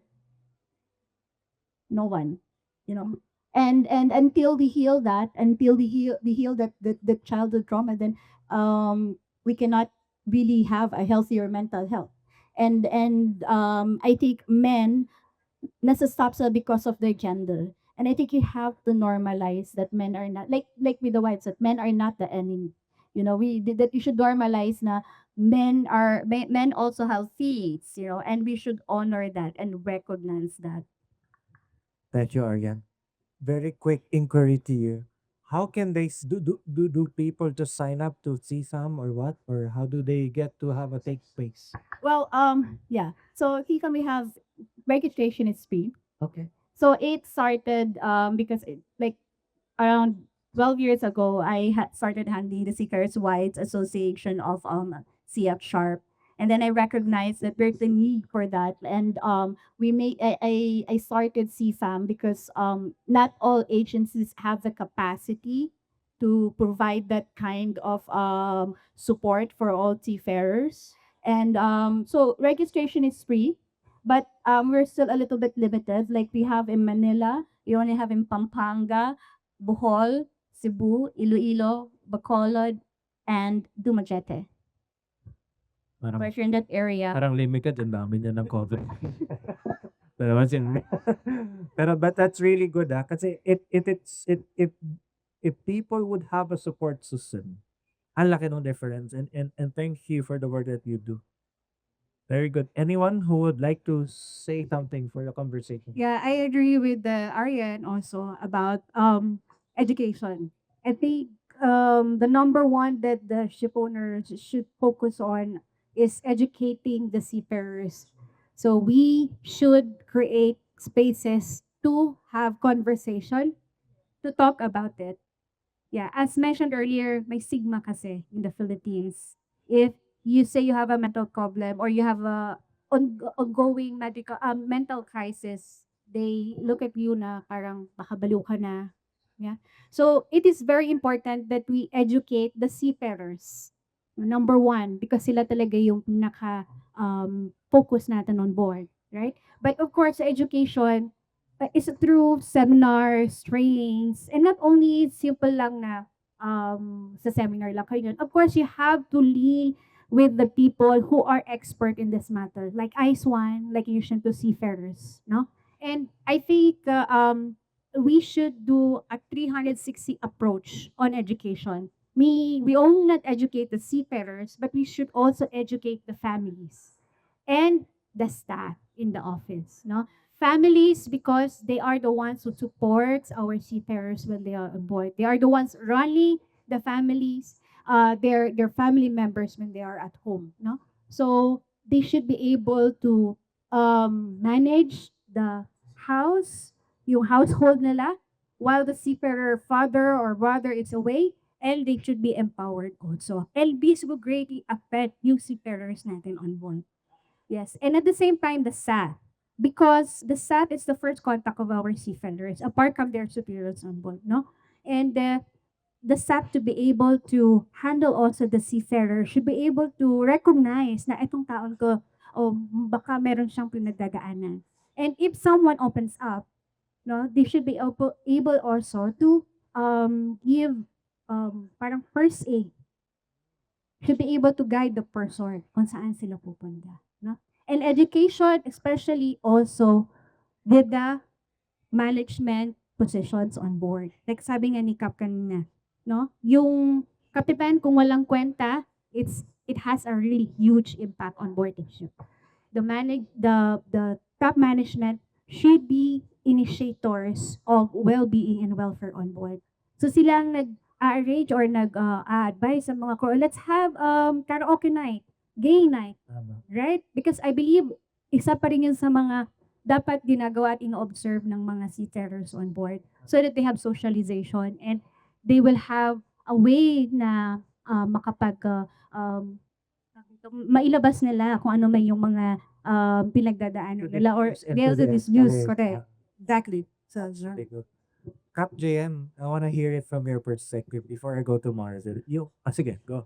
Yes, sir. This is based on my observation. Go ahead. When we should include also seafarers with regards to mga research forum or mga ganito para at least marinig nyo naman talaga yung totoong flight ng mga seafarers because hindi lang puro dominated by land-based stakeholder para at least even naman sa mga sea. Cap JM, nagsabi si Reese kanina ng education for seafarers. 360, sinabi na niya yung shore organization, the SAT, sinabi niya rin yung family, no? But when we say, how can we educate seafarers from the seafarers perspective, what would be effective? I think the most effective is the social media influencer, collaborations. Oo. Kasi mas maraming mga seaman ngayon yung tutok sa social media. Like Facebook, mas madali nilang maintindihan yon kaysa i-invite mo sila na attend ng mga forums or ng mga ganito seminars. At mas lalo nilang maintindihan at saka ma-apply. So, binabasa ko yung spirito ng sinasabi mo, Cap. We go to where the seafarers' attention is. They can relate to their fellow seafarers. My God, kailangan ko na mag-TikTok gana din. Yeah. Right, Bob. Na-pressure ako. Sige, And that's very true, no? Especially in the younger generations. You really follow like si Kap. Oo nga, kanina dami nagpapapicture kay Cap JM eh. And these are the future of our industry. No, I totally agree with that. We just have to guard what we absorb Correct. on social media. Kasi there are Very hard, vloggers very there, hard. and in maritime there are vloggers who really know what they're talking about, who have a good perspective, who have a broader understanding of things, and there are those who are just after content and engagement, Rage bait niya. rage baits, and that's why I think we have to take accountability just to support what Cap said about the leadership also, right? I think that it also if we think about it, we have to be able to have accountability for ourselves also, because we can have the best leader, but if our own we don't have accountability on how to guard our mental health and how to take care of ourselves, then it will be for nothing. I agree. There should be some guardrails to freedom of expression. It shows discipline and it shows accountability. Kaya ang ganda na sinabi ni Cap na popost ko sana pero parang wait na lang. That's a good sign that this person is really rethinking because maraming influence na baka hindi makatulong. Yung may gusto ko sabihin, Sir, ganun nga eh. Kaya ingat na ingat ako mag-post. Hindi pwede na whether kung ma-reach niya yung basta importante sama yung pinopost mo. Kasi pag being a captain and a social media influencer, once na for rage baiting lang yung ginagawa mo, marami talagang may influence ka na mali. galing. Thank you for that personal responsibility. Martin. Syempre sir, coming from Doc Didoy, coming from IS1, I believe syempre yung equitable and accessible na na accessible access. Equitable access to support like free helplines, confidential helplines because we all know no even though we have empowered the families, the shore staff, but we all know that the stigma is there. So how do we then address that gap? Of course, yung mga anonymous and confidential spaces where they can actually reach out no, until such time they are empowered themselves to share it to their loved ones. So I agree, no? Kailangan may professional support system pa rin. Create an environment where mental well-being could thrive by having good family support, professional support, good accountability from from shore organization, and then fellow seafarers. So ganda. It has to really work together as a group and a holistic approach. Now, I want to touch base. I think we still have more time. Can you give us more time? Yes? Yes? Oh, last na rin naman kayo. Wala kayo magagawa. Sayang yung conversation eh. Na, I wanna highlight this particular situation na dumadami na rin ang mga female seafarers and younger seafarers. Let's talk about that. Kasi kailangan sila ma-represent, no? Now, how can we adapt our programs for women also? You said kanina male-dominated. I don't think it's gonna be in the long term. There is still gonna be a big male dominance, but the females are now here. They're right there. I we're also engaged in helping cadets. Nakita ko dami. Wow, that's really nice. And dapat sana, hopefully our programs will also adapt to the relevant for the younger generation and females. So how can we become more inclusive in our programs and how can we adapt them towards those population? Go ahead. Yeah. Anything. Yeah, for yes, sample we do have female seafarers. No, we have started not so much FAP, but we have already started the female cadets on board of it, and it's something that we really take care and make sure that we are able to sustain having female seafarers on board. And just to share with you what we do, no, and we really educate our citizens. Again, I'm going back to education. So because seafarers, yung mindset most of the seafarers na no, pang lalaki lang yung seafaring, no? But we have to educate and make their minds open to female seafarers on board. So we have to give them seminar or talk about it during seminars or trainings about gender sensitivity. Not only for female seafarers, no? Our LGBT seafarers also, right? So gender sensitivity and also inclusivity. So that's one thing that we have to give focus also, especially when educating our seafarers. That looks like si CFAM magkakaroon ng mga members who are female seafarers, huh? Yes. So what we do, kasi like for us is like our families, Yeah. talaga, you know. So we started the SIPA Men's Club. And the reason for that is there are spouses who are male, considering that there are female seafarers. And the reason why I separated the wife from the men's club, because I don't want lonely boy and lonely girl to meet in Singham. You know? Very good. Tama ka dyan. We have to be careful because sensitive to that. But going for yung sa female kasi unfortunately for women, I think that in a relationship for husband and wife, the women are the ones who always at some point have to make Tama na. choices. Thank you for having the stinking to have a men's club. Tama yan. And it's very, very sensitive also should you mix them. Now, I want to ask Captain JM, kamusta on a seafarer's perspective, are we much more welcoming for female seafarers? And kamusta ang tingin natin sa younger generation? And as mentioned by Reese, to be more inclusive, no? Meron tayo mga LGBTQ plus. Yes, sir. We are welcoming female seafarers. In fact, we have here AC as a representation for seafarers. Tapos mga LGBT, gano'n. So, na-highlight din natin yung na equality on board. So it has changed. 10 Yes. years ago, hindi ganun, right? Yes, sir. Parang na-accept na sila and they're included na sa even on board sa barko namin, LGBT, mga kasama ng mga chief cook, medyo na empowered na rin sila. I've seen that happen. Thank you, sir, for confirming. I've seen that happen. Even owners have adapted to having female seafarers on Yeah. board. Can Yeah. you tell us about it? Yes, of course. We have to whenever our vessels, for example, goes to dry dock. So we try to repair the vessel to be suitable for female seafarers. We need to put more private bathrooms, no? So that in order to accommodate female seafarers on our yes. Yeah. Even provisions of tampons, Correct. and Yes. baby Of products, right? correct. And in the medicines, diba? Like the medicine for the seminary. So yan, minsan wala.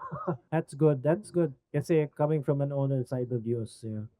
Well, Yeah, as much as I would like to believe now, we have gone a long way in terms of like accepting females in the industry, but at least in the ICE One helplines, I do not take my word for it. I haven't memorized the statistics, but I think if I remember correctly, female seafarers are more likely to report cases of abuse, bullying, harassment, and discrimination by 2.4 more times compared to mid. And then in terms of mental health challenges, they are, I think, 3.3 more times more likely to report cases of mental health challenges on board. So I think there's also a sense of a gendered response or gendered experience on in terms of mental health and abuse and bullying. makes sense. Data matters, and it's a sign of good progress sa rin, na? Those are signs, oh, okay, it's getting better.